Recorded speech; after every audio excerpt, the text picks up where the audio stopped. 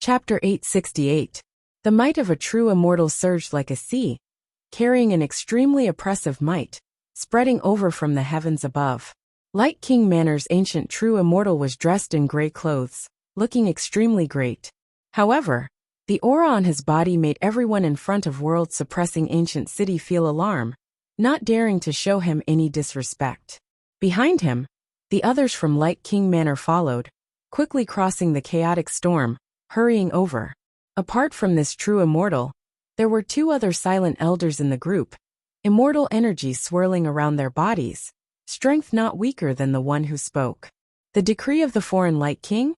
The expressions of the experts seated in front of world-suppressing ancient city all became serious. Even though they were guarding this place, they were definitely not a true immortal's match. In the central immortal domain's immortal king families, true immortals were also old ancestor figures. Rarely would they reveal themselves. This was especially the case when they heard that the other party came from the foreign side. Moreover, on the Light King's orders? Who was the Light King? This was an immortal king whose vicious might overflowed into the heavens. There were previously several immortal kings who fell under his hands. He was a true vicious individual. Even those immortal king existences in the central immortal domain felt incomparable restraining fear towards the Light King, not daring to look down on him. Originally, they wanted to stop these people, but when they heard these words, they didn't dare show any disrespect. They got up, arriving in front of world-suppressing ancient city, welcoming them. This is my clan's Light King old ancestors' decree. The true immortal in the lead didn't want to waste time here, directly producing that decree. Boundless immortal king might pervaded the air, making the expressions of these experts before them all change greatly, their souls trembling, their skin feeling like it was going to explode. We will send news to Luo King Manor right now. An expert's expression was serious, ordering for world-suppressing ancient cities' gates to be opened, allowing everyone in, at the same time sending news to Luo King Manor. Even though there were endless conflicts between the foreign side and immortal domain, wars breaking out since the ancient times, in the current era, immortal domain didn't even have enough strength to protect themselves. How could they have the strength to fight against the foreign side? That was why when encountering this type of situation, immortal domain's side would always back off if they could, not choosing to face the foreign side head-on. Moreover, the foreign side was different from immortal domain, not experiencing the Forbidden Great Era's battle. Their peak strength definitely not something the current immortal domain could compare to. This matter is extremely important. We must personally meet Luo King. We don't have much time to waste. The Ming Mansion's true immortal said. He did not want to waste time reporting this matter. He directly let the people here lead the way, and lead them to Luo Wang Manor's territory 797. Ming Yi and the others followed these experts into the ancient city of suppressing world. They had truly stepped into the territory of the central immortal domain. The environment here was indeed different from the outside world. Even when dealing with foreign creatures, there wasn't much pressure. They guessed that this was because there were several immortal kings overseeing the central celestial domain, suppressing the heaven and earth here. I'll have to trouble all of you to bring us to the teleportation altar of this city. We can't waste any time on the way. This time, what we are going to inform Luo King of is related to the fate of immortal domain and the foreign realm. Mingyi was tall and slender, with long silver hair like moonlight, gorgeous and dazzling. She was stunningly beautiful. A rare solemn expression appeared on her cold face, as she explained to the experts in front of her. She didn't want to waste time, because of the tedious process. Moreover, she did not feel that she had said anything wrong. Even Ming King old ancestor personally moved, hurrying to the Emperor clan, wishing to discuss this matter with the Emperor clan ancestor. This type of matter involved the fate of immortal domain and the foreign realm. It wasn't just empty talk. In her opinion, it was even worse. This matter concerns the fate of the future. The expressions of the experts leading the way all changed.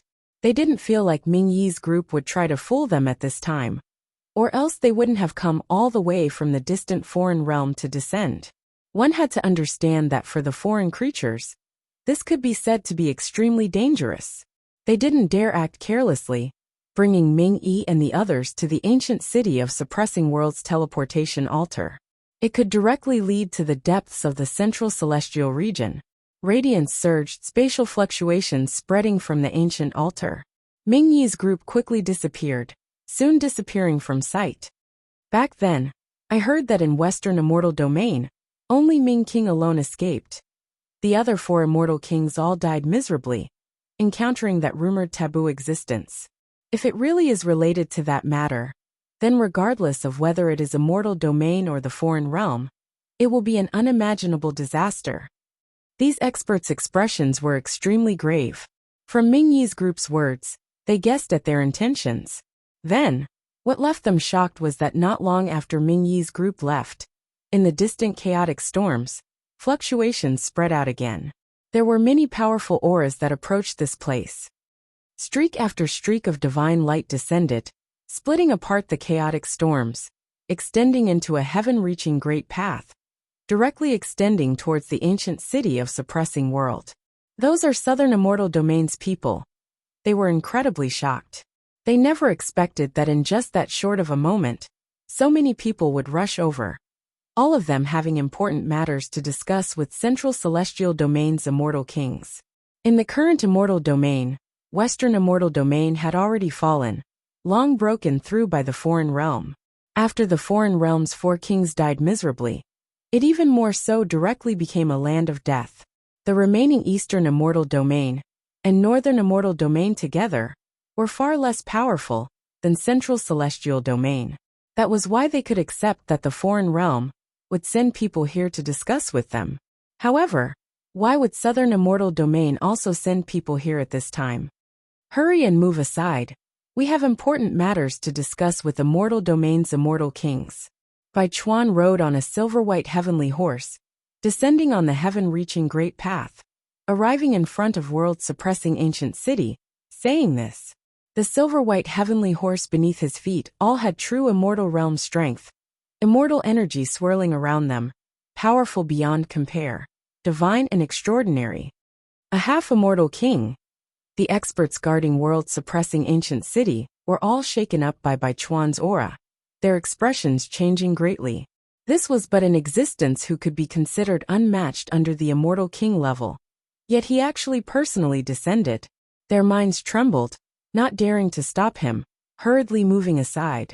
I fear that something huge is going to happen. It isn't just the heavens that are changing, the current immortal domain is going to change as well. These experts' voices were trembling. After guarding world-suppressing ancient city for millions of years, their hearts were already ice-cold and hard like boulders. However, now they were trembling, producing a mysterious fear. If that matter from countless great eras ago really happens again, for the current immortal domain, it will only be a terrifying calamity. Who can stop it? When some people thought of this, a bit of fear and despair appeared on their faces, somewhat understanding why those foreign realm people were in such a rush. Meanwhile, at this time, Luo King City. This city was an extremely well-known ancient immortal city, in the depths of Central Immortal Domain. It rested in the cosmos, grand and imposing, chaotic energy swirling about it, floating in the deep sky like a great star. Some stars before it were simply as insignificant as sand.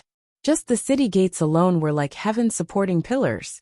Luo King was a rising star from several great eras ago, using only 20 million years to become an immortal king. He ruled over the surrounding territories for several great eras, the creatures of all clans flourishing under his rule. During this period of time, he invited friends from all sides to participate in his birthday celebration. All of Central Heaven region's well-known inheritances and powers were invited over. Some immortal kings even personally descended with their true bodies, discussing the Tao with Luo King City's Luo King. Tao sounds resounded through a range of millions and millions of Li golden lotuses bloomed in the heavens, clear springs surging in the earth, all cultivators benefiting from this. This immortal city could hold endless creatures, but only true Luo King Manor clansmen had the qualifications to enter this city. The scene inside was incomparably lively. Ancient chariots rumbled, crossing the universe. Ancient existences of various clans appeared, bringing congratulatory gifts to congratulate Luo King. At the center of this immortal city, there was a manor, shrouded in immortal mist, unimaginably grand. It seemed to be the center of the universe, bearing the glory of millions and millions of years. It was surrounded by the myriad Daos of the heavens, boundless laws, all of them like a waterfall of stars gathered here. This was the first-generation Luo King's manor, the place where Luo King's true body resided. In the depths of this manor, in the endless void, Luo King sat here. There were several existences of the same level beside him, suppressing the great Tao, the surrounding laws trembling. In the void before them, immortal peaches, immortal wine, and other things were placed. They were discussing this matter. I've been feeling uneasy recently. I wonder if all of you feel the same way? On the praying mat beside Luo King, a blurry figure spoke, hazy and unclear. It was the immortal king of the Wang family, his seniority far above Luo King. His voice was very calm, carrying a somewhat transcendental aura. There was no sense of vicissitudes. The heavenly phenomena are changing, the great Tao in chaos. Even the heavenly Tao laws are fading. This is not a good omen. Perhaps it is because those figures in reincarnation are gradually returning. Back then, there was a prophecy that the great tree of era would reappear. The great era Tao fruit would mature. The hidden 6 Tao reincarnations would reappear. Another immortal king spoke, looking like a little child, but the great changes in his eyes betrayed him. This was also an ancient figure, who had achieved immortal king status for many great eras. His true age already impossible to verify. A young heavenly talent of my clan suddenly awakened intellect recently, his soul light astonishing. My clan's true immortal tried to investigate, but was almost injured by his soul light. Another immortal king on the praying mat spoke, slowly speaking, recounting another matter that happened in his clan. His words made all of the immortal kings here become silent. Overflowing luck is indeed the sign of a great era. Perhaps for us, it is also a type of opportunity, natural luck, able to advance a step further. In these countless years, there has never been anyone who touched upon a higher cultivation realm. All of them stopped at this step. Those figures who survived from the taboo age have long disappeared without a trace. The path ahead cannot be explored. When they discussed this matter, they were all a bit silent. Although their emotions were different, they were all a bit unwilling, feeling that they were restricted by the world. Otherwise, with their aptitude, they might be able to touch upon a higher cultivation realm. And just as the immortal kings were discussing this matter, outside Luowang City, several streaks of divine light descended, tearing through the universe, quickly rushing over. The few people in front of Realm Suppression Ancient City immediately transmitted the news over. Old Master Luowang, there is news from Realm Suppression Ancient City. Outside this manor, 2 true immortal level Tao children appeared. They were not young, already achieving true immortal status several great eras ago, Luo Wang's Tao children.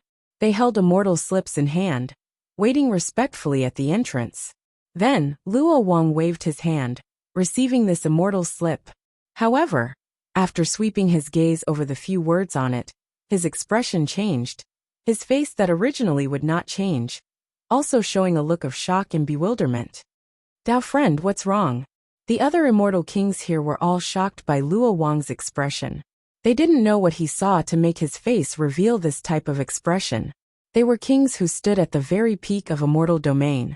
Was there anything in this world that could make them reveal this type of expression? Take a look yourselves. Luo Wang's expression changed indeterminately, the depths of his eyes carrying a bit of alarm that even he himself didn't notice. While speaking, he handed this immortal slip to the other immortal kings. What? The expressions of these people who were originally still rather calm and indifferent. After sweeping through the few words on this immortal slip, all of their expressions changed. Some of them even directly stood up with a whoosh, feeling a bit of disbelief. How is this possible? That immortal king who looked like a child even more so muttered. The pupils on his face that was shrouded in primal chaos mist contracted. Didn't Tao friend make a divination last time, saying that within a few hundred years, he wouldn't appear in immortal domain again? The essence of the 4 foreign immortal kings is enough for him to calm down for a period of time. Even though this immortal king was forcing himself to calm down, he still couldn't hide the slight trembling in his voice.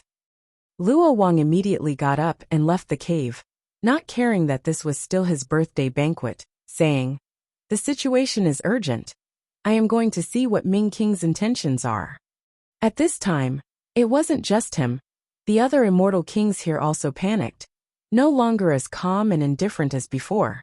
When facing a terrifying existence who treated immortal kings as essence nourishment, who wouldn't feel apprehensive?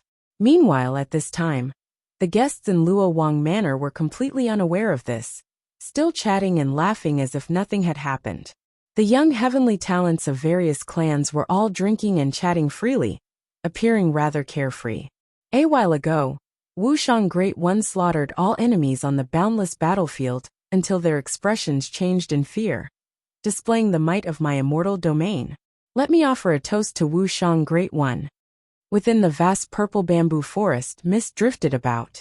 A beautiful and moving woman had a faint smile on her face as she raised her cup towards the young man in front of her.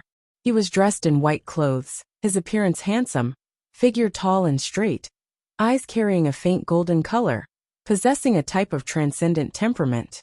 When he smiled, he gave off a sense of gentleness, and immortal qi swirled around him. "Everyone, you flatter me. I have to thank Brother Luo Xian for that battle. If not for his assistance, it would have been very difficult for me to kill that person." He had a modest smile on his face as he waved his hand slightly. The figure beside him was slightly taller and sturdier, with a dignified appearance. Faint golden light suffused his body, and even his hair flowed with golden radiance like that of a deity, flowing with golden radiance. It was Luo Wang Manor's leading figure of this generation, Luo Xian, who was expected to become an immortal king in the future. "Brother Wang, you flatter me." This time, on the boundless battlefield, it was all thanks to Miss Zijin. If not for her delaying that person who had fallen into the Tao, I'm afraid we wouldn't have been able to deal with the enemy so easily. Hearing this, Luo Xian retracted his gaze, a smile on his face. He had been looking at the woman in white who was drinking alone, at a white jade table not far away. This woman in white had an otherworldly charm, bright eyes, white teeth and jade-like skin. She was extremely beautiful, her appearance making even the heavens jealous. Chapter 869. All the immortal Tao forces in the central celestial domain were invited to Luo Wang Manor's birthday banquet. Several immortal kings personally came to congratulate them. There were even more of the younger generation in the manor. They were basically the best of their respective clans and forces. Several of them had terrifying talents and the potential to become immortal kings. They were known as the young lords of their generation. Luo Xian and Wang Wuxiang were two of the most outstanding among them. Their brilliance was so resplendent that all of their peers were overshadowed by it. In the boundless battlefield, they had killed many seedlings of their generation from other worlds, pressuring many people until they couldn't breathe. Some time ago, they even worked together to kill a near-immortal stowaway, shocking the central celestial domain. At their age, many of their peers were only quasi-emperors. Facing near-immortals, there was only death. But the two of them went against the immortals and achieved this feat. They were known as the future hope of the central celestial domain, and were expected to become immortal kings in millions of years. Wang family and Luo Manor had close relations. This time, not only did an immortal king patriarch appear, but he also sent many geniuses of Wang family. Among them was Wang Zijin. She was also a seedling of Wang family, favored by another immortal king patriarch. He paid a great price to bring her up from the realm of origin. At this moment, Wang Zijin was sitting in a pavilion far away from the crowd. Her white dress was spotless, and her thin face was expressionless. She was minding her own business, pouring wine as if she wanted to drown her sorrows with wine. Many young men were looking at her from afar, with various expressions in their eyes. The young lord of Luo Manor, Luo Xian, was pursuing Wang Zijin. This was no secret. Moreover, Luo Manor and Wang family seemed to have intentions of forming a marriage alliance. They wanted Luo Xian and Wang Zijin to become Dao companions. However, Wang Zijin was very resistant to this. The other immortal king patriarch of Wang family also listened to her and hadn't decided on this matter yet. There were various rumors in the central celestial domain that Wang Zijin was the reincarnation of a peerless female immortal from the ancient era. She was going to be reborn in this life and rebuild her immortal king foundation. She was destined to be a female immortal king in the future. Back in the boundless battlefield, she'd single-handedly delayed the cultivator who'd fallen into darkness, allowing Luo Xian and Wang Wuxiang to join forces and kill that near-immortal existence. If it weren't for the fact that Luo Xian was pursuing Wang Zijin, the Wang family's doorstep would have been trampled by many people. Many families wanted to form a marriage alliance with her. Miss Zijin, if you really want to go to the Western Immortal Domain, I can accompany you. Even if I have to go through fire and water, even if there is a mountain of blades and a sea of flames ahead, I will not hesitate. At this moment, under everyone's gaze, Luo Xian stood up, raised his wine glass, and walked towards Wang Zijin. There was a soft smile on his face. Originally, his figure was rather tall, and his face was cold and upright. His eyes were deep, and he had an awe-inspiring majesty. But now, he revealed such an expression, which made many of the heaven's favorites click their tongues. Many of the heaven's favorites were even more envious. Since ancient times, even heroes have a weakness for beauties. On Luo Xian's side, his expression was even more profound. Even though he was dazzling, looking down on the younger generation of the middle immortal domain, making others tremble in fear in the boundless battlefield, he would still show gentleness to a certain woman, being very patient and gentle. Of course, what he said was even more shocking. Many heaven's favorites, including Wang Wuxiang, revealed a shocked expression. The Western Immortal Domain was now a land of death. Even true immortals weren't willing to set foot there, fearing that they would encounter a disaster there, a bloodbath. Yet Luo Xian was willing to accompany Wang Zijin there, disregarding his own life and death? Brother Luo's sincerity is truly rare.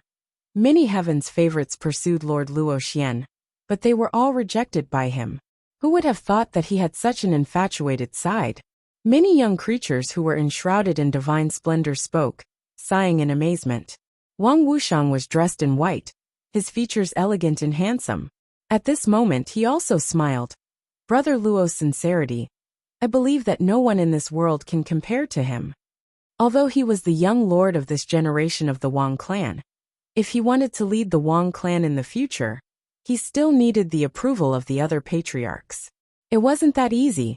If he facilitated the marriage between Luo Xian and Wang Zijin, then with Luo Xian's help, his words in the clan would be more powerful. The possibility of him leading the Wang clan in the future would also be much higher. Therefore, Wang Wuxiang naturally wanted to see Luo Xian and Wang Zijin get closer. However, Wang Zijin, who was minding his own business, frowned when he heard Luo Xian's words. He also put down the wine cup in his hand. Luo Xian, I already said that I don't like you. I also don't have any feelings for you. What exactly do you like about me? I'll change, okay? Don't always fly around in front of me like a fly. Don't you know that pretending to be elegant is very greasy? She was frustrated that she couldn't return to the world of origin when she suddenly saw Luo Xian, following her like a shadow. He was simply like a maggot in her bones that she couldn't shake off. The anger in Wang Zijin's heart immediately surged. He didn't care that the other party was the host of the Luo residence, and the young lord of this generation of the immortal region. He directly frowned and scolded him. Before this, Luo Xian suddenly fell in love with her for some unknown reason. Moreover, he proposed the marriage alliance with the Wang clan. He even wanted Luo Wang to personally propose marriage to the Wang clan. If not for Wang Zijin continuously begging the patriarch of the Wang clan to refuse, she would probably have become Luo Xian's fiancée by now. Although Wang Zijin was sometimes careless and seemed to speak without thinking, she was very careful. She also had many thoughts in her mind. In addition, she was born as a saint and as a transmigrator, she was proud and arrogant. She was actually not interested in these descendants of the immortal region, who boasted that they were superior. Moreover, in her opinion, these natives were all the same. For example, Luo Xian, as the young lord of the Luo residence, had the potential to become an immortal king in the future. It sounded very scary, but in Wang Zijin's eyes, he was just a side character. Perhaps one day, he would be stepped on by a guy with the protagonist's halo and trampled on at will. On the contrary, this cheap cousin of hers was a little more complicated in her opinion. He seemed to be easygoing and elegant, but in fact, he was ruthless and not as gentle as he appeared on the surface. This was a little similar to Gu Chang'e, whom she met in the upper realm. However, in Wang Zijin's opinion, Wang Wuxiang was still far inferior to Gu Chang'e. He was far from being as ruthless, cold, and meticulous as him. This was because Wang Wuxiang's little tricks could only fool some idiots. In front of a truly smart person, he would be exposed sooner or later. For example, the immortal king patriarch of the Wang clan had seen many of Wang Wuxiang's actions, but he didn't point it out. She could even see through Wang Zijin, let alone others. Miss Zijin. Luo Xian was only stunned by Wang Zijin's scolding, but his expression was not angry. Instead, he showed a somewhat bitter smile and said, "Why do you always say that about me? Is there something wrong with what I did? If Miss Zijin hates me in any way, I will definitely change."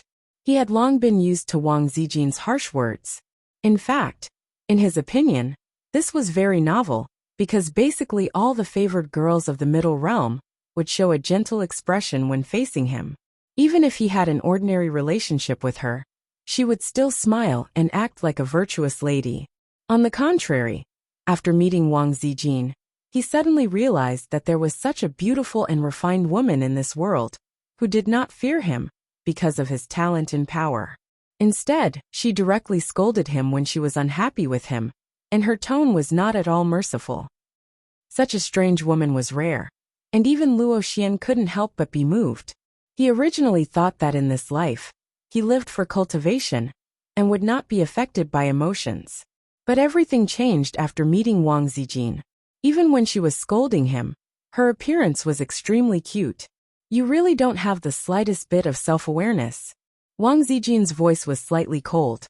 She really couldn't do anything to this Luo Xian. No matter how fiercely she scolded him, he looked like he was enjoying it.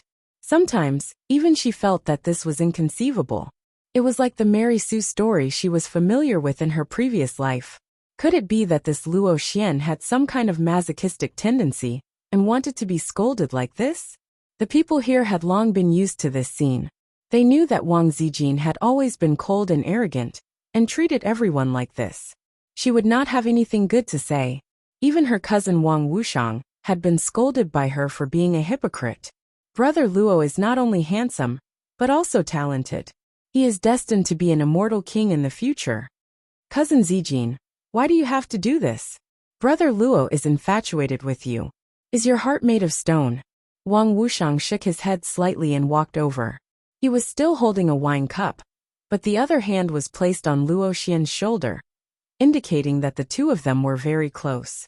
Wang Zijin did not have a good impression of Wang Wuxiang.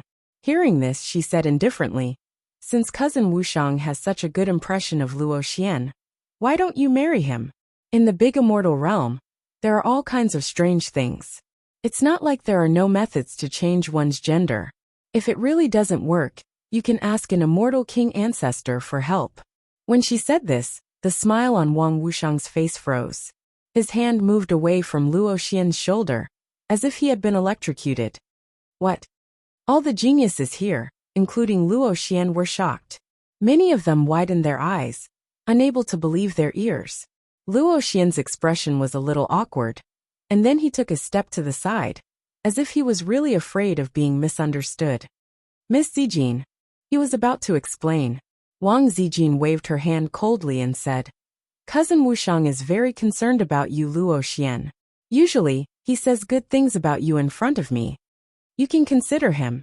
Maybe the two of you are more suitable." She was a transmigrator. In her previous life, she had seen all kinds of storms. When these words were said, the ears of ordinary women would definitely burn, and their faces would turn red.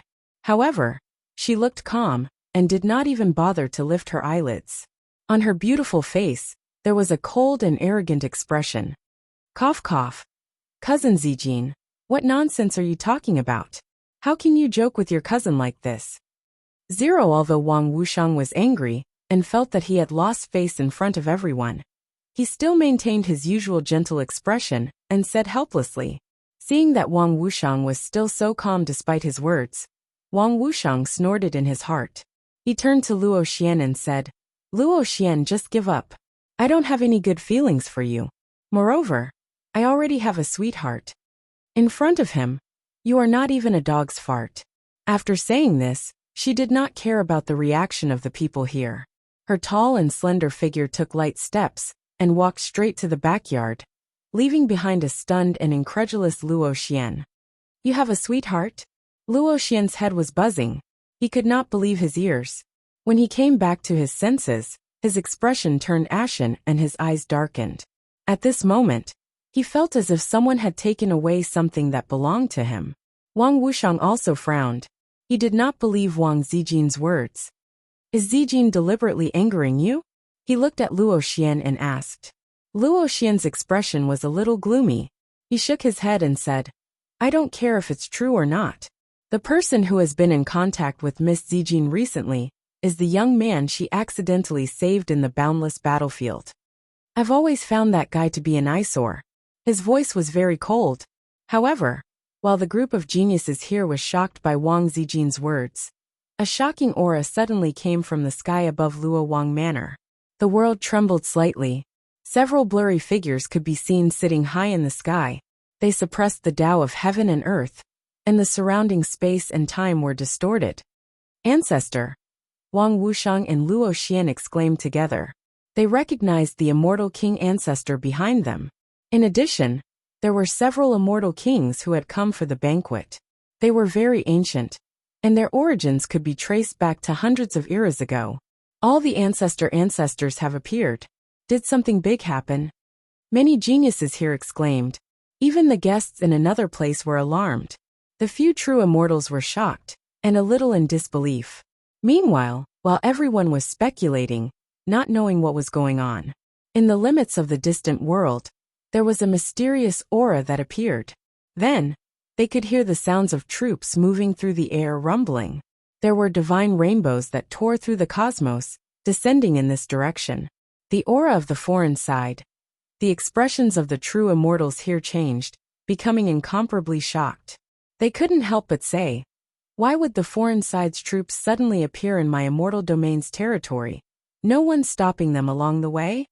Everyone, including Wang Wuxiang and Luo Xian, were deeply shocked. They immediately flew out from this bamboo forest, arriving high up in the sky, gazing into the distance. However, there were still some who noticed the seated immortal king ancestors in the depths of the void, immediately reacting. The foreign side's troops might have come for those immortal king ancestors. They shouldn't have come for the sake of starting a war. With immortal kings overseeing this place, no one can act wantonly. Someone said quietly. Chapter 870. There are several immortal king old ancestors overseeing this place. Those foreign people definitely didn't come for the sake of starting a war. Moreover, our central immortal domain has remained aloof from worldly affairs for countless years, never asking about the matters between the other side and the other immortal domains, rarely having conflicts with the other side either. Perhaps these foreign creatures came here to discuss matters with the immortal king patriarchs. Inside the purple bamboo forest, mists drifted about. A few strange stones released incomparably rich multicolored light, as if they were flowing. Many cultivators discussed quietly, guessing at the foreign realm's goal. Quite a few figures entered the skies, also gazing into the limits of the cosmos. Heaven and earth rumbled with noise, a mysterious aura spreading from that place, triggering all types of disturbances. Many cultivators found this hard to understand, inwardly becoming vigilant. The current immortal domain was no longer the immortal domain ruled by Immortal Palace. It was split into several pieces, its overall strength far inferior to the foreign realm.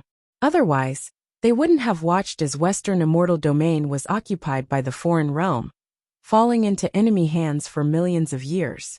Now the various immortal domains all carried the intention of protecting themselves, not stirring up trouble, only wishing to stay out of this, not willing to get involved in other matters. Moreover, compared to the other immortal domains, the current central immortal domain's overall strength was much greater. There were many clans that were born in the ancient Great Era overseeing this place. Quite a few immortal kings still alive, currently at the peak. This is the emissary the foreign king sent over. There is no need to worry. Just as all the cultivators and living beings in Luowang Manor were worried about the motives of those foreign beings, a voice suddenly rang out. An immortal king in the depths of the void spoke, his voice transmitting over, extremely cold, as if he had never shown any emotions since the ancient times. The other immortal kings all sat there, as if they were sitting above the 9 heavens, coldly gazing into the distant limits of the cosmos, waiting for the foreign king's emissary to arrive. Foreign king? When they heard this, everyone in the purple bamboo forest was shocked. Quite a few ancient true immortals' expressions changed, all of them hearing this immortal king's vicious reputation. There were previously several immortal kings that fell under his hands. This proved that this king was different from normal immortal kings. His strength might not be the most powerful, but he was the one that left others the most fearful. They were both immortal kings, so it was too difficult to determine victory or defeat between them. It would easily take thousands, or even tens of thousands of years before victory or defeat could be determined. It was an extremely long period of time. However, ever since the Ming king became a celestial king, he had killed several celestial kings. And it didn't take too long for him to do so. He had an illustrious reputation, and his battle accomplishments were astonishing. Even if they were also celestial kings, they would still feel apprehension towards him. Why would the otherworldly light king send an emissary here at this time? Wang Wuxiang, Luo Xian, and the rest of the younger generation frowned in shock. However, at this time, they didn't dare to ask any questions. All they could do was follow behind the true immortal patriarch and wait quietly. A while ago, in Western Immortal Domain, apart from the foreign 4 kings who died, the Ming king actually also descended, but later on, he was scared off. That's not right. He wasn't scared away. He was actually running away in a hurry. Maybe it's because of this. In that case, doesn't it involve that legendary taboo existence? Wang Wuxiang's eyes flickered with all kinds of divine lights as all kinds of thoughts surged in his mind. He suddenly guessed this possibility and was extremely shocked. In reality, apart from him, many of the ancient true immortals here also thought of this. They had no choice but to think like this. After all, there were some things that were too horrifying, but this was a reality that they had to face. Wang Zijin's figure appeared in the distance from purple bamboo forest, not truly leaving. When the immortal king patriarchs appeared, she looked over in shock. Taboo existence, she muttered these 4 words. The exceptionally intelligent her had long predicted that it was related to this matter. In reality, during this period of time, she had also been using all types of methods to inquire about the realm of origin, in other words, the higher realms, wishing to understand what happened there. However, she only obtained a reply, saying that the higher realms had long entered chaos, the heavenly mysteries in chaos. Not even immortal kings dared to rashly probe. Regardless, the realm of origin was the true source of immortal domain. Many ancient figures were about to awaken. Some existences from past reincarnations were also about to return. At that time, even immortal kings didn't dare say that they could stay out of this, let alone ordinary cultivators and creatures. That was why immortal kings all kept this a secret, feeling like the waters there really were too deep. Even if they knew that heaven-connecting ancient city appeared in Western Immortal Domain, connected to the higher realms behind it, they still didn't dare take half a step inside. Moreover, the matter that happened in Western Immortal Domain a while ago shook the entire Immortal Domain, many clans trembling in unease. The foreign realm's 4 immortal kings all died there, killed by the taboo existence who walked out from heaven-connecting ancient city, reduced to nourishment. Wang Zijin also obtained news, saying that the taboo existence wasn't in his previous peak state. That was why he needed to descend into Immortal Domain, hunt immortal kings, use them as nourishment to recover his strength. The central Immortal Domain had an immortal king Tsingdao, who was skilled in divination and deduction. That taboo existence wouldn't step foot into Immortal Domain for close to 100 years. During this period of time, he would refine those immortal king essences, thus calming down. However, judging from the reactions of Luo Wang and the others today, things might not be that simple. Several great immortal king families people appeared in the sky, and then hurried outside Luo Wang Manor. Under the orders of the immortal king patriarchs behind them, they waited there for the arrival of Ming King's emissary and the others. Meanwhile, right at this time, the expression of Luo Wang, who was seated in the void, suddenly changed slightly, receiving a sound transmission from his servant. What? Luo Wang's brows furrowed slightly, revealing a hint of confusion. The other immortal kings looked towards him, communicating with their divine wills, asking, "What happened now?" Apart from the foreign Ming King's troops, Southern Immortal Domains by Chuan also appeared outside world-suppressing ancient city. He seems to be in an even greater rush, as if something extremely great happened. Luo Wang slowly said, "Southern Immortal Domains by Chuan, they naturally knew about him. This was a half-immortal king, someone who had hopes of breaking through that cultivation realm within these several tens of thousands of years. Previously, there were immortal kings who tried to recruit him, but they were all rejected by him." Bai Chuan actually hurried over as well. The expressions of the immortal kings here changed slightly, but their faces were all surrounded by primal chaos mist, so no one could see clearly. They were indeed shocked inwardly, to the extent where they didn't dare believe this. Bai Chuan insisted on staying in Southern Immortal Domain, staying at Moon King's side, serving her. What kind of intentions were these? Could it be that they still didn't understand? If it wasn't because something extremely urgent and important happened, Bai Chuan most likely wouldn't take half a step out of Southern Immortal Domain. It seems like something unexpected also happened in Southern Immortal Domain. Wang family's immortal king old ancestor's expression was incomparably heavy. The distant cosmos rumbled with noise. The foreign Ming Yi and the others arrived on an ancient war chariot, quickly descending outside Luo Wang City. We finally arrived. Ming Yi's figure was tall and slender, silver hair falling like a waterfall. She stood on the ancient war chariot, releasing a sigh of relief, worried that something unexpected might happen along the way. Fortunately, they finally arrived at Luo Wang City. Soon after, the various great immortal king families people walked up. They had long received orders, welcoming Ming Yi and the others into the manor. Several immortal king old ancestors sat in the depths of the void, quietly watching this scene.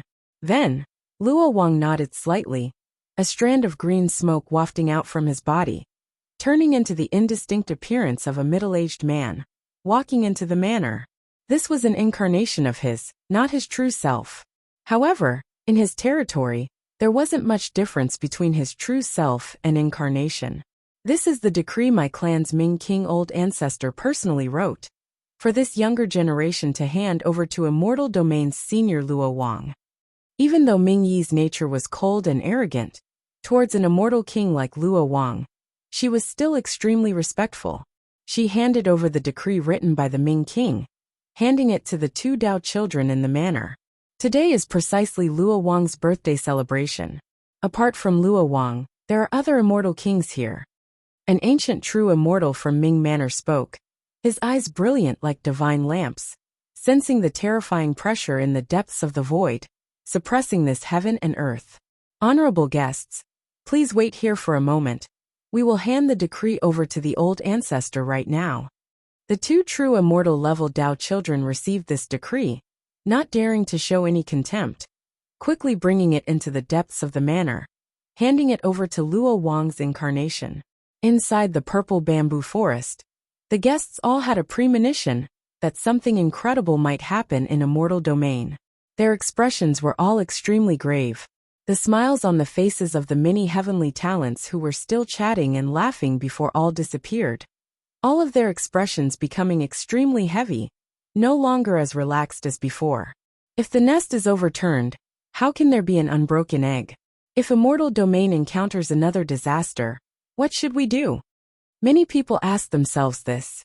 Meanwhile, right when everyone was waiting for the immortal king old ancestor's words, wishing to know what was going on, in the distant depths of the cosmos, a commotion sounded again.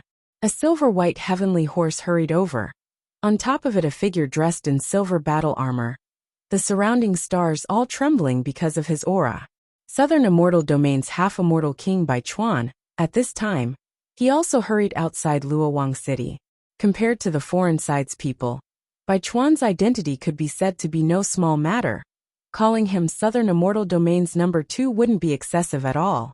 Moreover, he was a true half-immortal king. Even immortal kings would treat him with respect. This was an existence who towered at the peak of Immortal Domain. Even half-immortal King Baichuan personally came. Many creatures who were still hesitating before now widened their eyes, full of disbelief. Wang Wuxiang, Luo Xian, and the others of the younger generation also suddenly realized that things were definitely not normal. Otherwise, there was no way the foreign side's Ming King, as well as Southern Immortal Domains Baichuan half-immortal king, would be alarmed one after another. At this time, the few immortal kings seated in the void couldn't sit still anymore. One of them personally revealed a clone, heading over to welcome Baichuan. Baichuan's appearance was extremely handsome and young, dressed in silver-white battle armor. His entire body seemed to be shining, making it hard to look at him directly.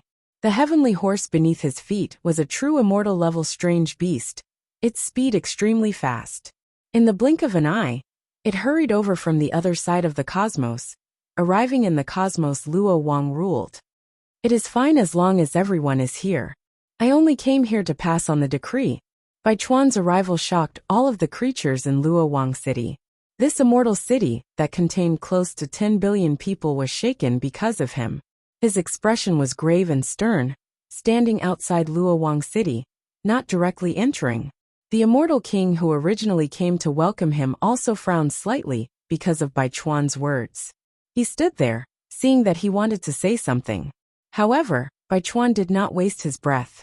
He shook his robes, and a decree filled with dense immortal king might flew out like a mountain. Then it unfurled in the starry sky. The words on it were as bright as the sun, incomparably dazzling. Apart from immortal kings, no one could look directly at it. Even true immortals hurriedly shifted their gazes away, afraid that they would be injured by the pressure. The Moon Monarch's aura? This is the Moon Monarch's decree, asked an immortal king with a frown. He had no idea what this meant. What was Baichuan's intention for descending with the Moon Monarch's decree at this time? Half a month later, she wants us to go to the Moon Monarch Manor. Another immortal king stared at the decree, disbelief appearing on his face. He said, "This is a decree for all the immortal kings in the immortal region. No, this shouldn't be the Moon Monarch's intention. The Moon Monarch doesn't have the right to make us go to the Moon Monarch Manor to pay her a visit." They all had some understanding of each other's strength. No matter how arrogant the Moon Monarch was, it was impossible for her to make all the immortal kings in the immortal region go to the Moon Monarch Manor to pay her a visit. "Baichuan, what's going on?" Immediately, an immortal king's expression changed as he shouted at Baichuan. A terrifying immortal king aura surged, instantly enveloping the sky. The starry sky within hundreds of millions of kilometers trembled, as if it was about to explode. The billions of living beings in Luoyang City trembled under this fluctuation. They could not help but kneel down in fear. When an immortal king was enraged, the world would change color. Even the stars in the sky would shatter. Baichuan's expression was cold. He did not show any fear just because the other party was an immortal king. Instead, he said directly, "This is the decree that the Moon Monarch personally passed down from her manor. I don't know the reason either. Apart from the central immortal region, I still have to go to the eastern and northern immortal regions later. Right now, the area within a radius of 1,000,000 kilometers around the Moon Monarch Manor has been completely sealed off. Even I can't set foot there." He spoke concisely. Although he guessed that the Moon Monarch was currently in danger, he did not dare to say too much. He only said this to let the immortal kings here understand that this was definitely not the Moon Monarch's intention. All the living beings and cultivators in Luoyang City were stunned by Baichuan's words. They could not believe it. The Moon Monarch wanted everyone to go to the Moon Monarch Manor to pay her a visit within half a month? What kind of fantasy was this? Although the Moon Monarch was also a bona fide immortal king, there was more than one immortal king in the central immortal region now. Moreover, There were many clans that had survived since the Forbidden Era. They were unbelievably powerful and ancient. Although some were reclusive, it should be known that even immortal kings did not dare to provoke them. As expected, at this moment, the Luo Wang who had finished reading the Wisdom Monarch's decree appeared in the depths of the void. He was incomparably tall, practically standing shoulder to shoulder with heaven and earth. His gaze was deep, and his entire body was surrounded by boundless chaotic fog and Genesis chi. He said, "That forbidden existence has already returned to the immortal region. This decree is not the Moon Monarch's idea. It's his idea. He wants all the immortal kings in the immortal region to pay their respects." Chapter 871. The true mountain and sea world has indeed changed. I can sense that fate has become chaotic. A lot of karma is returning, and many terrifying things are about to happen in this world. It's a pity. We only have a few pieces of our bodies, and a few fragmented souls left. Even if we want to help you, it will be incredibly difficult. At most, we can help you withstand a few attacks from immortal kings. But compared to the other true worlds, the true mountain and sea world is indeed the most suitable place. The true spirit of this true world is scattered. Countless eons ago, it was scattered by that peerless, ruthless person. No one knows where it went, and the laws of the world are broken. Besides, there are no more peak existences in this true world. It is impossible for normal immortal kings to notice these abnormalities. The other true worlds are full of incense, and if they are discovered, the consequences will be unimaginable. The plan we have planned for so long will also fail. The fate of our race is now entrusted to you. You must not be careless and underestimate this. Once you successfully possess this true world, you will become the true master of this true world. With the innate divine ability of the Abyss Defiance, you will stand shoulder to shoulder with the true spirit. With one thought, you can make the mountains and seas rise. With another thought, you can make the mountains and seas fall. At that time, your level of cultivation will leap to an unimaginably terrifying level, and you will even have a chance to touch transcendence. In the depths of the universe was a withered and broken galaxy. There were plenty of barren planets scattered around the borders of the celestial region, and there were basically no signs of cultivators.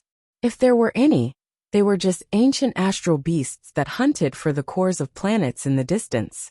And at this moment, in this broken star domain, an azure-clothed youth was sitting cross-legged. Strands of azure-clothed light curled around him, blurring his appearance. There was an indescribable majesty exuding from him. If one were to judge his age, he would be around 15 or 16 years old, but there would occasionally be a hint of age in the depths of his eyes.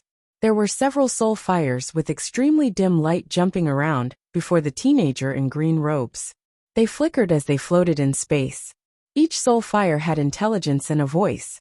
They were the ones who had been communicating with the teenager just now. It's very difficult to fuse with the heaven's core mark in this world. I need to use another method, or else it will be very difficult for me to take that step, much less possess the true mountain and sea world. The green-robed youth's expression was calm, but there was a deep look in his eyes. He shook his head and said, "I used the life sculpting technique to rebuild my foundation.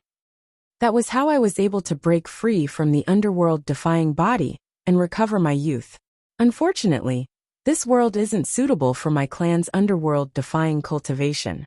If I can find a suitable broken ancient world and fuse with a random heaven's core imprint, it will be able to help me become an immortal." His name was Enai Chun, and he was a surviving member of the Abyss Defiant tribe from the Abyss Defiant True World. He was once the young tribe leader of the Abyss Defiant tribe. The True Mountain and Sea Realm was the common name of the immortal region, the alien realm, and the higher realm. Even in the vast true worlds of heavens, they were ranked high. Of course, that was something that happened a long time ago. The living beings in the immortal region were used to calling themselves the descendants of the immortals. Only a few ancient races would mention the true mountain and sea world. In their eyes, it did not matter whether it was the immortal region or the other world. They were all part of the true mountain and sea world. Sooner or later, they would fuse together. Even if the living beings in this world did not take action, Once the powerful warriors from the other true worlds found the coordinates of this world and descended, they would think of a way to annex the true mountain and sea world. A true world that had lost the protection of its true spirit was as tempting as a piece of fatty meat in the eyes of the peerless warriors. It was a serendipity that defied the heavens. However, unless they had an incredibly great serendipity, normal cultivators, even immortal emperors, would not dare to say that they could truly annex and refine a true world. Hey, there are Abyss Defiants. They can use unique methods and divine abilities to possess a true world and replace the true spirit of a true world. To Enai Chun, possessing the true mountain and sea world before him was his destiny. At that time, his state of being and level of cultivation would undergo an inconceivable leap, and the true mountain and sea world would turn into the true underworld-defying world, restoring his homeland. At that time, I can resurrect my parents, my lover, and all my people. Right now, the secrets of heaven in the true mountain and sea world are in chaos. This is my chance. Enai Chun sat cross-legged on the dried-up ancient planet, capturing the power of laws in the world to refine his body. When he thought of this, he could not hide the longing and madness in the depths of his eyes. He had spent a great deal of effort to sneak into the true mountain and sea world, from the broken land, in the vast expanse, for this plan, that he had been planning for a long time. Time waits for no one.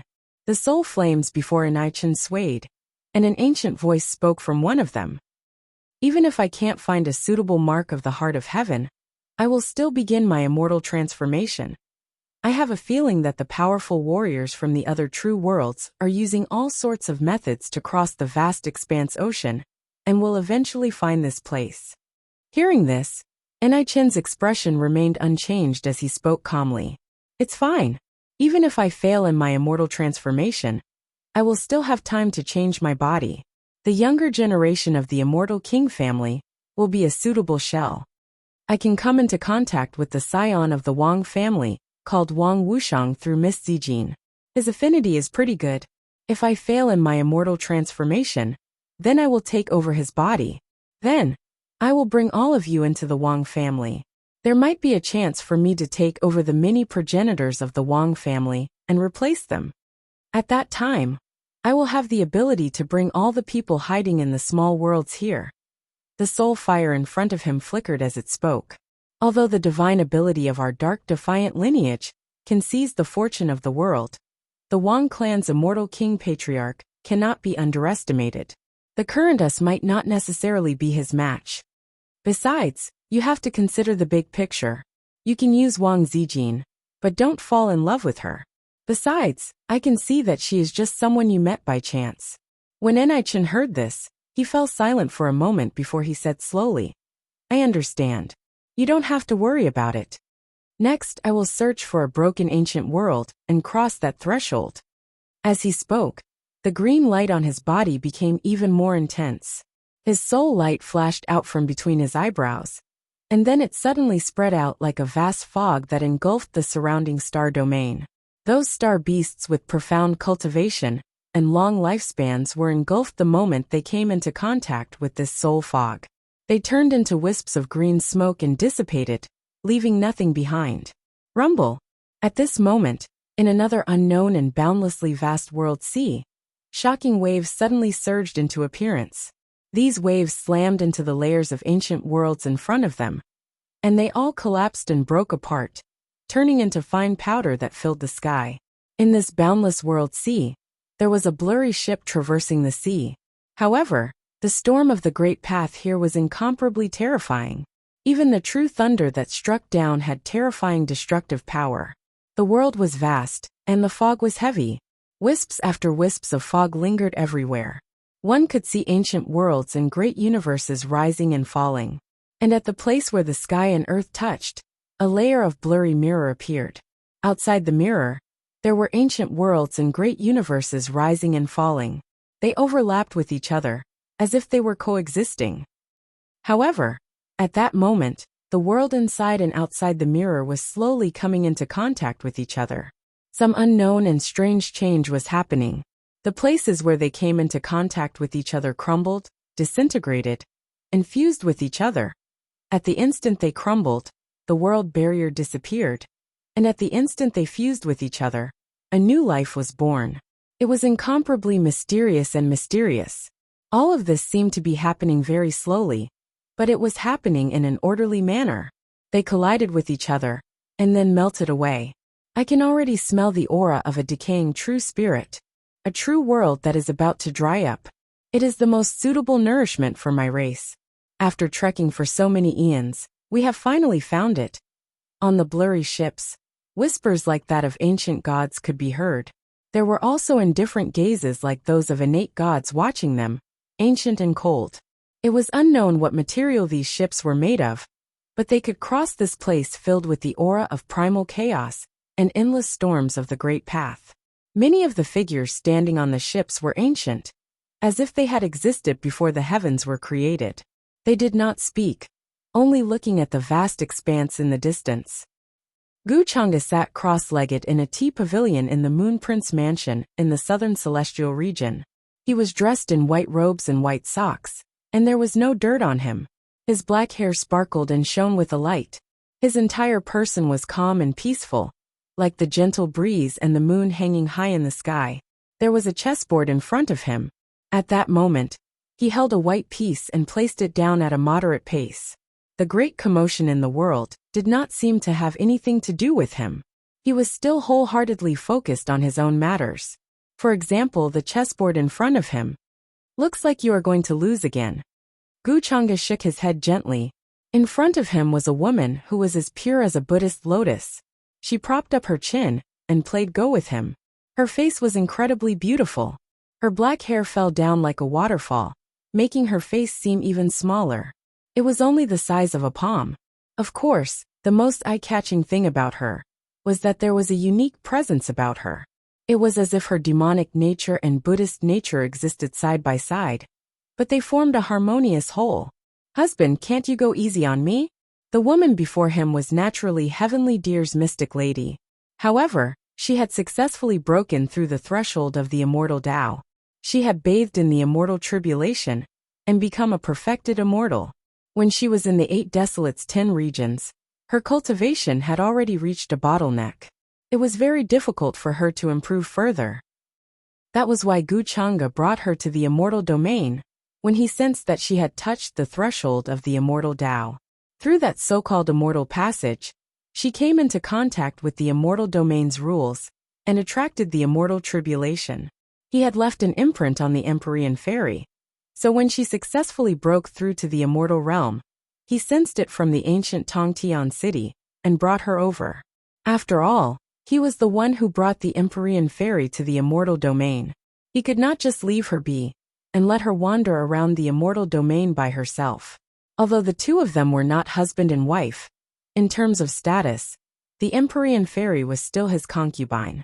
Back when they were in the 8 Desolates 10 regions, she used this identity. Now, she had really become his concubine. Sometimes, when Wuxia thought about this, he felt that fate was making fun of him. "I've already given you 3 chess pieces." He shook his head slightly and looked at the Empyrean fairy. He did not expect her to be as shameless as Wuxia. However, he did not argue with her over these pastimes. When it was time to give in, he would give in. These rare days of peace were actually a luxury to him. "Isn't it natural for my husband to give in to me?" The Empyrean fairy blinked and looked a little playful. In front of Wuxia, she was still the same as when they were in Sky Deer City. She would often tease him. Back then, because of the 9 abstruse yearning form, she wanted to tie her life with Wuxia's to save Sky Deer City.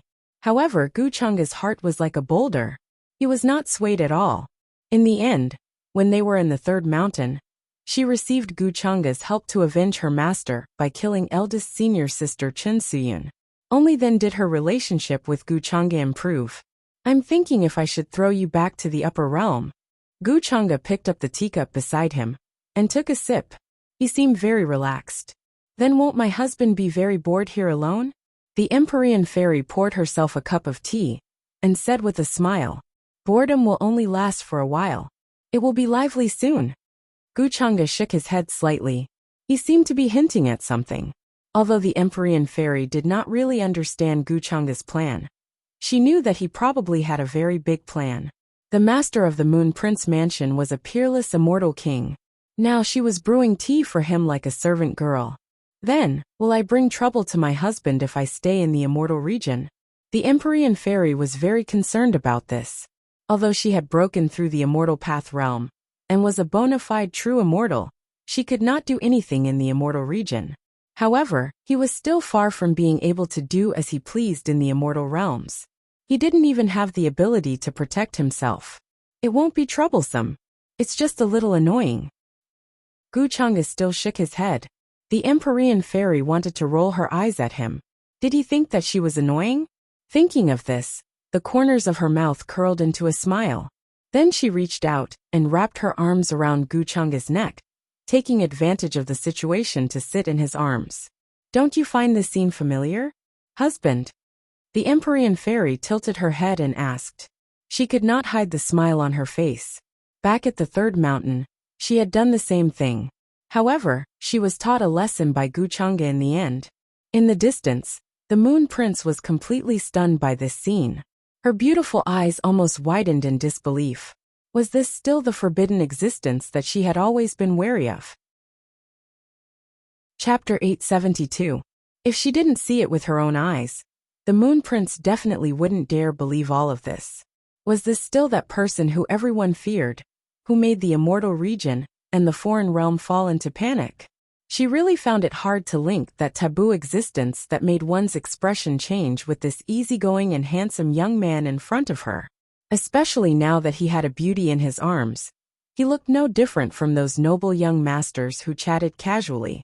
Even though Guchanga didn't make things difficult for her these few days, nor did he say anything about using her as food or nourishment to devour as he pleased, the Moon Prince's fear towards him was deep. However, the Moon Prince's fear of him was deeply rooted in his soul. He dared not say anything, or do anything that crossed the line. She only dared to carefully stand in the surroundings, boiling tea and other things from time to time. She was a peerless immortal king, yet now, she couldn't even compare to a female true immortal, who had just broken through to the immortal Tao level. At this moment, the Moon Prince watched from afar, but a different emotion appeared in her heart. It was rather complicated. That taboo existence has already returned to the immortal region. This decree isn't the Moon Prince's idea but his. He wants all of the immortal kings in the immortal region to pay their respects. At the same time, in Luowang City, as Luowang's voice fell, the entire immortal city suddenly fell silent. Almost all of the cultivators were stunned, simply not daring to believe their own ears. Luo Xian, Wang Wushang, and the others who had long since guessed this sucked in a breath of cold air, their eyes filled with shock. They actually still held a trace of hope in their hearts, feeling that this kind of thing wasn't too likely to happen. Perhaps it was because of some other reason. However, when they received confirmation from an immortal king, they couldn't help but be shocked and tremble. That taboo existence has returned to the immortal region? In the purple bamboo forest, an ancient true immortal's voice was trembling, containing fear and disbelief. At this moment, many people's gazes changed, filled with fear, not daring to believe all of this. Even though they hadn't experienced many things of the taboo era, they understood those facts from ancient records. Even the immortal and indestructible immortal palace was destroyed by that taboo existence. The entire immortal region and realm of origin collapsed under his palm, a single hand crossing 3,000 provinces. No one left in the heavens above and earth below. This kind of terrifying figure had returned to the immortal region. Was he going to repeat the destruction of the past? This is a catastrophe. With such a character returning in this era, is there anyone who can stop him? An ancient figure's entire body was trembling. His eyes were filled with grief, as if he had already seen the scene of the future. Immortal domain collapsed, smashed into countless fragments, difficult to gather again. Everything exploded, turning into ashes, disappearing under the great river of time. Meanwhile, all of the cultivators and creatures were buried together with immortal domain, erased from this world. For all the living beings in this world, if this was not a world-ending catastrophe, then what was it? Even immortal kings were nothing more than nourishment for that forbidden existence. He had once stood at the peak of this world, where no one could fathom. His cultivation was unimaginable. Even the eternal master of the immortal palace had fallen in his hands. Now that he had returned to the world, who could stop him? The immortal kings in the depths of the void all fell silent. No one spoke at this moment. Their hearts were all in turmoil. The immortal king who had shouted at Bai Chuan did not speak again. Chaotic mist spread from his blurry face, making his expression unclear. However, one could tell that his heart was definitely fluctuating intensely. Everyone sensed the hellish might of the immortal king. The millions and millions of stars in the heavens were all rising and falling like great waves, about to collide and explode. Bai Chuan did not expect Luo Wang to already know about this. His eyes narrowed slightly. However, his purpose in coming here was only to send out this decree, so that the Moon King's life would not be in danger. As for how to rescue the Moon King, this was still under his consideration and planning. Everyone, that is all I have to say. Please forgive me for not being able to keep you company. Later on, I still need to head to the other immortal domains to inform them of this matter. Bai Chuan cupped his hands. There were not many ripples of emotion on his cold face. Then he turned around and left on his heavenly horse. In the blink of an eye, he crossed this universe, hurrying towards the other immortal domains. He seemed to be in a hurry. All of the living beings in Luo Wang City watched as Immortal King Bai Chuan left. They were all speechless. Everyone fell into panic and unease. Even though there were several immortal kings overseeing this place, it was still hard for them to feel at ease. They all trembled, feeling as if they were facing doomsday. The ancient true immortals of various clans, even though they could be considered immortal domains' most powerful individuals, right now, they still felt uneasy, unable to feel at ease. Many of them had bitter expressions on their faces. Luo Wang's original body appeared in the depths of the void, his eyes deep. He crushed the decree Ming Yi and the others sent over, muttering to himself, "Perhaps it really is as the Ming King said. This time, Immortal Domain and the other side must join hands. Otherwise, no one will be able to survive." With a wave of his great sleeve, his figure entered the manor. Then, he transmitted sound to inform the other immortal kings of the matters in the decree. The Ming King's side actually long since this person's arrival in Immortal Domain? That childlike immortal king was called Immortal King Tai Wang. When he heard this, his eyes immediately became deep. He couldn't help but say, "Since that is the case, then we might still have a chance." The other immortal kings all became silent.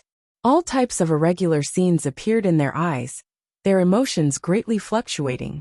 At this time, no one wanted to become the source of nourishment for other existences, especially immortal kings. When facing someone who treated immortal kings like nourishment, they would similarly feel alarm and unease, just like ordinary creatures. It wasn't that they didn't feel this type of emotion. The Ming King has already paid a visit to the Emperor clan ancestor.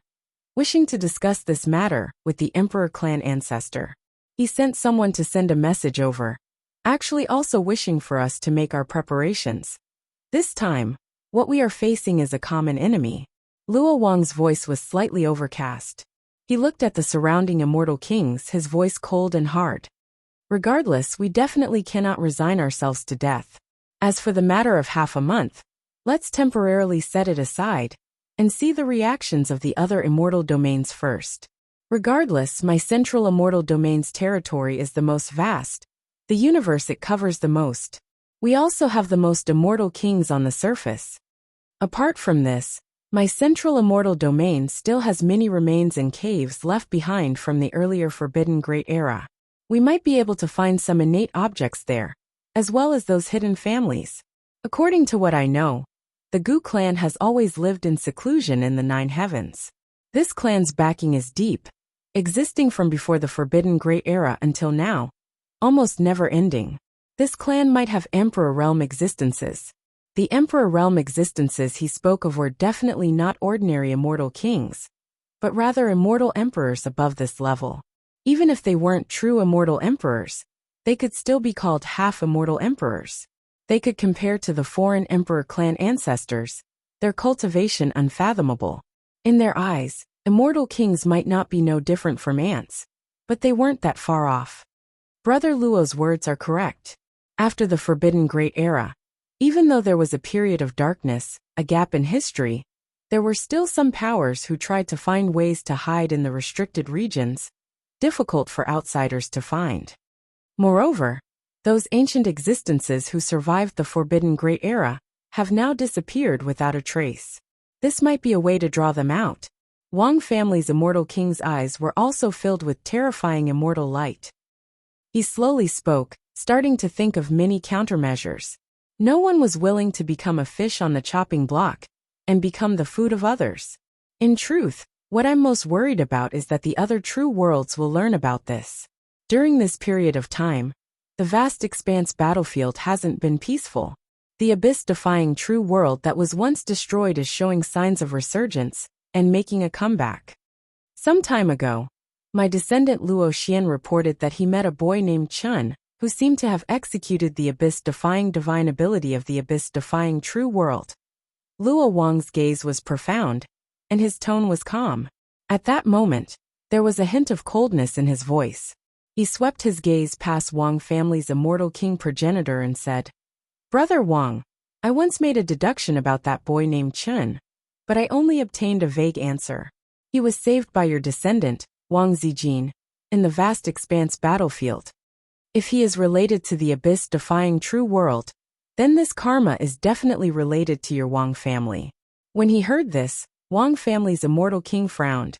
He seemed to have learned about this from Wang family's descendant Wang Wuxiang. However, he did not pay much attention to it. No matter what, that descendant named Chun was just a young man. As an immortal king, it was impossible for him to be so narrow-minded as to attack a young man. However, Luo Wang's words had alerted him. If the abyss-defying true world was truly involved, then he had to be careful to avoid getting involved in the karma. In ancient times, the abyss-defying true world was a powerful true world that was ranked at the top of the true worlds. It had once seized the title of the strongest true world. Besides, the true mountain and sea world was behind the destruction of the abyss-defying true world. They had more or less obtained the legacy of the abyss-defying true world in order to reach their current level. The abyss-defying true world was very heaven-defying. It was said that the abyss-defying divine ability of the abyss-defying divine ability could reverse reincarnation and reconstruct the netherworld. They could recreate people or things that had manifested in the past. If that's the case, then I'll have Wuxiang pay more attention to that boy. We can't be certain that the abyss-defying race still has some tricks up their sleeves and are waiting for their return. If that day comes, we will all be dealt with. Wang family's immortal king said slowly. The immortal king of the Wang family said slowly, his tone cold. In the purple bamboo forest, Wang Wuxiang received the message from the immortal king ancestor of the Wang family. At first he was astonished, but then his expression turned grave. He glanced at Luo Xian and said, "Brother Luo, I've received the ancestor's message. He wants me to pay attention to that boy named Chun. It seems that there's really something wrong with him. Even the immortal king ancestor has noticed it." Luo Xian's expression was cold. Although the entire immortal region was about to face a terrifying catastrophe, it did not affect his malice toward that boy named Chun. "That's good. I'll have someone find his location." There was no doubt that what happened in Luo Wang City today had spread throughout the central immortal region at the first instant. It spread rapidly in the universes ruled by the various immortal kings, as if it had grown wings. The commotion caused was like a meteorite crashing into the deep sea, stirring up monstrous waves. All the cultivators and living beings were terrified and uneasy. After all, even a quasi-immortal king of the southern immortal region had personally come to pass a message, telling all the immortal kings to visit the Moon Prince Mansion in the southern immortal region half a month later. This type of thing, how could there be any mistakes? Moreover, at this time, the other side even more so sent over an emissary to discuss with Luo Wang and the other immortal kings. It seemed like there was something major happening. In that instant, the entire immortal domain was in an uproar. In the various universes, many immortal king families began to discuss and make decisions. Some ancient restricted regions that had been covered in dust for a long time never asking about immortal domains matters, also began to release heaven-overflowing sounds. In the surrounding millions and millions of starry regions, there was a terrifying pressure that pervaded the air. It was as if some terrifying existence was currently reviving. Nebulas scattered, many great stars turning into powder under this type of fluctuation. The current immortal domain, even though it was extremely calm on the surface, was already surging endlessly in secret. Many people felt like a storm was brewing. Under wise King Old Ancestor's orders, we will stay in immortal domain for this period of time. If Senior Luo Wang makes a decision, you can send us a message at any time. Inside Luo Wang Manor, Ming Yi and many other foreign creatures temporarily stayed here, not saying that they were going to return to the other side. During these past few days, they also saw the situation on immortal domain's side. It was more or less the same as when they first received this news. Everyone felt danger, entering a state of panic and unease. It was to the extent where that taboo existence personally gave the order for all immortal kings to pay him a visit half a month later. What was the meaning of this? Was this a trap?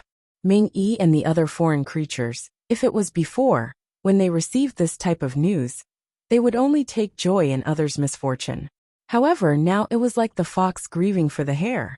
Towards this, they could also feel that terrifying pressure.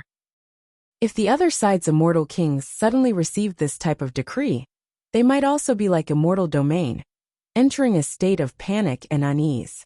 Regardless of whether it was for the central immortal domain or the other immortal domains, these were definitely days of trembling and unease. Even immortal kings were panicking, discussing countermeasures. Half a month of time wasn't that long, but it wasn't that short either. In the eyes of many immortal Dao creatures, this was just a snap of a finger. Before their hundreds of thousands of years of seclusion, it really was just a blink of an eye. It was different from the central immortal domain that already entered a state of panic and unease, all universes trembling. Right now, the southern immortal domain was exceptionally peaceful. The various clans and inheritances still didn't know about this matter, as if it was the calm before the storm. The Buddhist country located in the depths of the southern immortal domain was even more so filled with boundless Buddhist light. Within the various temples, one could see believers kneeling. Faith force that was as vast as a long silver river surged within the Buddhist country, seemingly endless. It was called a Buddhist country, but in reality, this was a certain damaged ancient cosmos.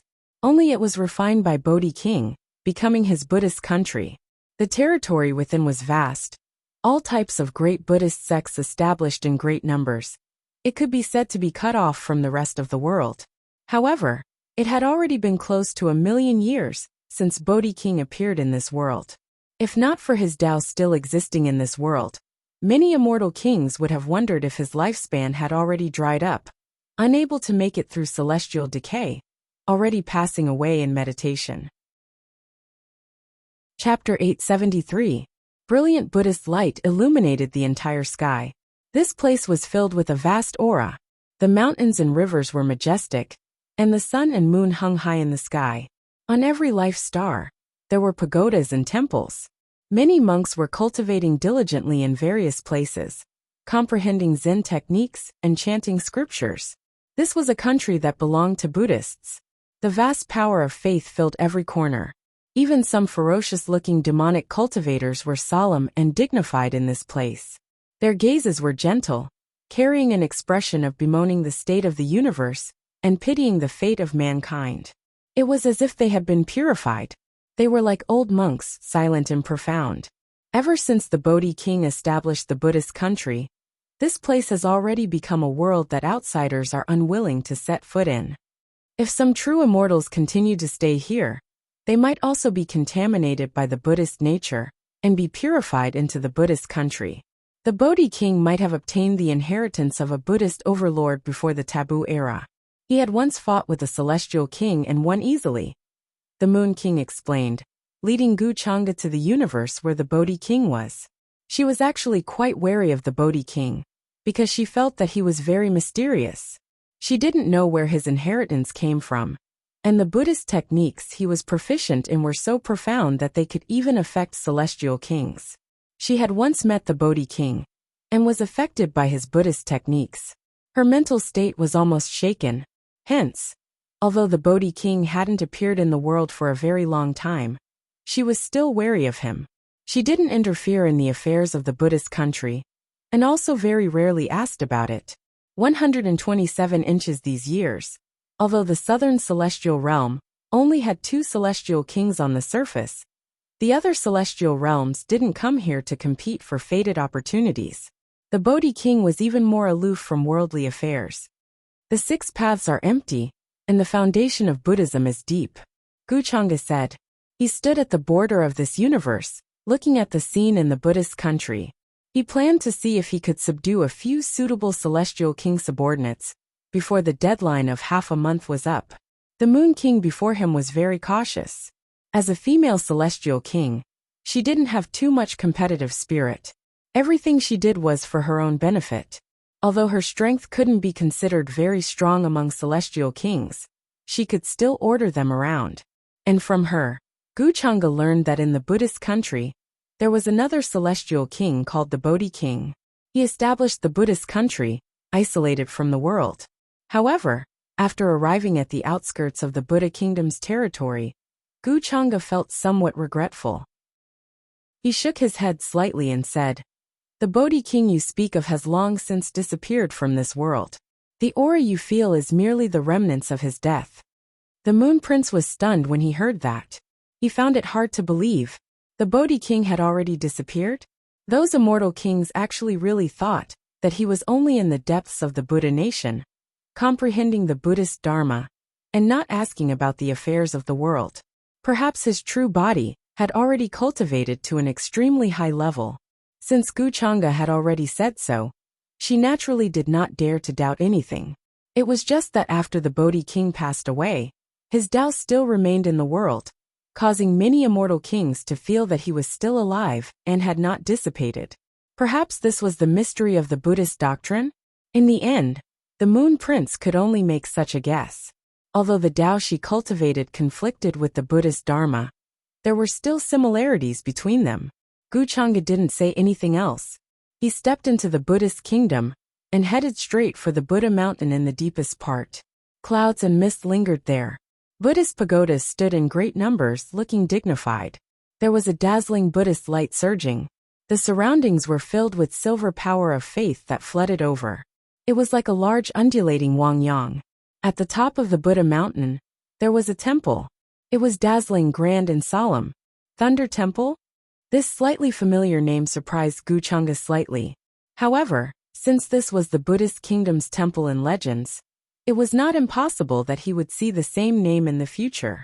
However, since they dared to use the Thunder Temple's name, they would definitely have to bear the consequences. It was within expectations that the Buddhist kingdom would become like this. The Moon Prince followed his footsteps and also arrived here. This was her first time coming to the Buddhist kingdom. Previously, she had always been in the universe that she ruled, and would not step into the territory of others. And outside the Thunder Temple, one could see the dazzling Buddhist light here. All kinds of chanting of sutras resounded through the sky. The world was filled with an astonishing Buddhist nature. It was as if any demon that came here would be able to dispel their evil nature and demonic chi, and convert to Buddhism. Many bodhisattvas and arhats appeared in front of the Thunder Temple. Some were smiling, some were angry, and some were happy. There were many different manners. They looked dignified as they sat with flowers in their hands. "Since you've seen Buddhism, why don't you worship?" Vaguely, one could hear a thunderous voice coming from the temple in front. It was like the ringing of an ancient bell, exploding in one's heart. Even the Moon Prince, who had a high cultivation, was almost affected at this moment. Her gaze was a little dazed, and then she quickly recovered. She was shocked. Is this a trick left behind by King Bodhi? She was a little shocked. One should know that King Bodhi had already passed away. This was only a place of enlightenment that he had left behind. However, just this place of enlightenment already had such a vast Buddhist sound. It was bright and upright, and could affect celestial kings. If that King Bodhi had not passed away, then what level of cultivation would his body have reached? This was indeed inconceivable to the Moon Prince. In this current era, the strongest cultivators in the celestial realm were only celestial kings. It was very difficult for them to improve further. However, King Bodhi seemed to have touched the threshold of a higher realm. She knew her own limits. She knew that her strength was definitely far from being a match for King Bodhi. However, compared to the Moon Prince's shock, Guchanga's expression did not change at all. He was not surprised. Moreover, these Buddhist chants could not affect him at all, let alone cause any ripples in his body. Looks like I've really come too late. He's indeed much stronger than ordinary celestial kings. However, if he wants to struggle out of this realm, he's still very far away. The current celestial realm does not allow existences above celestial king to be born. Guchanga shook his head slightly. His gaze was very calm as he stood on the peak of Buddha Mountain. Indeed, he could see the glorious and prosperous scene in the distance. There were countless Buddhist pagodas, temples, and spiritual mountains. Many Buddhist sects were flourishing and brilliant. However, at the next moment, as he waved his sleeve, this Buddhist country immediately seemed to have been blown by a wind. All kinds of brilliance faded away. There were no longer any temples or pagodas at their peak. There were only ruins and broken walls everywhere. They were all submerged under the vegetation and soil. Even the Thunder Temple, which was shining with Buddhist light and filled with bodhisattvas and arhats, showed signs of decay. It was extremely dilapidated. The mountain was desolate, and some places were charred black. The Buddhist temple from before had already collapsed. There were broken tiles everywhere, and wormwood grew everywhere. What? This scene made the Moon Prince's eyes widen. He was in a bit of disbelief. Could this be the true appearance of the Buddhist country? Were the brilliant scenes she saw just now all illusions? But why was it that even she, an immortal king, was deceived? Why did she not notice the abnormality here? In fact, it was not just her. Even the immortal kings of the other celestial realms probably did not know the current situation of the Buddhist country. Even if they came here in person, they probably would not know whether what they saw was fake or not. Formed by obsessions, all that you see is an illusion. Guchanga picked up an earthy yellow relic the size of a pebble from the dilapidated and decaying temple in front. It emitted a dense Buddhist light. There was a hint of dullness mixed in the clarity. As Guchanga picked up this earthy yellow relic, the surging power of faith that had filled the sky earlier all gathered here. At this moment, the boundless power of faith that the Bodhi King had gathered before he passed away was devoured in an instant. It was more like the power of faith that had filled this part of the universe earlier had all diffused out from this relic. Although he did not find King Bodhi, picking up the relic that he left behind after he passed away was not a complete loss to Guchanga. After leaving the Buddhist country, this part of the universe decayed at a speed visible to the physical body. Then, it became dilapidated and damaged, continuously collapsing and collapsing. It was as if it had aged countless years in an instant. All of its life force had disappeared. Boundless chaotic chi flooded over, crushing many stars. The experts in the surrounding universe noticed the abnormality at the first instant. They, who did not know the truth, instantly became incomparably terrified. The Buddhist country has been destroyed. It has become a dead country. There is no longer any Buddhist sound or life force. Someone said in a trembling voice. Chapter 874. The Buddhist nation was destroyed, and the entire universe was collapsing. The great world that was originally filled with boundless vitality and Buddhist light was destroyed just like that. In the other universes, many experts who sensed this fluctuation were shocked. The Buddhist kingdom, which was at its peak, collapsed in a single day. It was reduced to ruins, and there were no longer any living beings. There was an immortal king overseeing the Buddhist nation, but it was destroyed just like that, disappearing in the long river of history. It's too terrifying. It was definitely that taboo existence who destroyed the Buddhist nation and killed King Bodhi. Many true immortals were terrified. Looking at the direction of the Buddhist nation from afar, their bodies trembled. They didn't know what happened in the Buddhist nation, so they could only guess. Moreover, other than this explanation, they couldn't think of any other possibility. After all, even if an immortal king took action, it was impossible to destroy the Buddhist nation in a short day. there was still King Bodhi overseeing it. This is too terrifying. An eternal Buddhist nation was wiped out from this world in less than a day, without any trace left behind. Did King Bodhi offend that taboo existence? Many living beings said with trembling voices, extremely terrified. They thought of the 4 foreign immortal kings who died in the Western immortal realms. That universe became incomparably blurry, and there was an aura of decay spreading. Many of the nearby star regions also collapsed one after another. Because of the death of an immortal king, the laws of heaven and earth changed, and many traces of the great Tao flowed and intertwined. The fluctuation of the Buddhist nation's destruction was too intense. Especially with the destruction of the Buddhist nation, the Tao aura that King Bodhi left behind in the universe was also rapidly disappearing. That place seemed to have turned into a gloomy ghost town, without any vitality. Only endless silence and nothingness remained. The sky collapsed, the stars shattered, and the worlds turned into ruins. The originally prosperous Buddhist nation had a sea of faith. Many Buddhist sects stood in great numbers, and countless believers were everywhere. But now, they were all turned into ashes, buried by the collapsing universe. In the northern immortal realms that were closest to the southern immortal realms, the 3 immortal kings who were overseeing the northern immortal realms in a triangular formation. At this moment, they all sensed the aura of the Buddhist nation's destruction. As immortal kings, they could sense each other. King Bodhi's aura has disappeared. I really didn't expect it. When I saw King Bodhi back then, he had the potential to improve further. What a pity.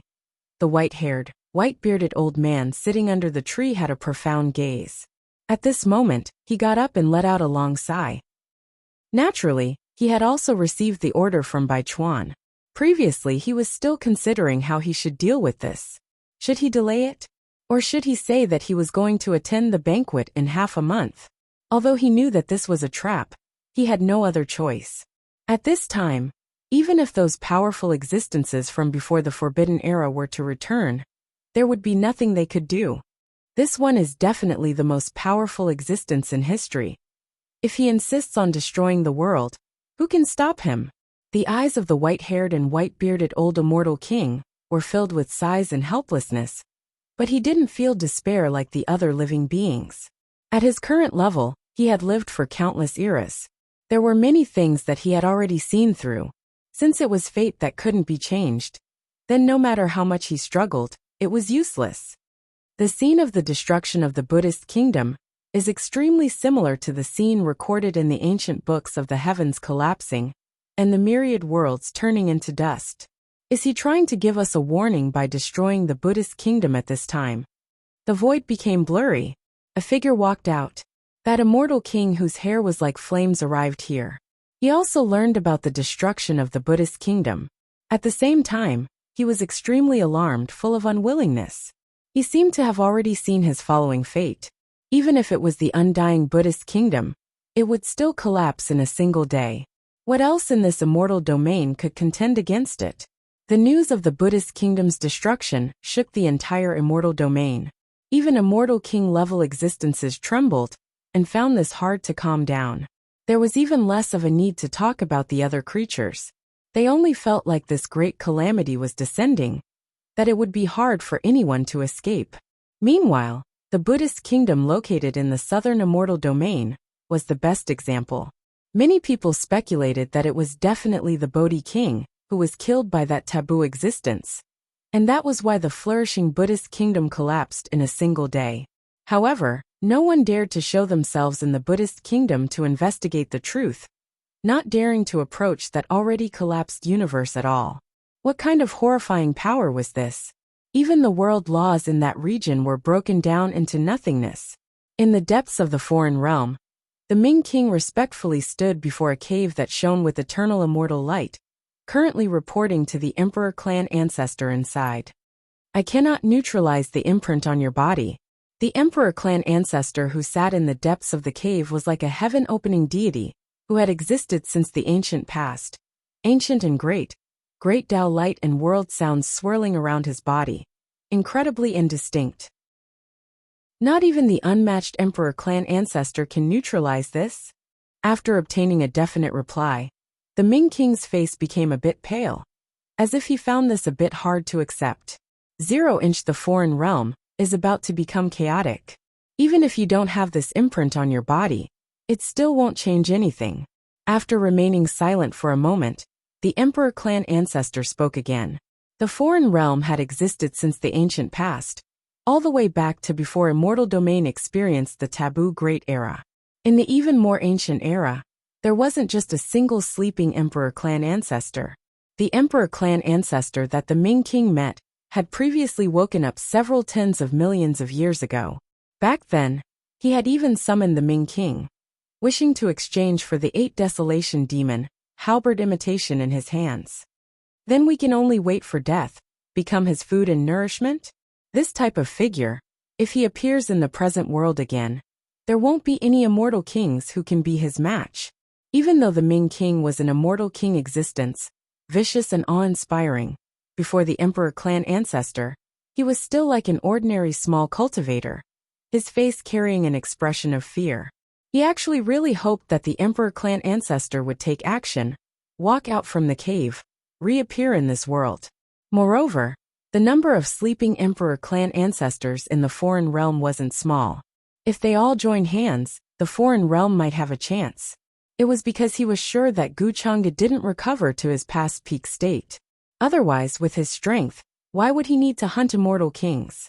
Even the most powerful Emperor clan ancestor was far from enough before him. The foreign realm and immortal domain, in this era, are destined to be reunited. The mountain and sea true worlds are going to return. The past existences are going to return. If we revive ahead of time, once something unexpected happens, we will inevitably be dealt with. This Emperor clan ancestor spoke a few more words in an extremely rare manner, mentioning a few things that were about to happen. The mountain and sea true worlds returning to one, immortal domain and the foreign realm reunited. This was an unavoidable future. As Emperor clan ancestors, they could be considered some of the most powerful individuals in the mountain and sea true worlds. Aside from those figures from the most ancient era, no one could compare to them. However, in immortal domain's side, the heavenly mysteries were too chaotic. There were some powerful individuals from some clans who, for the sake of avoiding the Great Era tribulation, during the ancient era, they began to scheme, hiding themselves deeply. They might be in the cycle of reincarnation, but they might also be hidden in some other place. Even the Supreme Emperor clan ancestor is going to be dealt with? The Ming king's heart trembled, a bit alarmed. The current situation is unclear. We can first wait and see. This is inevitably a chance to test things out. Perhaps some people won't be able to hold themselves back and run out. The Emperor clan ancestor's voice was very calm, not fluctuating much. Chapter 875. Ming King left this Emperor clan ancestor's dwelling, the expression on his face continuously changing. He wasn't sure what this individual's attitude was, but from his current words, it was clear that he didn't want to get involved in this matter. This meant that there was no way the Emperor clan ancestor would appear in this world within a short period of time. He was worried that if he appeared too early, it would trigger a reckoning. However, in this world, what kind of existence could deal with threaten the undying Emperor clan ancestor? At this moment, Ming King thought of the distant boundless land. Didn't that mean that there were actually many powerful existences from the ancient times who were currently returning from that type of place? The foreign realm and immortal domain recombined into one. This was an irresistible trend. Forget about the Emperor clan ancestor. Even immortal kings could vaguely sense that type of aura and direction of the heavenly Tao. The great trend couldn't be reversed. Not even immortal kings could say that they wanted to defy the heavens, or else they would definitely be crushed to death by the terrifying karma, body and soul erased. In that case, is the immortal king going to be abandoned? Ming King's face sunk, feeling like the Emperor clan ancestor actually felt restraining fear towards that taboo existence. Even though he knew that the taboo existence wasn't at his peak state, he still didn't dare face him head-on. He wanted to always maintain his peak state, to avoid encountering a terrifying reckoning in the following period of time. That is why I personally watched as the foreign realm's immortal king was reduced to food and nourishment. Ming King really was unwilling to accept this, especially when he had the imprint left behind by that individual on his body. It was equivalent to a set of coordinates that could be used to descend at any time, and then find his location. Even if he escaped from the foreign realm, there was no way he could escape from that individual's grasp. His fate was just like what the Emperor clan ancestor said, long set in stone. Is there really no other way? Ming King felt anxious, extremely uneasy, really not wishing for things to end like this. Those who reached the Immortal King level were all main characters of every era, dominating an era, looking down on all others. So how could they be willing to die miserably like this? After returning to the cosmos he ruled, Ming King began to give out orders, doing his best to find a way to continue his inheritance. At the same time, he also received news from Ming Yi's side that she already handed the decree to Luo King. As for what would happen next, that would depend on how Luo King and the others considered and made their choice. This caused a glimmer of hope to appear in the Ming King's heart. However, when he learned that the Buddha nation of the southern immortal realms was destroyed in a single day, and that the entire universe had collapsed and decayed, he was stunned. After that, a bitter expression appeared on his face. It was as though he had seen his own ending in the future. He felt that this was definitely because the Bodhi king chose to oppose Guchanga, leading to such an ending. Even the Buddhist kingdom he established was destroyed, reduced to ruins. How familiar was this scene? It was as though the cycle of reincarnation was playing out. The immortal palace that once ruled over the immortal realms. Wasn't this how it was destroyed? Then, the Ming King began to look for the other immortal kings in the foreign realm, wishing to join hands with them to discuss countermeasures.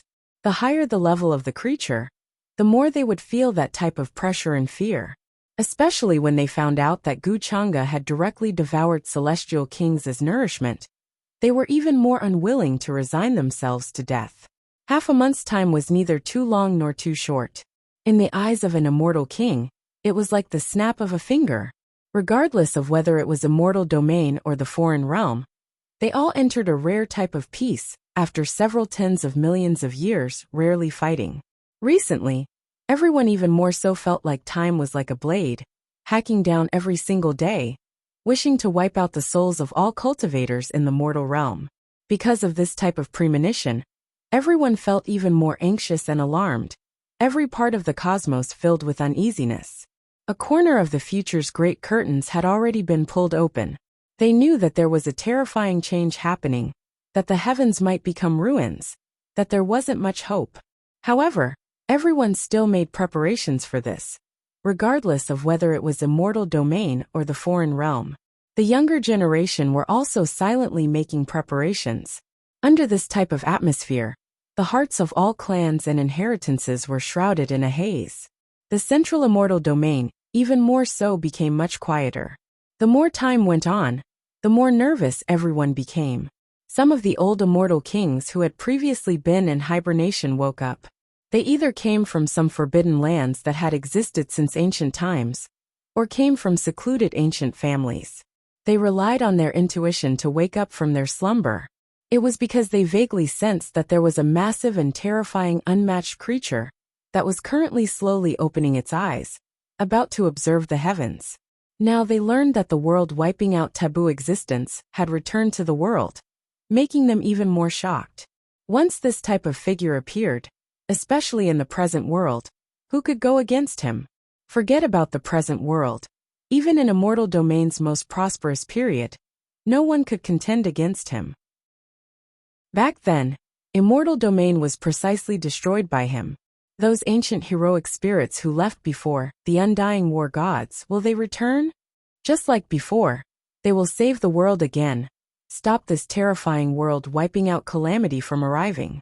The ancient existences of all clans sighed, feeling anxious and uneasy. Too much time had passed. Those experts who had previously disappeared from immortal domain, where were they now? Could they descend into immortal domain, stop this endless disaster? Time is pressing.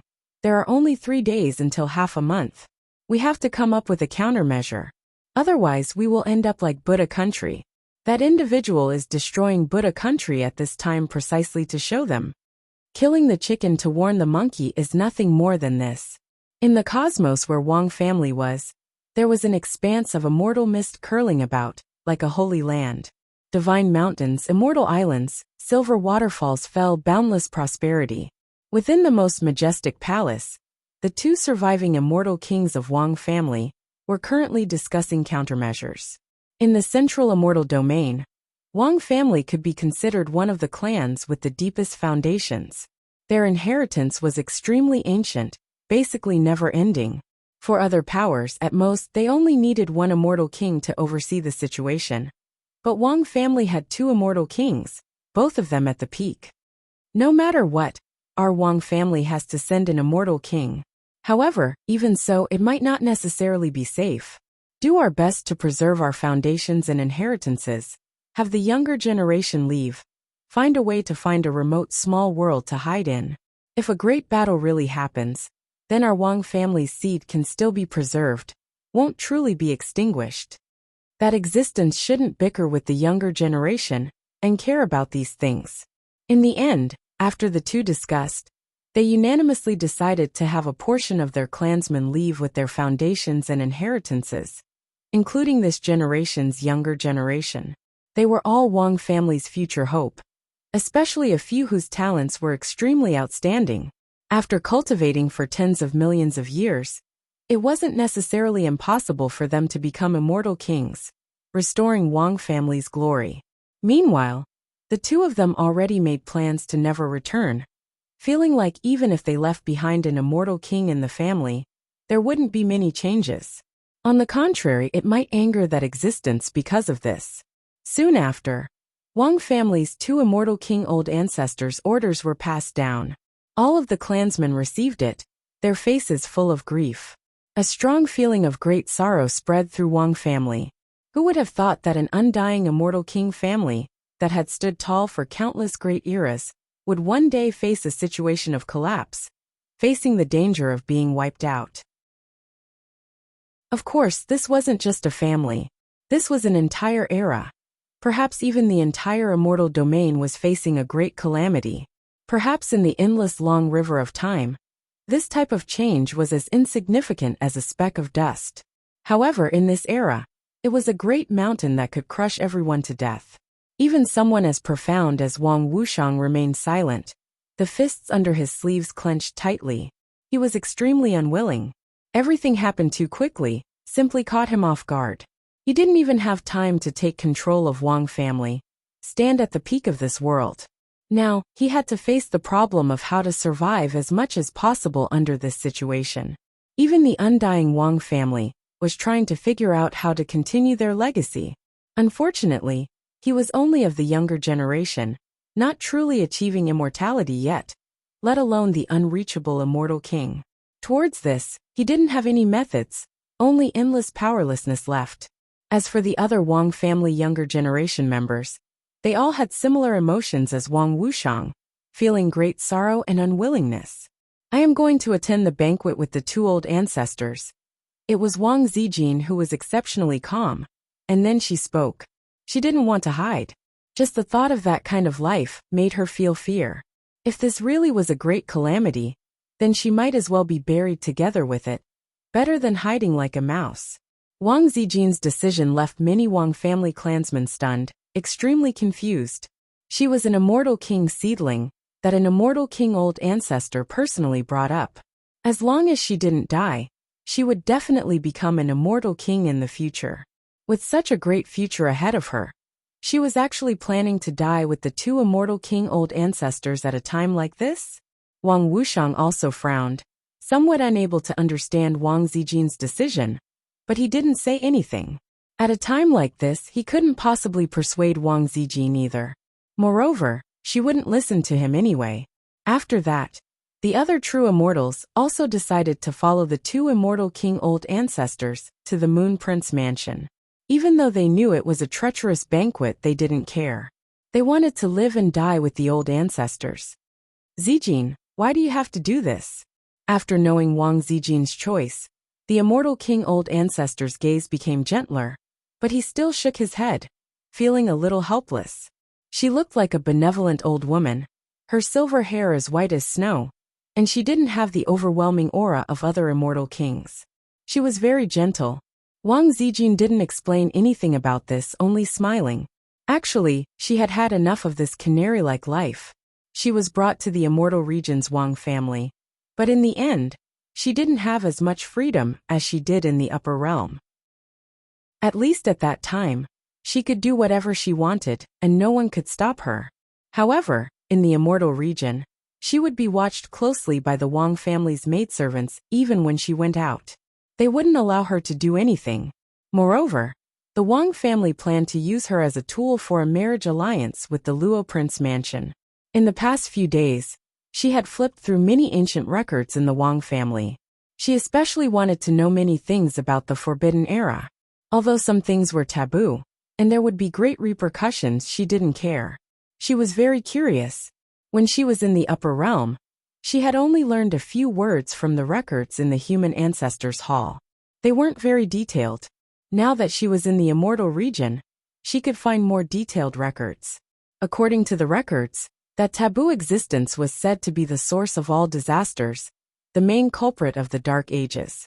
He was extremely evil, had 3 heads and 6 arms, fed on immortals, and was the lord of all demons and so on. However, Wang Zijin felt that these records were a little similar to the unofficial histories she was familiar with in her previous life. However, they were written by the later generations based on various assumptions and guesses. There wasn't much evidence. If they were really as recorded, then how did those who had seen his true appearance write these unofficial histories? Chapter 876. This was only Wang Zijin's opinion. She knew that even if she said this, not many people would believe her. There were many people in this world who indeed had conflicting views with her. Towards the various historical records that were passed down, they believed in them quite a bit. This was especially the case when it involved this type of taboo figure. Any random discussion would trigger tremendous karma, so they even more so didn't dare speak recklessly. Moreover, what Wang Zijin felt the strangest was that if that taboo existence really was determined to destroy immortal domain, why didn't he just do it? Why didn't he take action, instead waiting for everyone to make their preparations? Was this purely a game of cat and mouse? Or was it that he didn't care at all? Or perhaps he didn't have any thoughts towards this aspect at all. There were many things that couldn't be easily concluded before one personally saw it. As time went on, situations like Wang families happened all over Central Immortal Domain. Many clans were thinking of ways to migrate, wishing to leave behind some inheritances, fearing that they would be wiped out. Everyone was alarmed, all of them feeling alarmed and uneasy, worried that this type of day really would come. Many immortal kings were preparing a path of retreat for their clansmen, making preparations to lose their lives and become nourishment.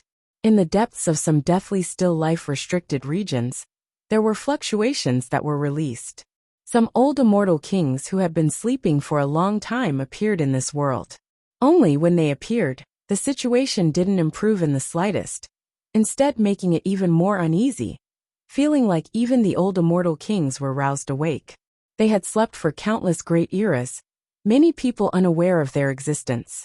However, because of this decree, they were roused from their slumber, about to face everything together with all life in this world. Of course, at this time, there were many cultivators who were frantically searching through ancient texts, searching for the remains left behind from the ancient Great Era. They wanted to know where those supreme existences, who had previously disappeared, were now. In a place extremely far from Immortal Domain, there was a mysterious land called the Nine Heavens.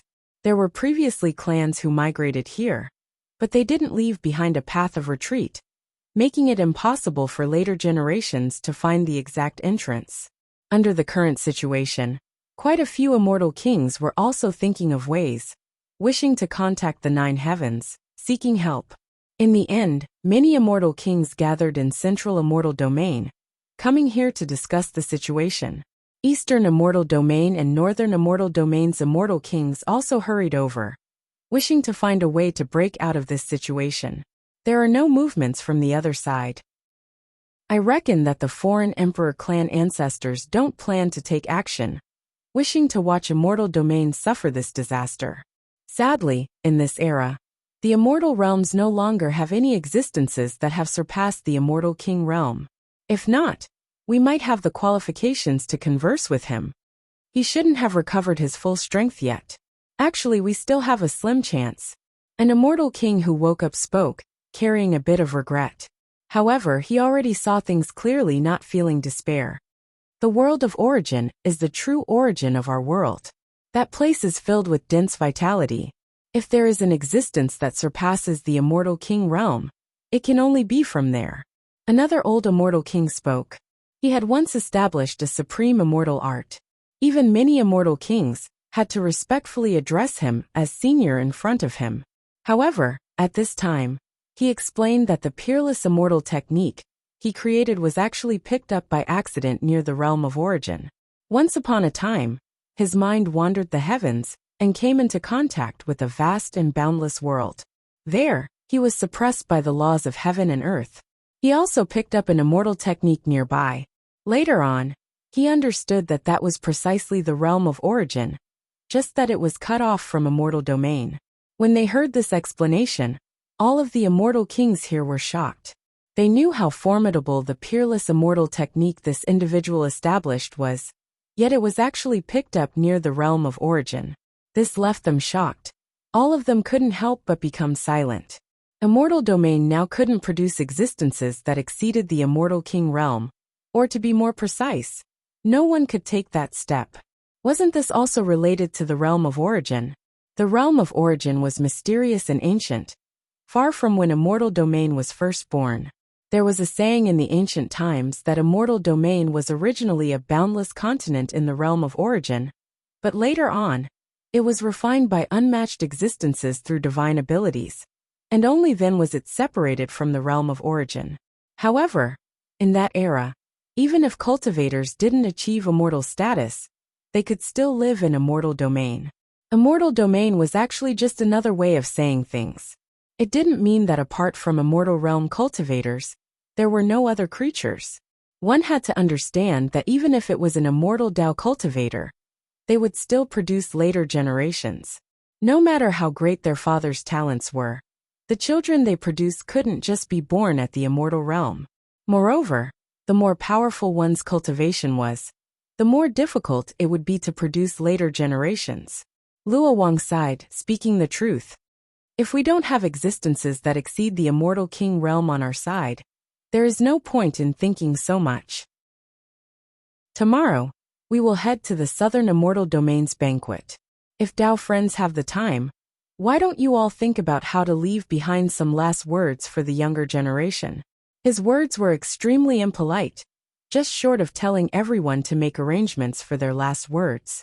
However, the immortal kings here didn't retort, instead becoming silent, inwardly sighing. A day would come when they would actually be like fish on a chopping board, their hands and feet bound, and then sent to their deaths.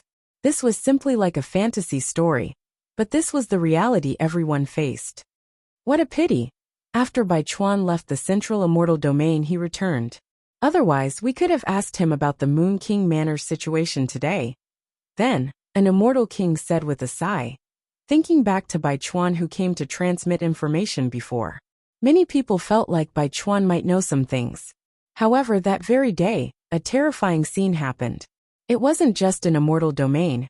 It could also be seen in the distant foreign realm, making many cultivators' bodies immediately go cold, feeling endless fear. Many people's legs even went weak, unable to help but tremble, kneeling on the ground. At the limits of the heavens, a strange mist began to appear, as if it floated over from an endless distant land, overcast and gloomy. Large amounts of cloud-like gray mist appeared, incomparably thick, immediately covering the limits of heaven and earth. There were immortal kings who vaguely heard the sounds of waves, as well as the rumbling sounds of an ancient realm shattering. What is that? Who is this? Are they going to destroy immortal domain? This doomsday-like scene made all of immortal domain's creatures horrified. They didn't know what this was, but they could feel a boundless might crushing over from that direction. Many ordinary cultivators trembled, feeling like under this type of fluctuation, they were like ants that might be obliterated at any time. At this time, This type of feeling was even more clear for immortal kings. The heavens seemed like it was going to shatter, unable to endure that boundless and thick gray mist. That isn't a scene that truly exists, but rather a void image that was projected from a very distant place. There is something that is approaching immortal domain. Then, an old immortal king said with a sunken voice, his mind immediately becoming stifled. Apart from immortal domain's side, the other side also saw this type of scene. It was as if it was projected from the cosmos, radiating over from a distant place, as if it was trying to foretell something. The aura of the boundless sea. Who is it that discovered the shattered coordinates of the true mountain and sea realm? Within the shining cave dwelling in the other side, the awakened Emperor clan ancestor opened his eyes. His gaze was deep, many terrifying scenes changing within. Stars sank and moons were destroyed, the heavens collapsing, and the earth splitting apart. He was trying to make a deduction. In the end, he shook his head with a sigh, muttering, "At most 10,000 years, at most less than 100 years." Moving through the boundless sea was an incomparably dangerous matter to begin with. Even immortal kings had to be careful. There was a 90% chance of dying. However, those who could travel through the boundless sea had inconceivable cultivations, indescribably deep. Countless great eras ago, after the true mountain and sea realm shattered, the aura of true spirits that scattered was like a bonfire in the endless darkness, illuminating this place. Many of the living beings in the boundless sea immediately noticed the shattered coordinates of the true mountain and sea realm and wanted to travel over. They either occupied it or swallowed it up. Among those living beings, there were terrifying existences who had lived since the ancient era, but they had always been trapped in the boundless sea. There were also existences whose true worlds had dried up and wanted to migrate. There were also people who wanted to hunt true worlds and strengthen their own true worlds. In any case, the terror of the boundless sea was unimaginable. Even the Emperor clan ancestor did not dare to rashly step into it. He did not have a 30% chance of surviving. Moreover, since they had lost the protection of true spirits, the true mountain and sea realm was instantly exposed to the endless boundless sea. As long as they were not too far away, they would be able to see the coordinates of the true mountain and sea realm. The boundless sea was already filled with terror and calamity. Due to the existence of true spirits, a true world was protected, its coordinates were hidden, and the light was hidden. That was why a true world would not be exposed to the boundless sea. That was the source of darkness. Since ancient times, there had been many true worlds that were destroyed because their coordinates were exposed. Truly, misfortune never comes alone. The Emperor clan ancestor sighed. He could not hide the worry in his voice. Due to the sudden appearance of the terrifying abnormality, the immortal region and the other expanse cosmos, which were originally filled with panic and fear, became even more chaotic. Countless cultivators sank into despair. They believed that this was a sign that the universe was about to be destroyed. It was a sign that the apocalypse was about to descend. Guchanga sat cross-legged on a cushion in the Moon Prince mansion in the southern immortal region. At that moment he looked up. What is that? By his side, the Empyrean deer mystic maiden also looked over in shock. She saw that at the end of the world in the distance, light and shadow seemed to be about to fade away, turning into a substance that looked like bubbles. Something was gradually becoming clearer in the endless distance. Then, it approached the world and continued closing in. In fact, it even gave off a momentum that sounded like waves. Perhaps normal people would not be able to hear it, but the cultivators who stood tall in the immortal Tao would definitely be able to hear that terrifying momentum. No one knew how far away it was from the immortal region. That's the outline of the boundless sea. After countless eons, someone has finally found the coordinates of the true mountain and sea realm. Perhaps it wants to descend here. Guchanga spoke. His voice was very calm, as if he was not surprised in the slightest. Is it the boundless sea that connects to the other end of the boundless battlefield? The Moon Prince was extremely shocked. She only knew about the boundless battlefield. It was a gap in a universe in the central immortal region. Many immortal cities that had existed since ancient times stood guard over it. There was also a path that led to the battlefield. It was known as the ancient road to the other expanse cosmos. It was the only path that the living beings in this world could use to leave this world. However, the path at the back was occupied by many immortal king clans in the central immortal region. They were used to guard the boundless battlefield. Every once in a while, the younger generation of each clan would head to the battlefield to gain experience and fight in search of fortuitous encounters. This was because there were often mysterious objects that were sent over from the boundless sea in the boundless battlefield. They were objects that even the boundless land could not destroy. She had heard that the Luo Wang of the central immortal region had once obtained a mysterious bronze tablet from the boundless battlefield. Apart from this, there were also quite a few immortal kings, all of whom had obtained mysterious objects from the boundless battlefield. There were pieces of flesh from unknown creatures, as well as indistinct ancient mirrors 657, clothes from unknown epochs and universes. Even she felt extremely envious. What would happen if the beings from that place descended to this world? The Empyrean dear mystic maiden could not help but ask. After coming to the central immortal region, she suddenly understood that this world was far from as peaceful as people thought. There were many secrets hidden here. Great karma was involved at every turn. At this moment, the Moon Prince also looked at Gu Chang'e with her beautiful eyes. She wanted to know the secrets of this matter from him. She could see that Gu Chang'e was not as terrifying and cruel as the outside world thought. Instead, he was very easygoing. She was not as fearful as before. Many things were just rumors. For example, in the past few days, the outside world had been saying that Gu Chang'e had destroyed the Buddha kingdom. However, the truth was not like that. He had only stepped into the Buddha kingdom and did nothing. The destruction and collapse of the Buddhist kingdom was only the reality that was revealed after the facade dissipated. If they descend, they will sacrifice this world, so that the true world behind them will descend. Then they will annex this world.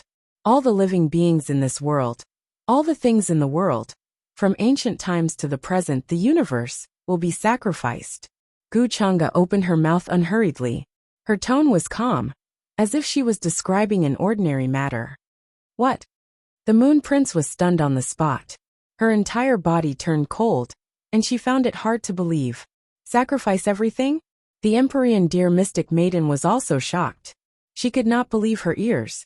On that day, it was the same in all the worlds. The people in the ancient universe all trembled in fear. They were frightened by the terrifying sight, and felt that a shocking change would happen very soon. Although the strange phenomenon didn't last for long and disappeared very quickly, there were all kinds of rumors that spread. Someone is crossing the boundless ocean. In less than a few hundred years, they will arrive in the mountain and sea world. I don't have much time left either. In an incomplete universe, I Chun, who was gathering soul fog, opened his eyes. He had also sensed the ripple. His entire body was enveloped in fog, and his presence was continuously changing. The entire universe began to collapse, as if it was being absorbed into his body. This was the terrifying aspect of the Abyss Defiance. They could possess even universes, and use them as their bodies. With just a thought, they could control their lives and deaths. At that moment, when he sensed the abnormal sight, his heart sank. He was pressed for time.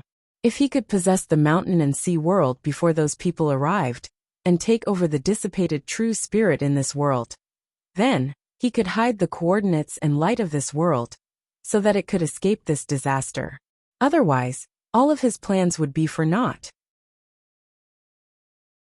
Chapter 877.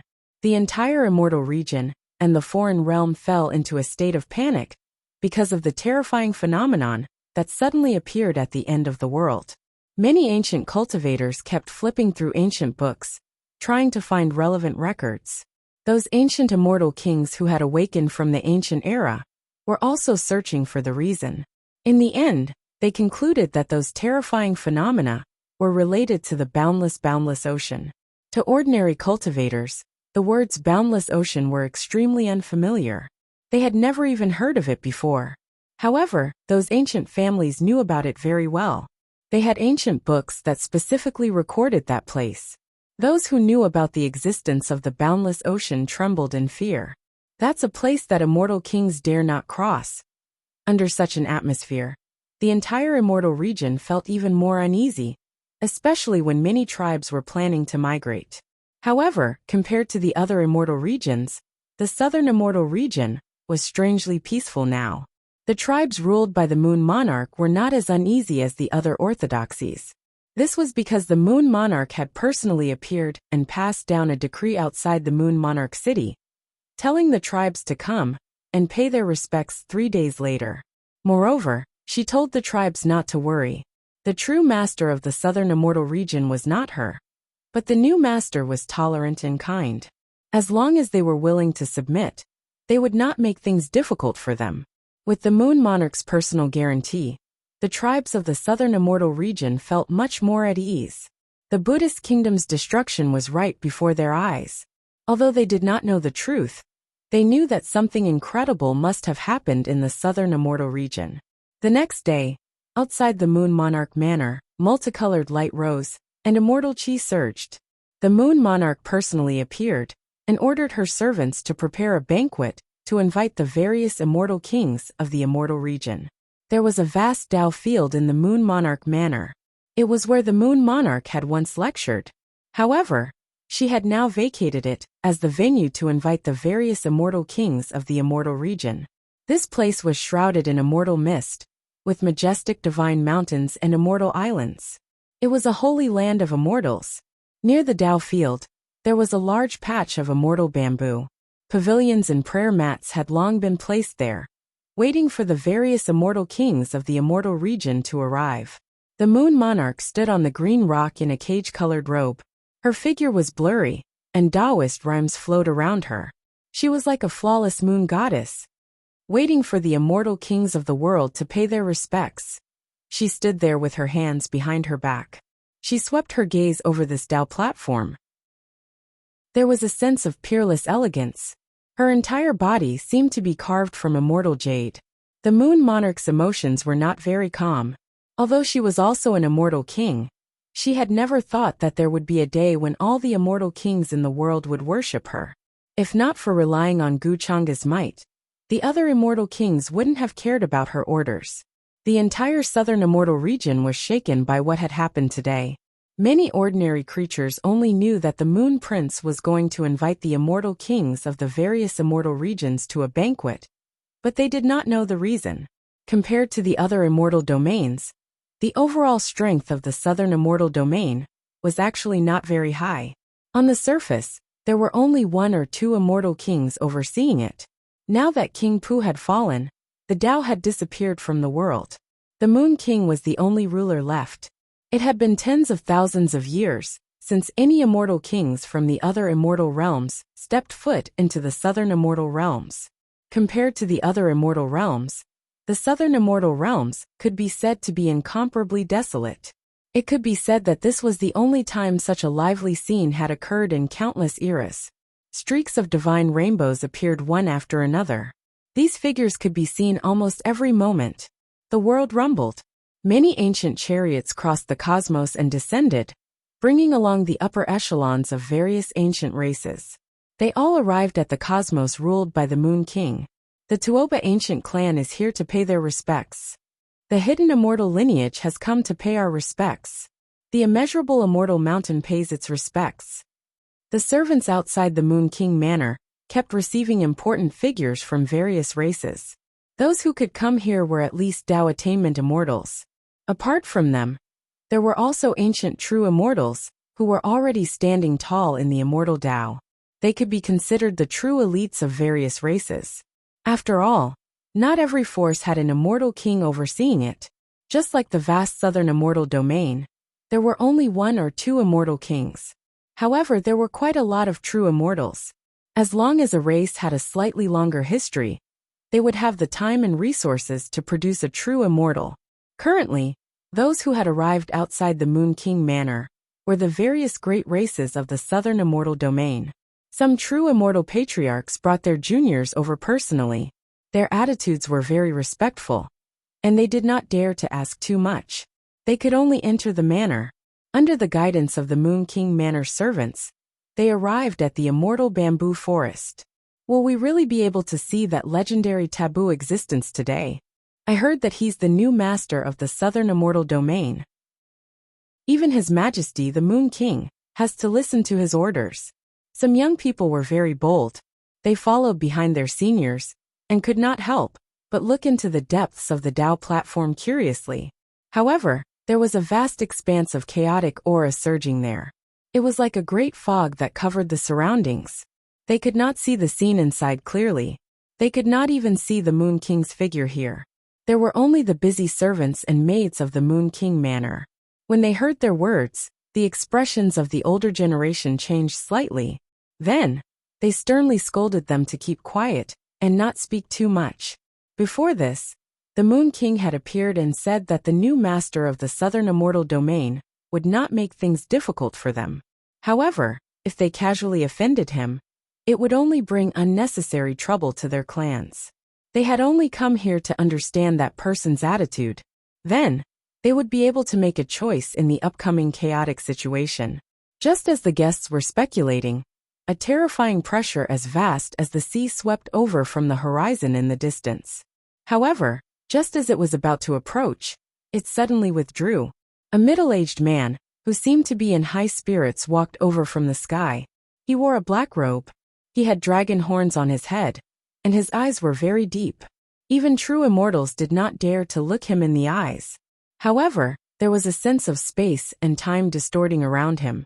It felt like the laws were shattered. It made one tremble in fear and shock. The Eastern Immortal Domain's Immortal King AOD has arrived. As the servants at the entrance of the Moon King Manor reported this person's origins, the guests finally reacted. They were extremely shocked. This was the first time they had seen this Immortal King's true appearance. It was said that Immortal King AOD was related to the true dragon bloodline. He ruled the Eastern Immortal Domain's boundless sea region, and had countless water tribes under his command. He was a force that could not be underestimated in the Eastern Immortal Domain. There were a few true immortals behind this Immortal King AOD. They were a few young men and women. That's Princess Aoling. It's said that she's an outstanding prodigy of this generation in the Eastern Immortal Domain. She has the potential to become an Immortal King. I didn't expect Immortal King AOD to bring this descendant here. I thought he would move his descendant away like the other forces. Many guests looked at the enchanting young girl with a pair of small and crystalline dragon horns, who followed behind Immortal King AOD. She had a faint smile on her face. She wore a light blue flowing dress, and had a charming smile on her face. Compared to the solemn and serious people around her, she formed an extremely clear contrast.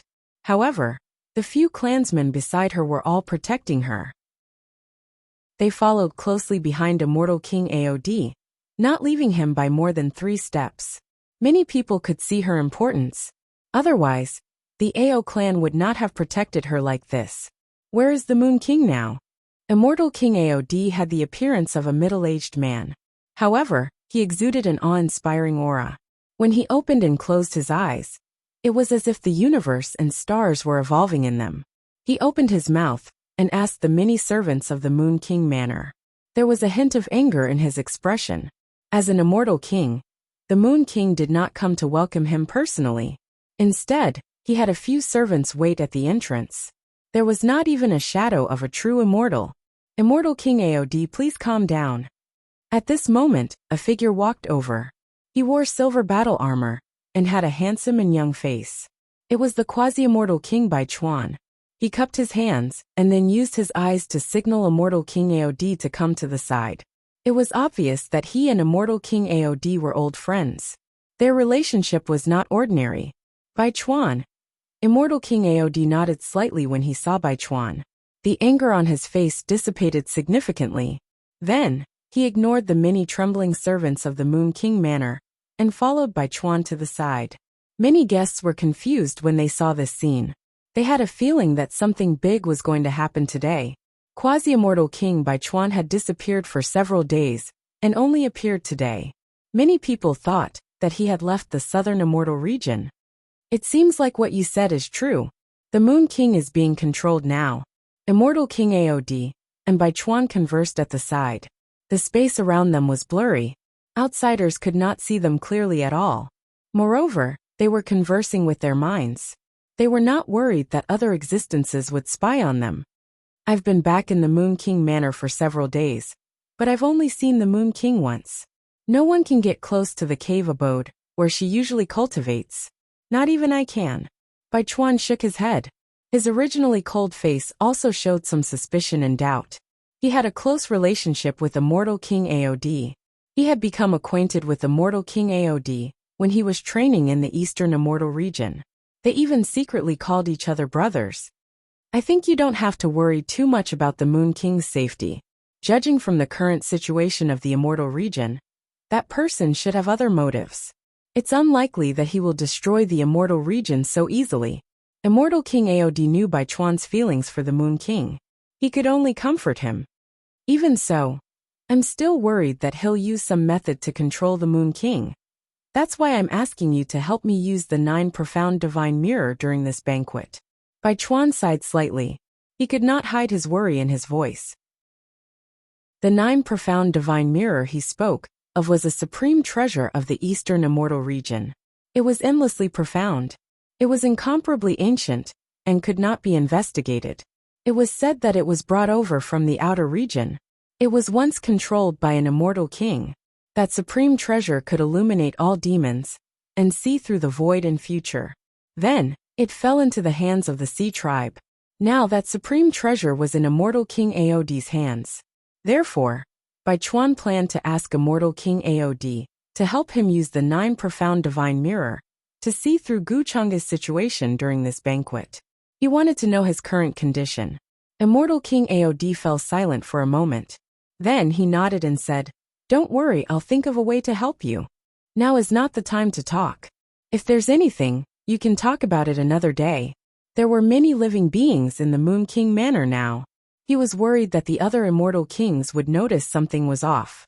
Bai Chuan nodded. Then the two of them separated. They did not talk anymore. He naturally did not dare to attack Guchanga.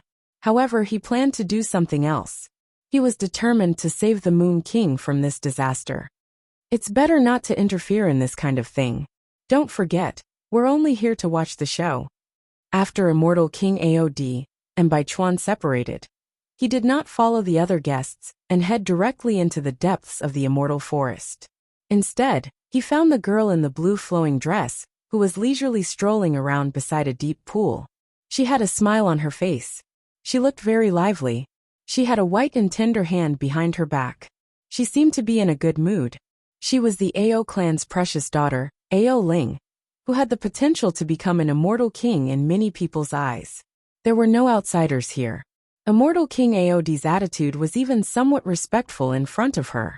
He acted like a junior. But little ancestor, if our Ao clan does nothing and just watches from the sidelines, won't that person be displeased? Immortal King Aod asked respectfully. No, if it's really that person, he's not as scary as the rumors say. I really don't know how the taboo era that you people speak of came about. Back when my father was still here, I even met him a few times. I even secretly admired him. Unfortunately, I was too young back then. He probably doesn't even remember me. Ao Ling tossed a stone into the cold pool in front of her. Her tone was very casual, even a little careless. However, the amount of information it contained made Immortal King Aod's heart surge. He only knew that this little ancestor before him had a terrifying seniority. It was unimaginably terrifying. She could trace back to an era even older than the taboo era. She called it the innate mythical era. However, he did not expect her to have met that person a long time ago. Chapter 878. Innate Mythological Era. This was an era not recorded in the slightest in ancient texts. It could be said to date all the way back to when heaven and earth were first established. Before the taboo Great Era, it could still be pushed back countless great eras, as if there was a layer unknown to all. If it wasn't for the young lady before his eyes, Ao Ling, informing Immortal King Aod, he wouldn't have known that there was such an ancient era in this world either. Moreover, the young lady before his eyes came precisely from that era, always sealed away. Only in recent times did she awaken from Ao clan's innermost forbidden land. In terms of seniority, it wasn't excessive for Immortal King Aod to call her little ancestor. to the extent where it could be said to be his honor. It was because Ao Ling was Dragon Ancestor's child. Dragon Ancestor was known as the ancestor of all dragons. The current Ao clan only had his blood flowing through their veins, not pure dragon race at all. It could be said that even Ao clan's first-generation ancestor, before Ao Ling, had to respectfully call her old ancestor. That was why even though she was an exceptional immortal king, AOD still treated her with incomparable respect, never leaving her side, protecting her safety. Of course, in the eyes of outsiders, this was because he doted on this younger generation greatly. It was because not even his clansmen knew Ao Ling's true identity. If little ancestor recognizes this one, then I won't have to worry anymore. Immortal King AOD said respectfully. Even though Ao Ling looked weak, she was actually deep and immeasurable. Extremely terrifying power was sealed within her body. When she displayed it back then, his knees almost weakened directly kneeling down. Moreover, from the information Ao Ling revealed during this period of time, many creatures from the innate mythological era were about to return. Even though Immortal Domain's current situation was chaotic and uneasy, it wouldn't affect the future greater situation. Outside this world, there were unmatched existences watching everything, currently waiting for a suitable time to descend. I really want to meet this one. All ancient times are empty. In this present era, I can still meet someone from the past. Ao Ling shook her head slightly, clapping her hands. Then, she headed towards the depths of Immortal Bamboo Forest. White mists floated there, pavilions and buildings located there, guests long waiting. However, the depths of the Dao platform were still hazy with radiance, unable to be seen clearly. There was chaotic energy that scattered down, blocking one's line of sight. The Moon Prince had already arranged for the maids and others to prepare tea for the guests. If one ignored the atmosphere here, it would feel a bit like a Dao discussion gathering in the immortal ancient era. Some friends who had not seen each other for many years were reminiscing about old times here. Many true immortals revealed rueful expressions. Who would have thought that there would be a day like this? I heard that even powerful immortal kings would be dealt with. On the contrary, we have a higher chance of survival in this chaos. As for yesterday's heavenly anomaly, I found out through ancient texts that it seemed to involve the distant boundless lands. In the future, the immortal domain might face some major event. However, when they saw Immortal King AOD and Ao Ling walking over from the distance, their expressions changed, and they shut their mouths. On the other hand, there were many people who were rather curious. They felt that Immortal King AOD was treating this descendant of his too well. He actually allowed her to follow him all this time. It could be said that she never left his side. There were also many cultivators sitting cross-legged on top of the various mountains. They were all heroes of their own regions, especially the cultivators of the human Dao domain. They were all outstanding figures of their respective races. It was like those who towered above the immortal Dao domain. They were all closer to the Dao platform ahead. As for Immortal King AOD, he had a pavilion specially for resting. He brought many of his clansmen to wait there. Until now, the guests still hadn't seen the Moon King's figure. Instead, outside the manor, more and more streams of light descended. They were all great figures of the present immortal domain. Among them was an old acquaintance of Immortal King AOD, an old immortal king from the eastern immortal domain, called Ancient Mystic Immortal King. Behind Ancient Mystic Immortal King were his two disciples, one male and one female. Their cultivation levels had both reached the true immortal realm. One of them even had half a foot touching the threshold of the Immortal King realm. If he was given enough time, he might be able to reach the Immortal King realm in the future. On the surface, the Eastern Immortal Domain didn't have many Immortal Kings. Now that Immortal King AOD and Ancient Mystic Immortal King had arrived, they were more or less the peak power of the Eastern Immortal Domain. Soon after, the Immortal Kings of the Northern Immortal Domain also arrived. The three of them gathered together. There was a white-haired and white-bearded elder, called Withered Een Immortal King. There was also an Immortal King with long crimson hair, called Immortal King Chi Lian, and another Immortal King Chu Kuan. The three of them rushed over from the Northern Immortal Domain. They brought many people with them. There were true immortals, as well as several who had attained the Dao. There were no young juniors. The Moon King hasn't appeared? Then when will she come? Asked the immortal King Gu Xian of the Eastern Immortal Domain. His attitude was rather polite. He was also very amiable when facing the servants of the Moon King Manor. Immortal King, Her Majesty Moon King only ordered us to arrange the immortal banquet here. As for when she will appear, we don't know, said the servant of the Moon King Manor respectfully. She was sweating profusely when facing the gazes of the several immortal kings. She trembled in fear. The several immortal kings didn't say anything when they heard that. They withdrew their gazes and waited quietly. They were either sipping tea, resting with their eyes closed, or chatting among themselves. They didn't come for the Moon King. They just wanted to determine whether this banquet was safe or not from her. Of course, since they came here, they actually already made preparations that they couldn't leave. They had long arranged many matters in their clans. Then, an ancient immortal king from a certain restricted region of the Eastern Immortal Domain descended, leaving everyone shocked. They never expected that there was actually someone in that restricted region. This was especially the case for Immortal King Aod and the ancient mystic Immortal King. They almost thought that the restricted region had dried up, long lacking life force. Since this is this great one's order, how could this old one dare not come? This life-restricted region's old immortal king had a rotten aura around him, not like the other immortal kings who were at their peak states. He cracked open a smile, his voice extremely aged, as if he was an ancient tree that was about to wither. Could it be that the central immortal domain doesn't plan on obeying the decree? Time slowly flowed on. The immortal kings didn't see anyone from the central immortal domain. They couldn't help but make their own guesses. There were some whose eyes were deep, a strange expression flashing past them. There were some who experienced great changes, sitting there, not saying a word. Meanwhile, there were some who guessed at something. Previously, there seemed to be some kind of decree from the other side that was brought to the central immortal domain. Both sides were discussing some kind of countermeasures. Could it be that the other side plans on joining hands with the central immortal domain? There were immortal kings who couldn't help but make this guess. Hong!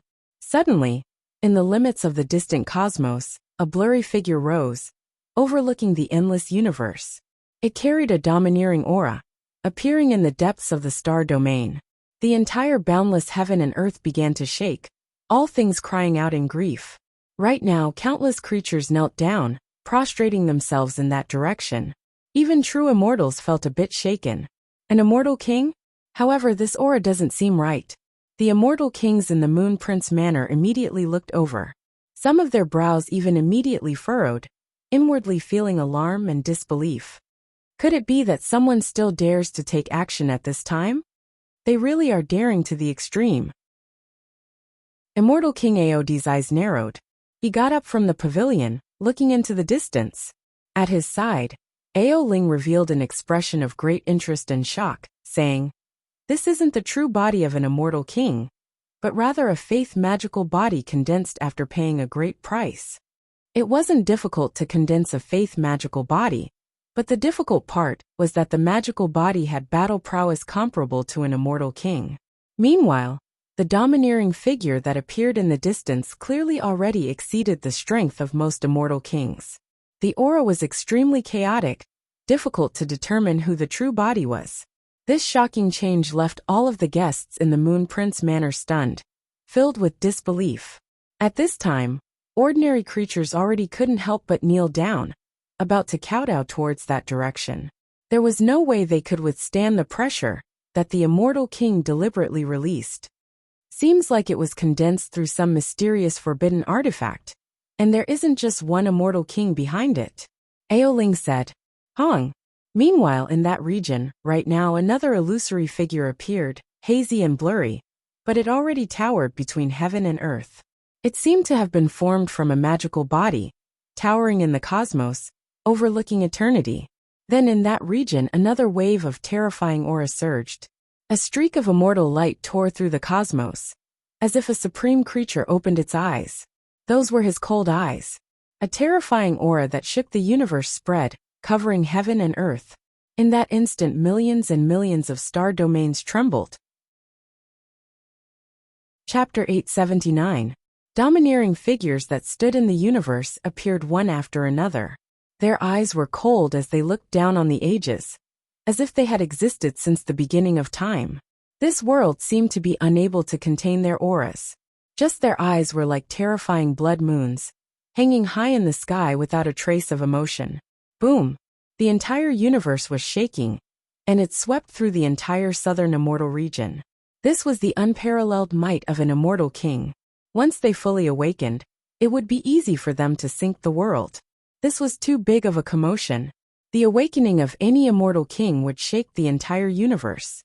Today, there were immortal king auras that surpassed many immortal kings, completely erupting here. There was no need to think too much. Even ordinary cultivators and life forms knew that something huge had happened. All the guests in the Moon Prince mansion looked over there in shock.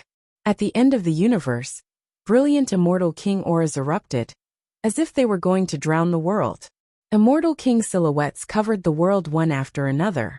They didn't seem to be their true bodies, and they only descended through some kind of method. However, they were still powerful beyond compare. Even the immortal kings in the Moon Prince mansion couldn't tell who those silhouettes that appeared at the end of the universe were. They're crazy. Aren't they afraid of the consequences? In the immortal bamboo forest, an ancient true immortal's voice trembled, filled with fear. There were immortal kings revealing their auras at today's banquet. What were they trying to do? Were they going to attack that person in the Moon Prince mansion? To them, this wasn't enough to describe them as audacious. They were trying to drag everyone in the immortal region down with them. The expressions of the Eastern Immortal Region's elder Immortal King Guxian and Immortal King Aod also became serious. They didn't say anything as they stared at that place. After they arrived at the Southern Immortal Region, they immediately retracted their auras. Otherwise, if they revealed their auras, no one would be able to get close to them other than those of the same level. This was their way of expressing their respect, and they didn't dare to overstep their boundaries. Now the Immortal King auras that were revealed were extremely powerful. They had just stepped into the Southern Immortal Region, and they revealed their bodies there. This was a provocation. Were they going to attack that person? Although they didn't descend with their true bodies, no matter how this battle ends, the Immortal Region's situation will be greatly shaken. Are they really not afraid of the consequences? Immortal King Aod narrowed his eyes and said, he had already learned the truth about these avatars from Ao Ling.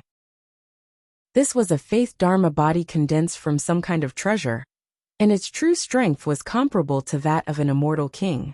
However, it was extremely difficult to condense a Dharma body of faith. There was definitely a huge price to pay. From this chaotic aura, it was difficult to determine which immortal king or immortal kings these Dharmakayas of faith came from. Kiki, the Central Immortal Region, is truly bold. Even at such a critical juncture, they didn't forget to probe. That immortal king from the life-restricted region released a decaying aura from his entire body. He couldn't help but grin, taking pleasure in this disaster, as if he was watching a play. The reason why he said that was so that the crowd would think that those immortal king avatars were the doing of someone from the Central Immortal Domain. After all, aside from the Central Celestial Realms, all the famous celestial kings from the celestial realms had come. So, it was naturally impossible that they were the ones who had come to stir up trouble. Although the guests in the Moon Prince Manor were very far away from the immortal kings, they could still hear what they were talking about. Immediately, many people started to suspect the Central Immortal Region.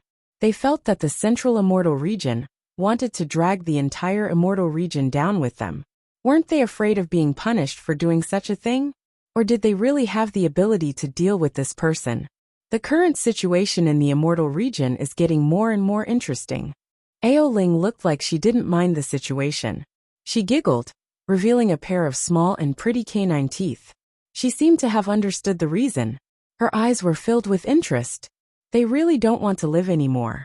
At this moment, the Moon Prince, who hadn't shown herself all this time, also appeared. She stood in the depths of the void. Her dress fluttered, and her eyes were cold.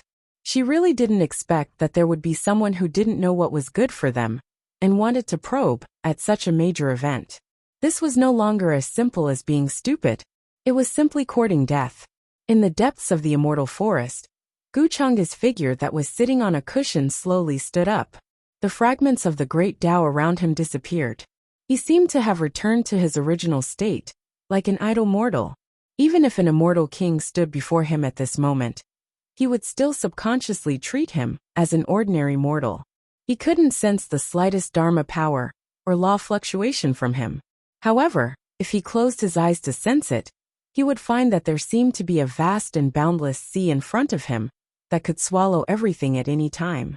I really didn't expect that there would still be people who aren't afraid of death at this time. Guchanga looked at the end of the universe and didn't move. At this moment, the figures of 5 immortal kings appeared.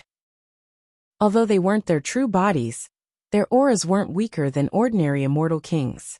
They stood at the end of the universe together, as if they had opened the world. The entire world couldn't accommodate them. Guchanga could naturally see that these figures were only dharma bodies and not their true bodies, which was why he was a little surprised. He originally thought that no one in the current immortal region would have the guts to attack him, but he still found that he seemed to have underestimated the current situation in the immortal region. Husband, these immortal kings are? The heavenly deer mystic maiden stood beside Guchanga and couldn't help but ask in surprise. The remnants of the old era. Guchanga smiled faintly. However, the heavenly deer mystic maiden was even more confused when he said those words. As Guchanga finished speaking, a monstrous storm suddenly appeared at the end of the universe in the southern immortal region. An ancient and tattered flag rose there. Boundless chaotic aura enveloped it, and it was like a surging wave that blotted out the sky and covered the earth. 5 terrifying figures stood there, and they happened to be in different directions. They coldly looked in the direction of the Moon Prince Mansion, unparalleled since ancient times. Whoosh! Whoosh! Everyone seemed to hear the sound of armored horses and weapons. It was as if heaven and earth were trembling as this blood-stained and tattered ancient flag unfurled. An immortal king's voice seemed to reverberate in the void. That was the voice of the Tao, but it was more like a supreme decree that commanded the world, and no one dared to disobey. Amidst that low voice, all living beings that had perished in the world revived from nothingness. They turned into blood and bones, and were about to reassemble and reappear. The mighty and terrifying army, whose numbers were simply uncountable, was summoned back in front of everyone's eyes. They continuously reassembled. There were heavenly blades, halberds, armors, divine spears, and terrifying figures sitting on ancient beasts, looking down on the world. Are these the ancient heroic spirits that had perished in the world? Or the great army that had perished in this place? Everyone in the Moon Prince Mansion was stunned. Even the immortal king's eyes narrowed as he stared at that swaying flag. What kind of heaven-shaking power was this? It was just a flag, yet it allowed living beings that had perished in this world to reappear. This was an act that defied the heavens. At this moment, the old immortal king of ancient mystic widened his eyes in disbelief. Could it be the immortal region's world-suppressing flag that commanded the heavens before the Forbidden Era? There were a total of 8 world-suppressing flags in the immortal region. They were mysterious and possessed unfathomable might. It was said that they could command all races in the heavens.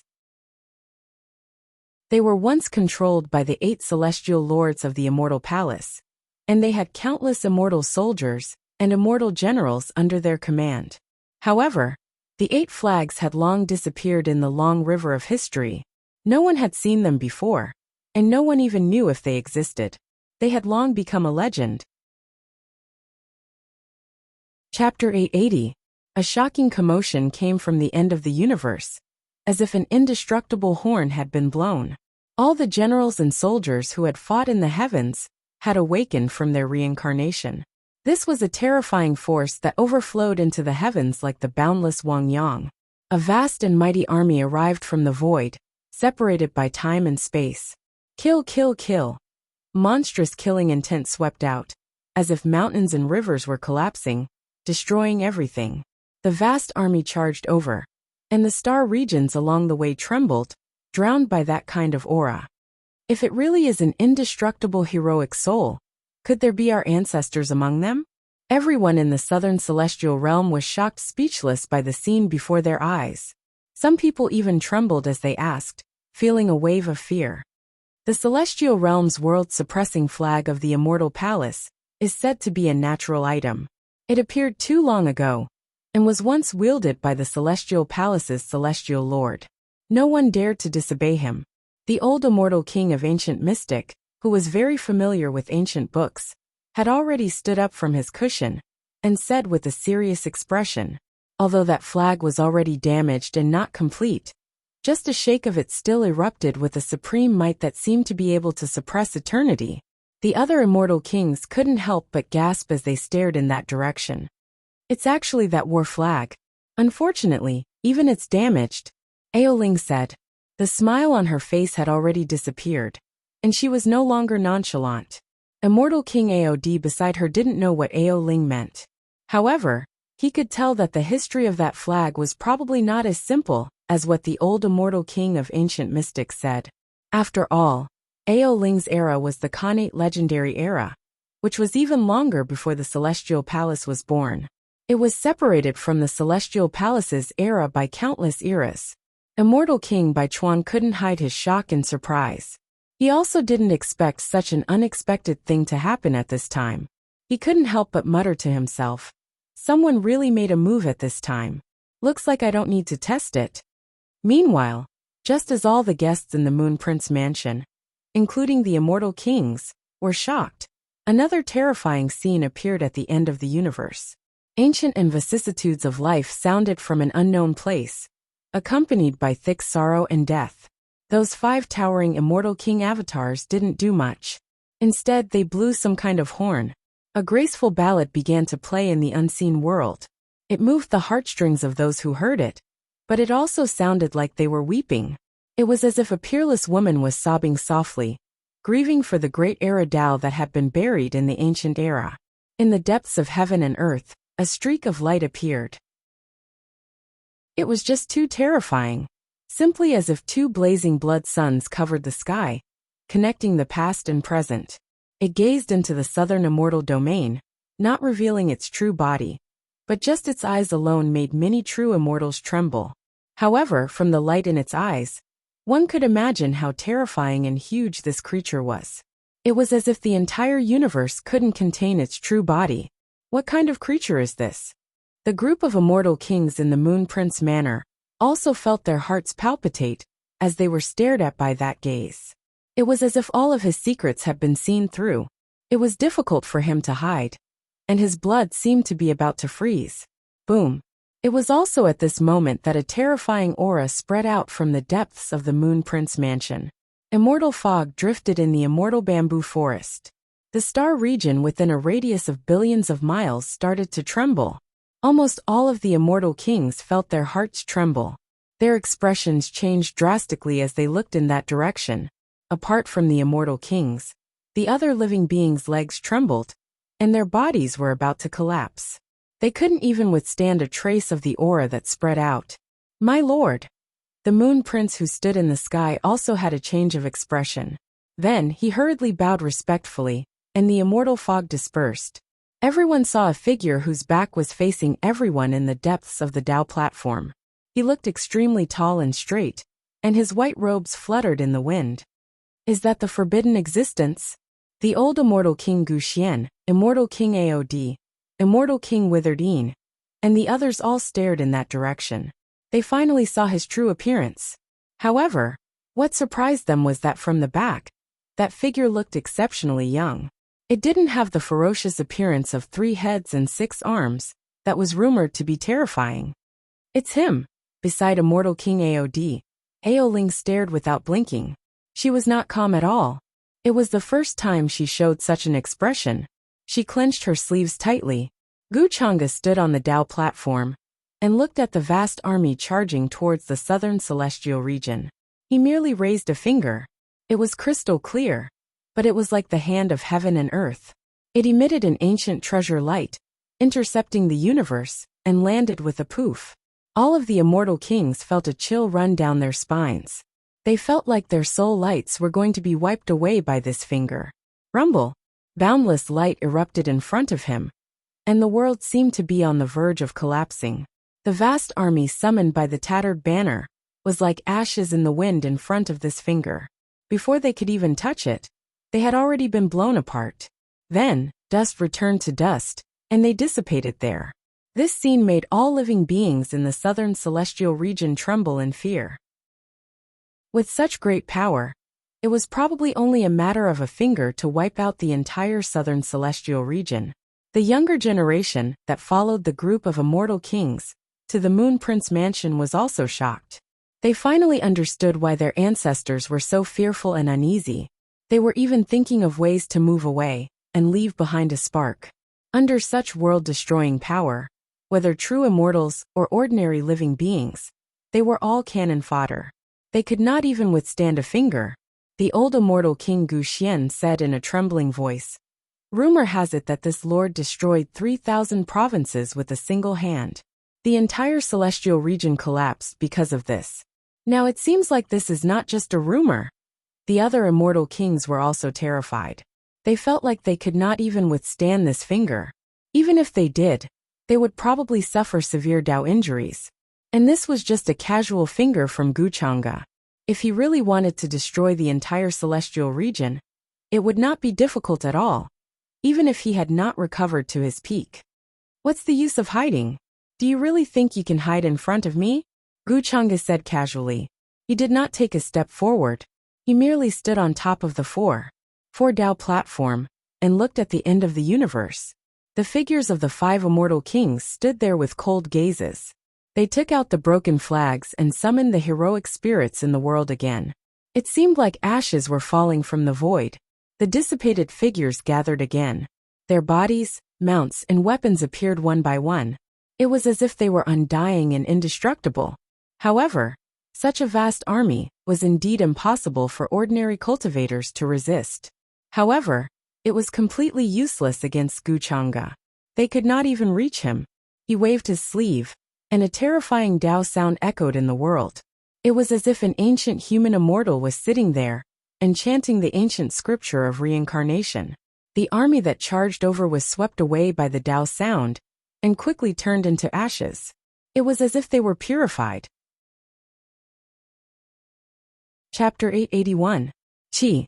But at this time, a silver spear, too sharp and incomparably sudden, directly pierced towards Guchanga. It was terrifying, shattering the sky, obliterating the natural laws. The immortal king in that direction finally made his move. His entire body was blurry, condensed from the power of faith. However, when this silver spear was about to land in front of Guchanga, it was flicked by his finger, and then exploded with a kacha. Without a doubt, this was a very terrifying weapon, forged from all kinds of rare materials. But it still shattered in an instant, unable to get close to Guchanga at all. Dong dong dong.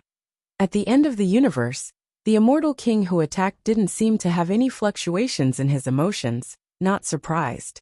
He continued to attack. A great Dao millstone condensed in his large hand, obliterating the stars like dust.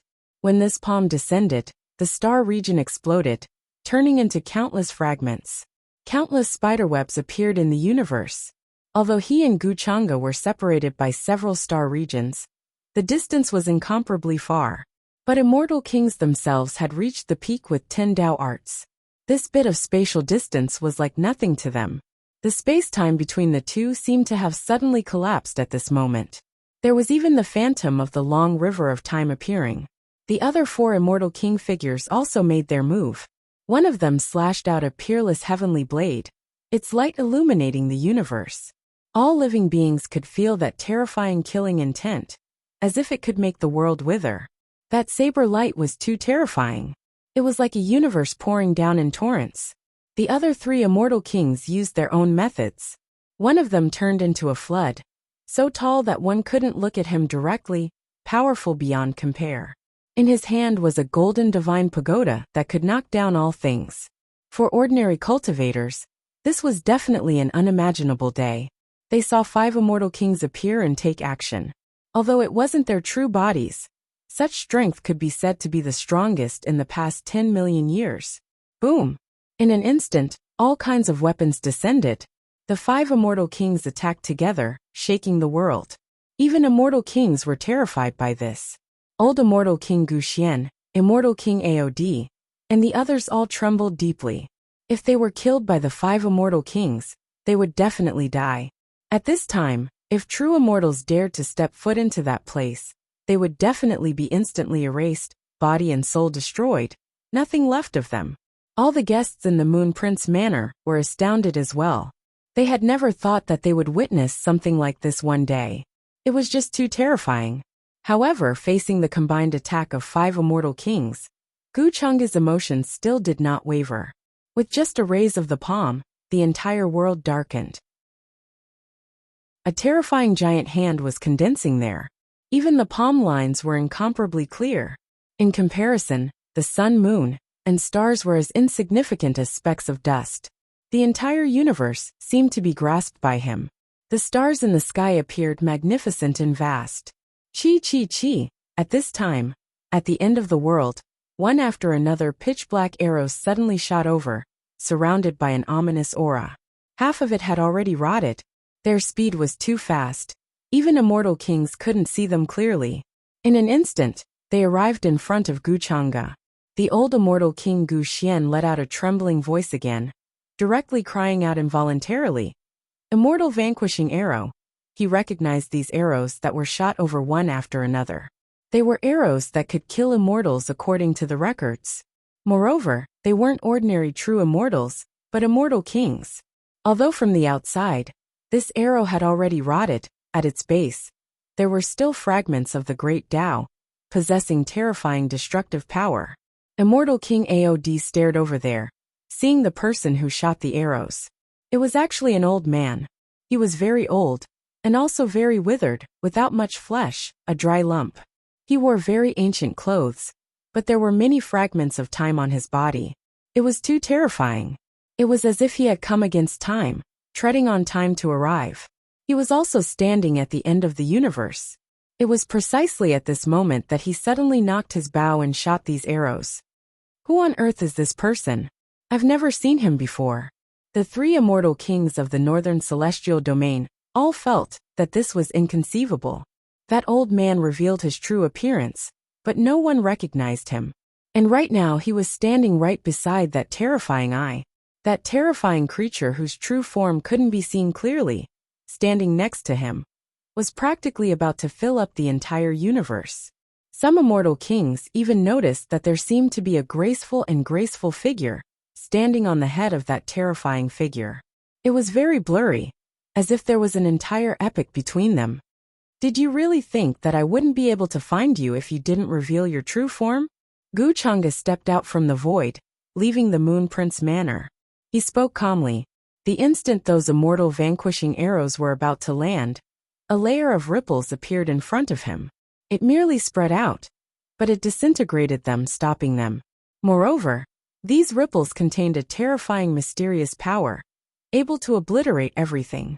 It directly caused the runes of those immortal vanquishing arrows to dissipate, their immortal nature to dim. The fluctuations from the combined attacks of the 5 immortal kings were even more so, cut apart inch by inch in front of him. There seemed to be an eternally indestructible great screen between the two, unable to land on his body at all. However, the void around him exploded, turning into nothingness. Even the rules of the great Tao were obliterated, leaving nothing behind. Guchang took the initiative to attack. That palm just now continued to descend horizontally. At the same time, it seemed as if millions of Tao techniques were being performed. Heaven and earth instantly became blurry. Even that ancient tattered banner was swaying, but it was about to shatter.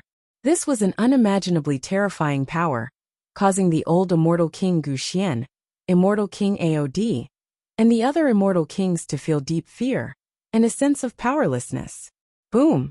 In front of them, a great world that was originally in the southern celestial realm was penetrated, and the celestial realm directly exploded again. The giant hand that Guchang formed reached over, completely enveloping the entire world. It pressed down mercilessly, causing mountains and rivers to collapse, and galaxies to explode.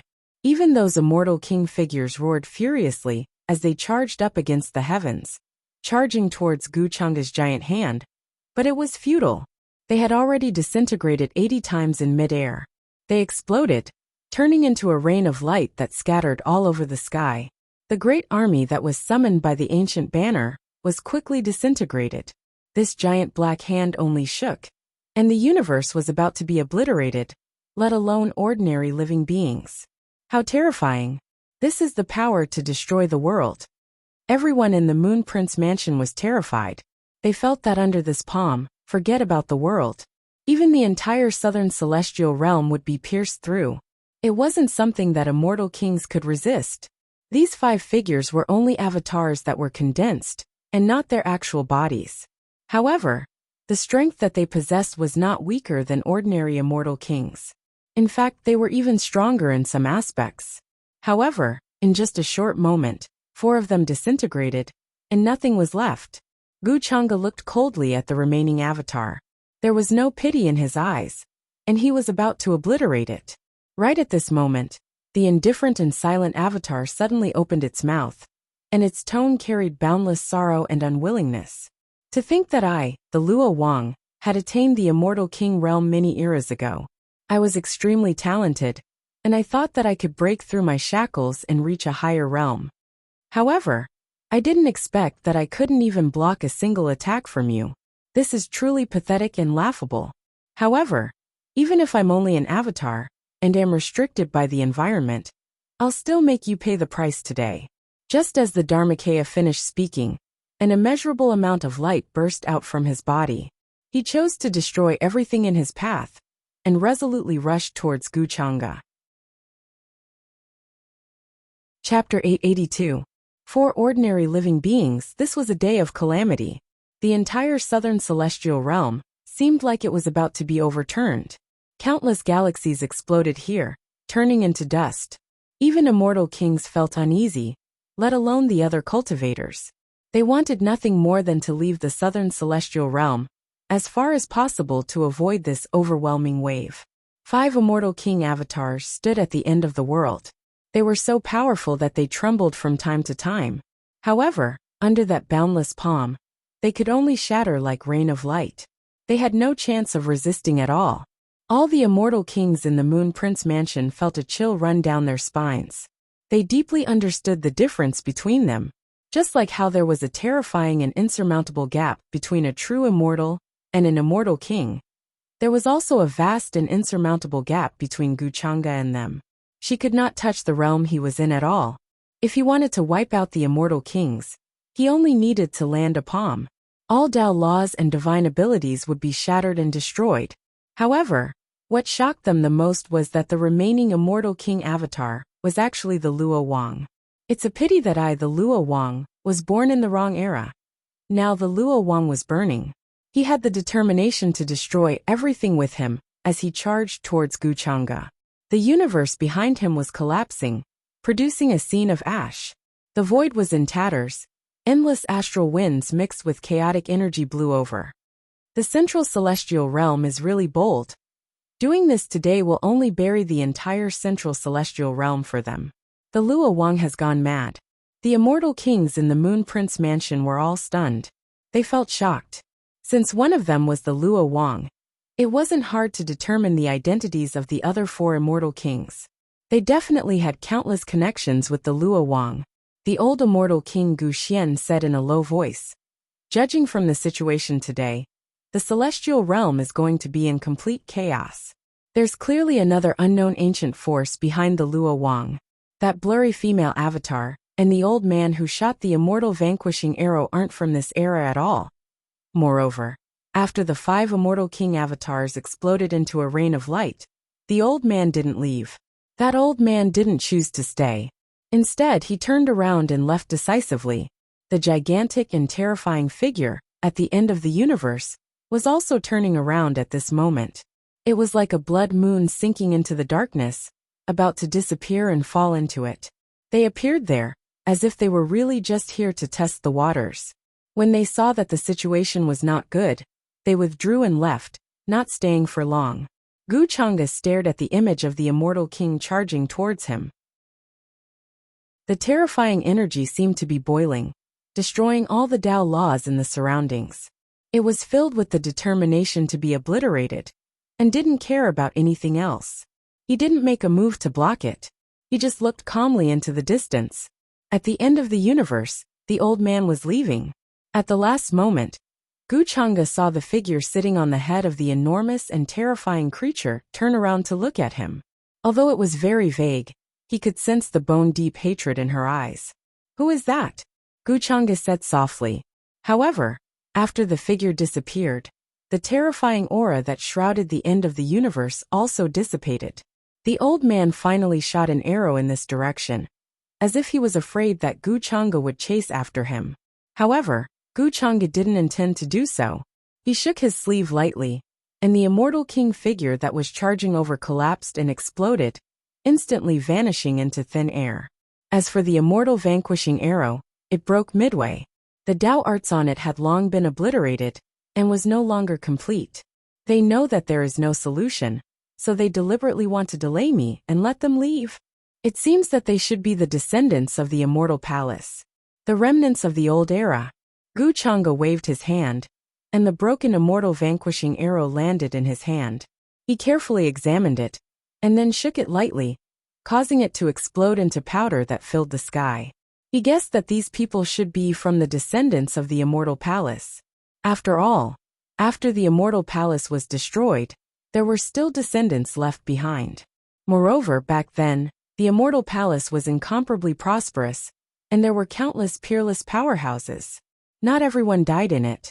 Although to the outside world, the immortal palace had long been destroyed and no longer existed, buried in the long river of history. However, the true descendants of the immortal palace couldn't have truly died. Perhaps they had long found a place to reproduce and survive. Judging from these methods, the immortal vanquishing arrow and the immortal domain's 8-directional world-suppressing flag were all inextricably linked to the immortal palace. They were either descendants of the immortal palace, or they had obtained the immortal palace's previous inheritance. Guchanga still remembered that when he was in the upper realm, he had gathered the 7 artifacts of heaven wielding and condensed the key to the immortal palace's secret treasure. However, that key was now in Yu Mingkong's hands. Guchanga wasn't very interested in those secret treasures.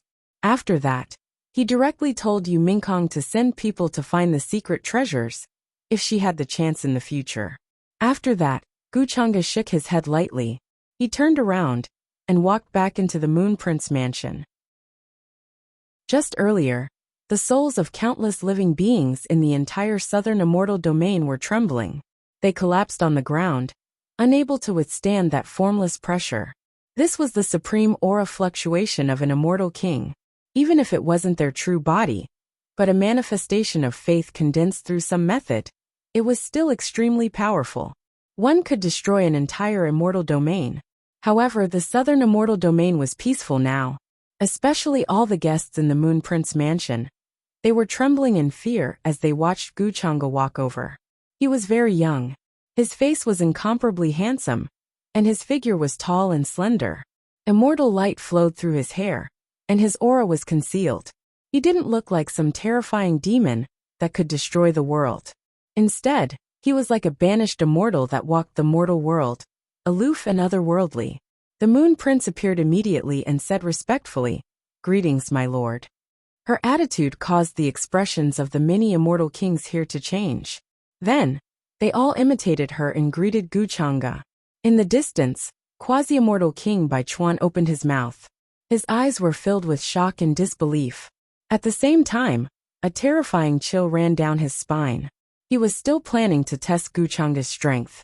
Just now, he was incomparably overjoyed, thinking that perhaps those figures could test out Guchanga's strength.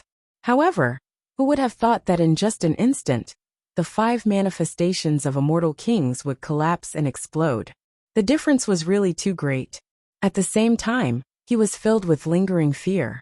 If he recklessly exposed himself, he would probably end up like those manifestations. Ao Ling followed behind immortal King Aod. When she saw Guchanga walking over, her heart couldn't calm down at all. She opened her small mouth, wanting to say something, but she held it back in. This was because Guchanga's gaze only swept past immortal King Aod, who was beside her. Then he glanced at her, paused, and shifted his gaze away. Clearly, he didn't remember her. This made Ao Ling feel a little bitter. They had clearly seen each other countless epochs ago. Now that they met again, they didn't know each other. Perhaps back then, Gu Chang'e didn't remember her either. After all, she was just a dragon clan's little princess. After countless epochs, who could remember things from so long ago? Even time was cut off for too long. Not a single trace of that era was left behind. Who would have thought that there would still be someone like her in the later generations? Ao Ling's eyes were a bit dim. She stood at Immortal King Aod's side, not going up to meet Gu Chang'e. Moreover, she wasn't too clear on the matters related to the Forbidden Great Era, nor did she know why such a terrifying thing happened. In her memories, this person's personality was extremely easygoing and gentle. Even her father, who didn't respect the heavens, didn't respect the earth, and didn't care about anything, was extremely respectful towards this person. He had previously said that his life's pursuit was precisely to touch upon that cultivation realm. This type of unmatched figure, why would he become the devil that countless creatures feared in the later generations? Destroying the heavens, collapsing immortal ancient? Ao Ling thought for a bit, but still decided to watch from the sidelines. Right now, Immortal Domain's situation was a bit hard for her to understand. It was just like those several immortal kings who took action just now. In a situation where they knew they had no chance of winning, they actually still appeared. This was a bit inconceivable to begin with. Or was it to say that their objective was completely to test this person? Great One. The immortal king who took action just now came from the central immortal domain, named Luo Wang. The others might all be related to the central immortal domain. Now, all of the famous immortal kings of the immortal domain have appeared here. However, only the central immortal domain's people haven't come yet. I suspect that those immortal kings who took action all have a great connection to the central immortal domain. Gu Chang'e arrived in the immortal bamboo forest.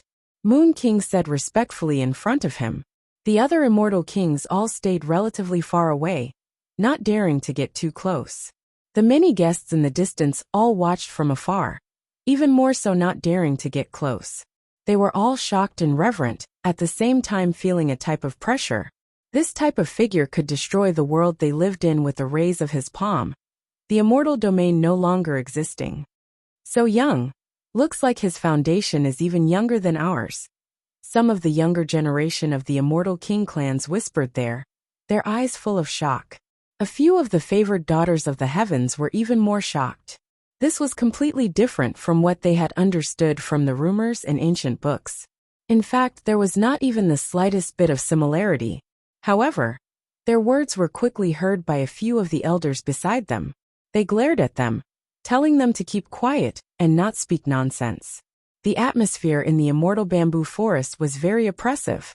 After the guests saw the scene just now, they were even more fearful. They knew that it was really too easy for this person to destroy the immortal domain. Gu Chang'e swept his eyes over the crowd, taking in all of the changes in their expressions. He sat down in the pavilion. Moon King tactfully poured tea for him in a natural manner, and then stood respectfully at the side. You all don't have to fear me. I don't have as much malice towards you all as you think. Gu Chang'e picked up the tea, and lightly blew the mist on it. With a natural expression he said, Since ancient times too many things have happened. Some are buried in the passage of time, and some are still left in this world. It's already a rare fortune to be able to achieve such achievements in this life. It's because of my luck. Immortal Emperor Aod, the old immortal Emperor Gu Xian, the withered shade immortal Emperor, and the others were standing nearby with their hands by their sides. Their expressions shifted when they heard the words. Was he telling them that the fact that they were able to live until now and achieve the immortal Emperor realm was already a blessing in itself? However, even though Gu Chang'e had told them that he did not have any ill intentions, they still did not dare to speak nonsense. They did not even dare to ask a single question. Is there still no immortal emperor from the central immortal domain? Gu Chang'e shook his head. He put down the teacup and asked the Moon King. Senior, there isn't a single immortal emperor from the central immortal domain. The Moon King replied with a stern expression. At a time like this, The central immortal domain's actions seemed to be telling the crowd that they would not submit so easily. The fact that Luo Wang had shown his true self was the best proof. The central immortal domain is vast. There are more than 9 immortal emperors on the surface. Some of the immortal emperor clans even have several immortal emperors. TSK. I was injured by them when I tried to enter the central immortal domain. They have long treated the central immortal domain as their territory. They won't allow anyone to set foot in it, let alone hand it over to them. The immortal emperor from the life-forbidden area laughed coldly. He seemed to be taking pleasure in the central immortal domain's misfortune. As far as he was concerned, if the central immortal region dared to go against Guchanga, then they were simply courting death. I'm willing to serve my senior and teach the central immortal domain a heavy lesson. I'll let them understand who's in charge of the central immortal domain now. As soon as he finished speaking, he cupped his fists respectfully. His attitude was extremely sincere. His name was Shueshao. His true form was a rare ancient beast that was born in the Chaos Ocean. However, his vitality was already exhausted, and he was filled with the aura of decay. Therefore, at this moment, he decided to serve Guchanga without hesitation. The expressions of the other immortal emperors changed when they saw this, especially the 3 immortal emperors from the northern immortal domain. They didn't expect the immortal emperor Shueshao to be so decisive. He didn't even hesitate to submit.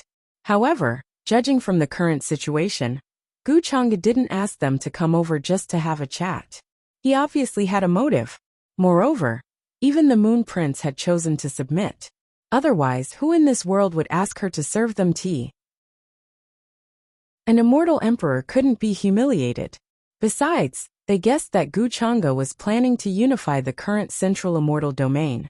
Otherwise, he wouldn't have wasted time and asked all of them to come over. Qi Lian Kuin Chu Kuan were willing to serve my senior. They immediately exchanged glances with one another and said respectfully. Previously, they were already united in one breath. Now, they decisively chose to pledge their allegiance without hesitation. Very good. Guchanga revealed a faint smile. Since they were so tactful, he wouldn't make things difficult for them. The ancient true immortals of the northern immortal domain heaved a sigh of relief when they saw the 3 immortal kings make such a choice. They were worried that they would take things too hard and seek their own deaths like the central immortal domain. Meanwhile, in a vast star region hundreds of millions of miles away from the southern immortal domain, great fog spread. It was unknown where it came from, but it completely enveloped this world, causing this place to be dark. There wasn't much light at all. What kind of place have we mistakenly entered? Even the mysteries of heaven are blurred. I can't deduce the direction either. The ancient warship hovered in the air. A blurry figure standing on it spoke. The surrounding space was about to distort. Maybe it's some ancient formation or damaged ruins that are manifesting at this time? In another direction, there were also voices. There were many people trapped here. Wang Zijin followed the 2 immortal kings of the Wang family, as well as many clansmen here. At this moment, they were frowning as they looked at the towering fog in the distance. The fog that obscured the mysteries of heaven has dispersed. At this moment, an ancient true immortal spoke with some surprise. After the fog dispersed, this star region also regained its clarity. A figure that was coiled by fragments of the Grand Tao and was dazzling like a god stood in the sky, and his expression suddenly changed indeterminately as he said, "Why do I suddenly feel uneasy in the unseen world? Who is scheming against me?" As an immortal king, how terrifying was his perception. He would feel it even if he said the person's real name. However, there had never been a day like this when he was suddenly enveloped by a terrifying malice. Chapter 883. In this star domain, several terrifying figures stood, their bodies exuding a terrifying aura. They were all immortal kings from various clans in the central celestial domain. They had originally brought their clansmen to the southern celestial domain to attend the banquet, but because of this strange fog that suddenly swept over, they were stopped here and had no choice but to stop. Even immortal kings were helpless just now. After deducing for a long time, they still couldn't find the right direction. Someone tried to use magic power to split open this great fog, But the end result was that this great fog became even thicker, as if it spread endlessly, drowning everyone. That immortal king was worried that something unexpected would happen, so he could only stop here and think of another way to escape. However, what made them feel slightly relieved was that this great fog didn't last for long, and it dissipated. The world returned to normal, and the distant star domain could be seen clearly. It doesn't seem like we stepped into some ruins.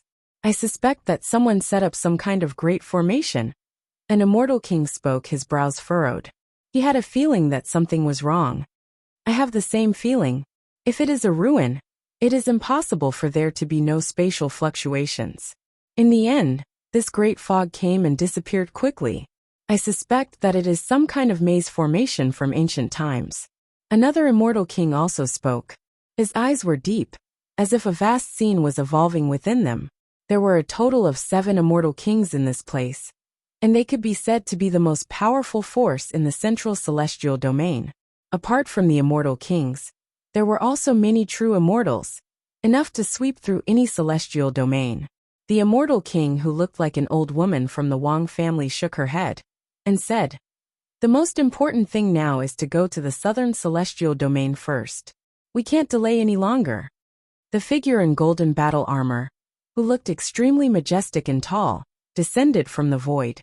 He stood together with the 2 immortal kings of the Wang family, and said with a frown, "I don't know why, but I keep feeling uneasy, as if someone is secretly plotting against me. If Brother Luo has this feeling, then it is definitely not on a whim. It is best to be more careful during this trip to the feast at Hongmen." Hearing this, the other immortal king of the Wang family was stunned, and then he spoke. He had a good personal relationship with the figure in golden battle armor in front of him, who was King Luo. At the same time, it was also his intention to form a marriage alliance with the Luo Wang manor. He wanted Luo Wang's descendant Luo Xian to marry Wang Zijin.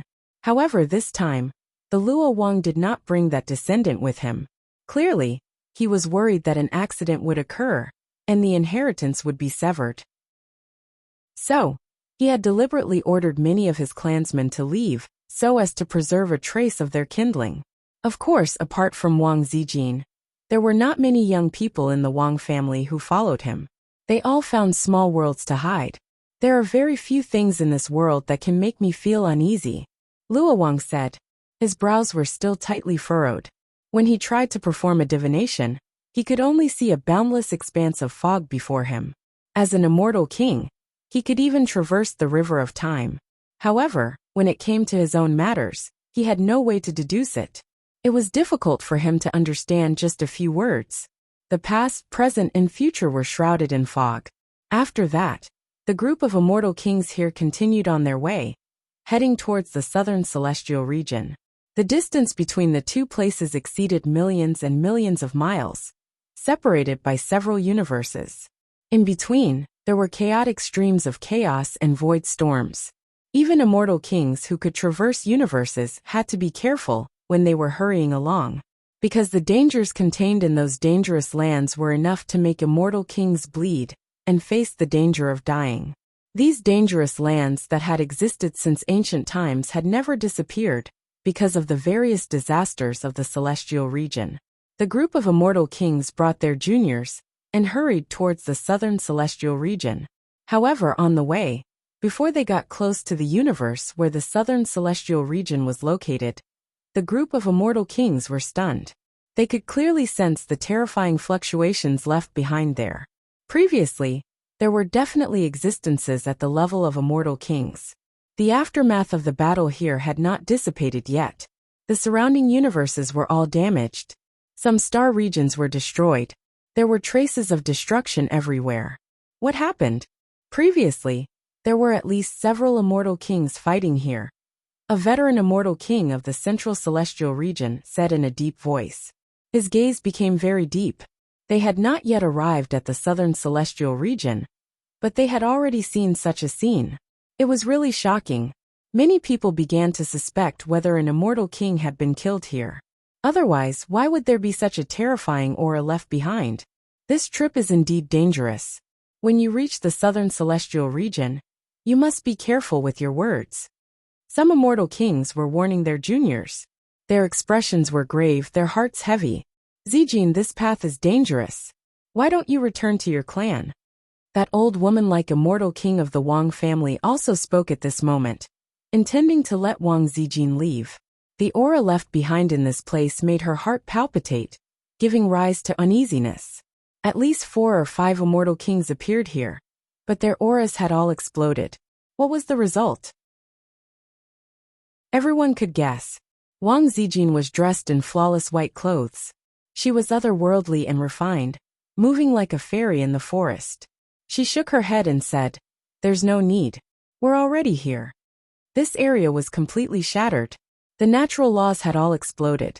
Many places had become nothingness. If they wanted to restore life, it would take at least tens of millions of years. A group of immortal kings of the central celestial region? You all actually dare to come again? However, when the group of immortal kings wanted to cross the realm barrier outside the southern celestial region again, they were stopped by the cultivators guarding the barrier. This was a true immortal, dressed in feathered clothes. His expression became a mixture of shock and anger. He directly rang an ancient bell, telling the nearby experts to quickly rush over. If it was before, facing so many immortal kings, he definitely wouldn't dare to speak like this. He would be crushed by that matchless aura. But today's situation was different. Just a while ago, in the cosmos outside the southern celestial region, however, a total of 5 immortal kings exploded, instantly destroyed by that person's palm, turning into a rain of light that filled the sky. That was why he had the confidence to stand in the sky, facing the group of immortal kings of the central celestial region. When he spoke like this, his face was filled with shock and anger. After all, it was the group of immortal kings of the central celestial region that almost destroyed the southern celestial region. What's wrong? The group of immortal kings of the central celestial region were first stunned. Then, they were all stunned by the scene before their eyes. They were a bit confused, not knowing what was going on. They even felt that it was very inconceivable and surreal. A true immortal actually dared to speak to a total of 7 immortal kings like this. Was this person really not afraid of death? Or did he not want to live anymore? The few old true immortals who followed also stood out. They frowned and asked, "What do you mean by this, fellow Taoist? Could it be that we are not welcome here?" And just as this true immortal of the southern celestial region rang the ancient bell, several other true immortals quickly rushed over. They all stared vigilantly at everyone from the central celestial region who had rushed over. Why are these people so hostile towards us? The group of immortal kings of the central celestial region all frowned. This was the first time they had encountered such a situation. If it wasn't for the fact that the southern celestial region was a bit special now, they would have already taken action. How could they be so polite? Immortal kings could not be humiliated. This person was just a small true immortal, yet he dared to speak to them with such a tone. If it was before, he would have been directly slapped to death. How troublesome! Luo Wang snorted coldly. He reached out with his large hand and directly grabbed this true immortal. A terrifying aura overturned the sea unstoppable. All the true immortals here trembled all over. Their legs went weak, and they couldn't help but fall to their knees. This was the matchless might of an immortal king. In front of him, true immortals were just slightly bigger ants. He was searching through this true immortal's memories, wanting to know the reason why everyone in the southern celestial region was so hostile towards them. However, when he saw the memories in this true immortal's mind, especially those related to the previous battle, his face immediately turned green. That immortal king avatar that towered in the sky actually called himself Luo Wang in front of everyone in the southern celestial region, and even said those words. Later on, he even burned his own body and charged over like a moth to a flame in an attempt to fight against that person. Damn it, someone is trying to frame me. Luo Wang immediately roared in anger. His face was green and white, and he was shocked and furious. He directly shattered the stars in a radius of tens of millions of miles. He finally understood why he felt uneasy, and felt that someone was secretly plotting against him. So it was actually here. Moreover, judging from the situation at that time, Almost everyone felt that that figure was him. Even though he didn't reveal his true body, with just a few words, he splashed the black water on him. Even if this wasn't his doing, there was still no sufficient evidence to prove this. Who is trying to frame me? I have no enmity with you. Luo Wang's mood was extremely sorrowful and indignant. From this true immortal's memories, that battle involved some unknown secrets. What exactly happened? The other immortal kings were all shocked by Luo Wang's reaction. Then, they stepped forward and investigated that portion of memories together. Then, everyone's expressions changed. Even though they weren't as shocked and furious as Luo Wang, they still felt that something was very wrong. Their expressions became uncertain. Who is it that is trying to frame our central celestial region? How vicious are those who want to destroy our central celestial region? The immortal king from the Wang family, who looked like an old woman, said, her expression grave. She guessed that this was definitely a trap set by someone. That great fog that suddenly swept over wasn't that simple. It was too much of a coincidence. It just happened to trap them there, delaying them. In that case, no matter how they explained, even if they swore a heavenly oath, it would probably be difficult for them to clear their names. After all, at the extreme level of immortal king, ordinary heavenly oaths couldn't restrain them. The other immortal kings also understood this matter, and their expressions were ugly. This was clearly trying to pin the blame on the central celestial region. Moreover, they didn't have complete evidence to prove that this matter had nothing to do with them. Therefore, the central celestial region would definitely find a way to prove their innocence. The person in the dark used this method to completely muddy the waters of the central celestial region. All the immortal kings here were suspects. After all, the 5 figures that took action at that time were only avatars, not their true bodies. As long as they used secret treasures, it could be done. It was impossible to say that just because they were all present, they could completely clear their names of suspicion. This method is really vicious. A veteran immortal king couldn't help but sigh. Then he sympathized with the shocked and furious Luo Wang, because the other party had appeared there under the guise of Luo Wang, and then revealed their origins. At this time, even if Luo Wang had 100 mouths, he couldn't explain it clearly. Who knew if that was a deliberate act of suspicion? Wang Zijing couldn't help but sympathize with Luo Wang. No wonder he was so angry. If it were anyone else, they would be like this. He had inexplicably taken the blame.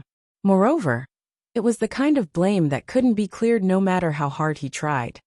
It's true that one sits at home, but the blame falls from the sky. I wonder who has a grudge with Luo Wang.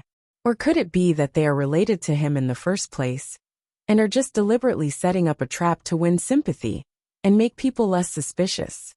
But no matter what, the 7 immortal kings at that time are all very suspicious.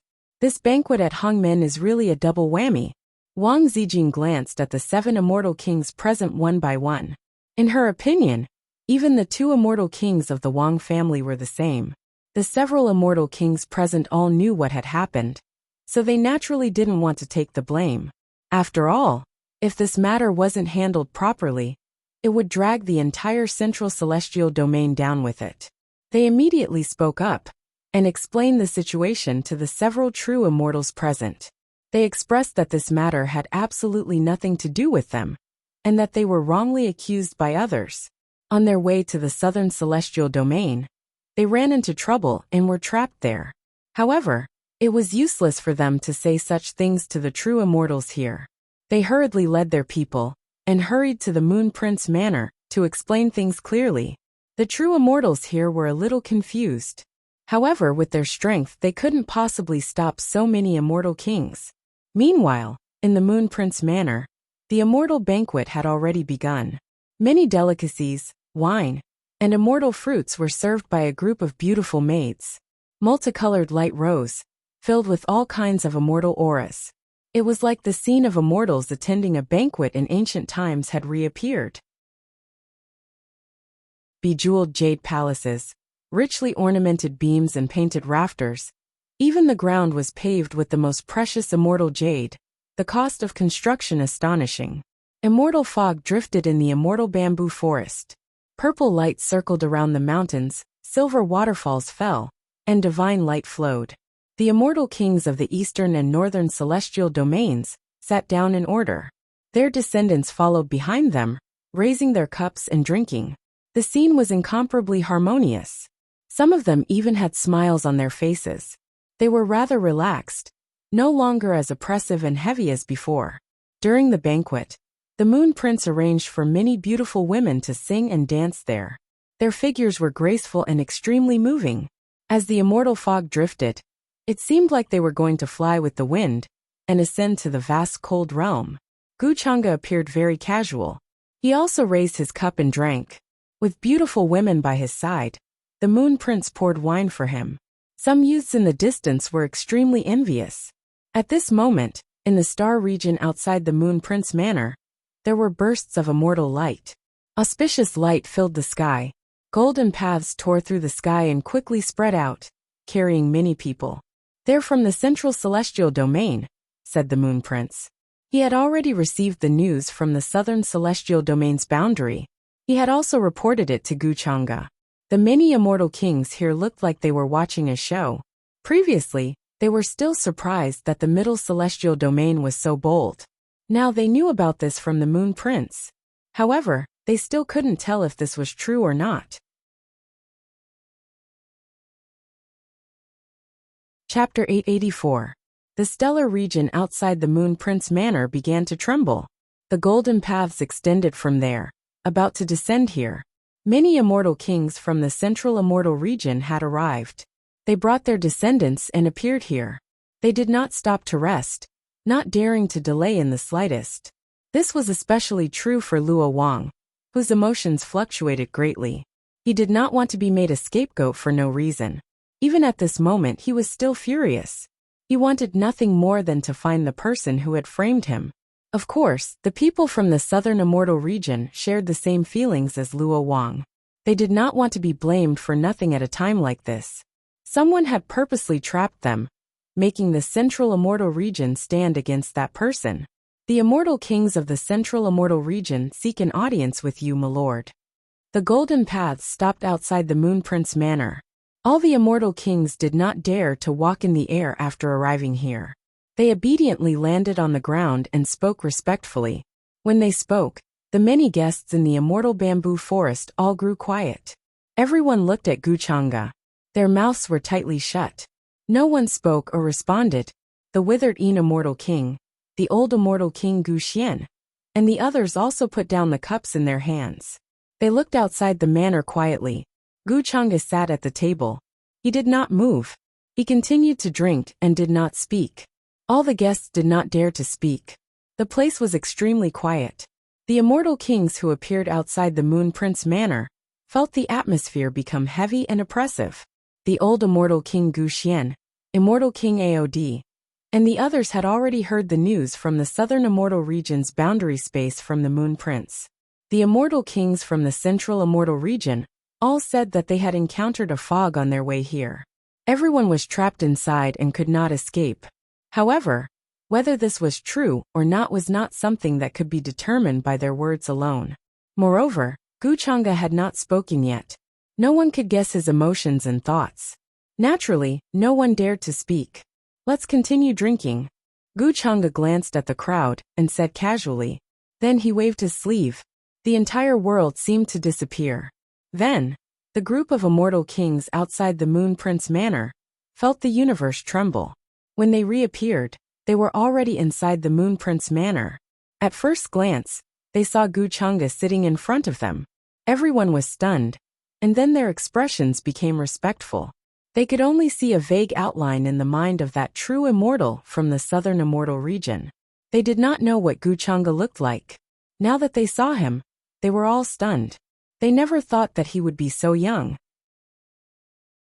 "What?" Wang Zijin, who was following behind the group of celestial kings, and was some distance away from the crowd, was completely stunned at this moment, and his face was filled with disbelief. She was frozen in place like a clay statue. She couldn't believe what she was seeing right now. Her entire being was shrouded in disbelief. How was this possible? Why is he here? Something was not right. He was actually the person that everyone in the immortal region feared. The person who caused the immortal region to fall into a state of panic? Wang Zijing couldn't believe what she was seeing. She felt that all of this was just too surreal. When she was in the upper world, she felt that Gu Chang'e had many tricks up his sleeve. He was not as easygoing and kind as he seemed on the surface. He was hiding many secrets that no one knew. However, she never thought that he would have such an identity. If she hadn't seen it with her own eyes, she really wouldn't have been able to connect all of this. Back then she was extremely curious. She always wanted to find out more about Gu Chang'e's secrets. When she was in the True Immortal Academy, she even had thoughts about Gu Chang'e many times. However, Gu Chang'e's behavior back then was like a heartless lover. Instead, he seemed to be quite interested in the human ancestor palace's other saintess, Jiang Chuchu. To her, Gu Chang'e was a very special person. He was like a fog, filled with many mysteries. Wang Zijing couldn't deny that she did have a good impression of Gu Chang'e. Otherwise, with her personality, she wouldn't have taken the initiative to get close to Gu Chang'e. Of course, some of the things that happened in the 8 Desolates 10 regions later on made her change her opinion of Gu Chang'e. He was very dangerous. He was vicious and merciless. On the surface he was easygoing and humble, but in reality, he was cold and heartless. He saw people as ants and chess pieces. Even when facing countless living beings in the 8 Desolates 10 regions, he could still kill them without batting an eyelid. However, it was Gu Chang'e with such a personality that Wang Zijing couldn't forget about him. So much so that before she was led away by the immortal king of the Wang family to leave the upper world, she was still thinking about whether she should tell Gu Chang'e. However, at that time was too rushed. Even her family members and many relatives in this life didn't know about this, let alone outsiders. This also became a regret in Wang Zijing's heart. The celestial realm and the upper world were too far apart. It was like one end of the starry sky and the other end of the world.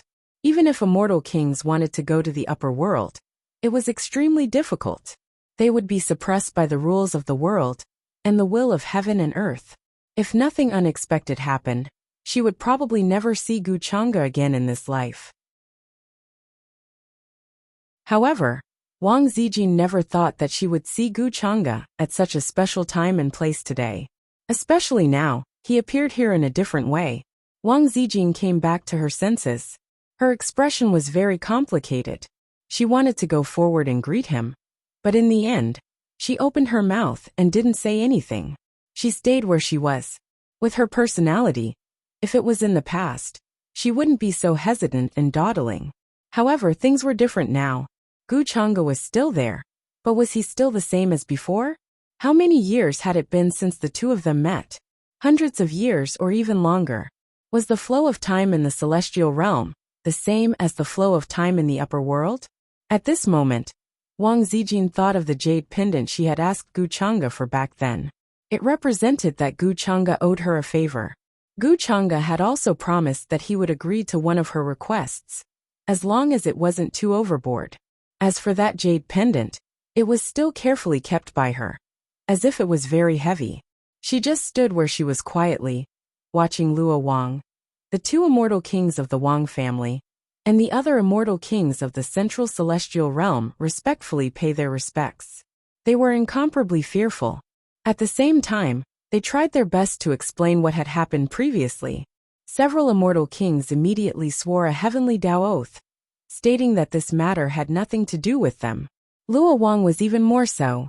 He had long lost the awe-inspiring immortal king of the past.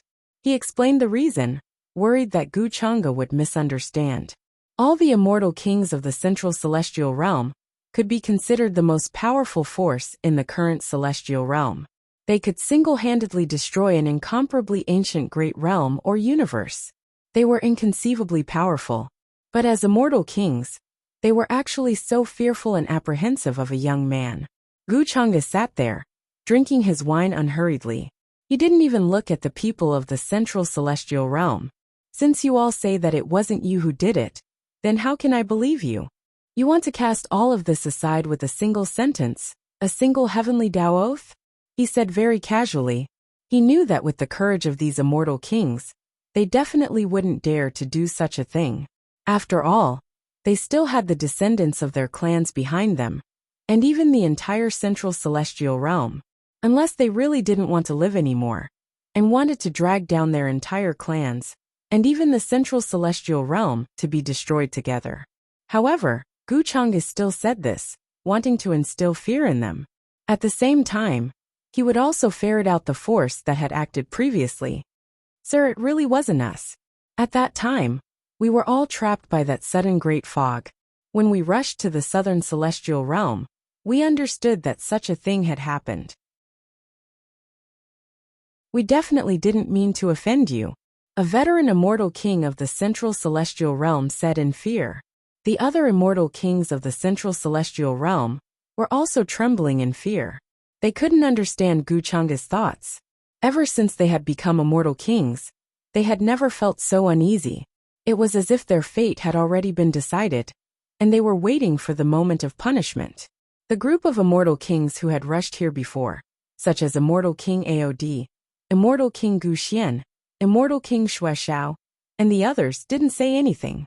They kept a distance from the immortal kings of the central celestial realm, worried that they would be affected. This scene made the hearts of Luo Wang and the others heavy, worried that something unexpected would happen. How can I believe you? Gu Chang'e still asked unhurriedly. His gaze landed on Luo Wang, and it was like a beam of immortal light that exploded at the beginning of chaos, causing Luo Wang's expression to change. He hurriedly took a few steps back, and his face was slightly pale. Cold sweat broke out on his body. He felt that Gu Chang'e's words seemed to be directed at him. At this moment, Luo Wang hated the person who framed him to the core. He wanted nothing more than to cut him into 1,000 pieces, to vent the hatred in his heart. My lord, I am willing to find the culprit and prove my innocence. Luo Wang gritted his teeth and said. Under Gu Chang'e's gaze, his heart palpitated. Gu Chang'e smiled faintly and said, What if you can't find him? When Luo Wang heard this, sweat appeared on his forehead. He didn't know how to answer. After all, such a mysterious force had suddenly appeared, and it was suspected that there were many immortal kings overseeing it. Even he felt that it was troublesome. If you can't find him, then I'll kill you. What do you think? I don't know if that guy who called himself Luo Wang was a self-directed act by you. Gu Chang'e didn't give him a chance to continue speaking. He was still smiling faintly. The other immortal kings of the central celestial domain were all shocked by these words. They could feel the terrifying killing intent just now. This wasn't a joke. It was as if he really wanted to kill them. Luo Wang's feeling could be said to be the most obvious. He immediately gritted his teeth and said, My lord, don't worry. I will definitely find the culprit. In the eyes of the world, he was a high and mighty immortal king who looked down on the ancient times. But now, he was a lowly ordinary cultivator. There was no difference. The immortal kings here felt their hearts tremble. At the same time, they felt the same way. Could it be related to the former immortal palace? An immortal king couldn't help but ask. Judging from the broken flag and the immortal vanquishing arrow, that force was very likely related to the immortal palace. Even if it wasn't a descendant of the immortal palace, it should have received the inheritance of the immortal palace. But what was the use of that? When the immortal palace was at its peak, it was also destroyed by this person in front of them. Even if there was still the shadow of the immortal palace in the future, so what? It couldn't change anything. This immortal king's words made many people react. They all felt that it was possible. After all, the immortal palace was once the most powerful force in the immortal realm. Although countless eras had passed since the taboo era, there were still many orthodoxies left behind. And since the immortal palace was so powerful back then, how could there be no news at all? Over the past few eras, the immortal kings had actually searched for some ruins and cave abodes left behind by the immortal palace, but they didn't have many clues. At this moment, Luo Wang also suddenly reacted, and his expression was uncertain. If that force was really a remnant of the immortal palace, then it really made sense. After all, he had once destroyed a group of palaces left behind by the immortal palace, and even said that the former prosperity had already decayed, insulting the immortal palace. Gu Chang'e didn't talk about this topic. Then he put down the wine cup. swept his gaze across all the immortal kings in front of him, and said indifferently, "In less than 100 years, the living beings of the vast sea will cross over." The living beings of the vast sea? Is it the phenomenon that appeared at the end of the world? Hearing this, the expressions of all the immortal kings here shook. At their level, they naturally knew what the boundless sea meant.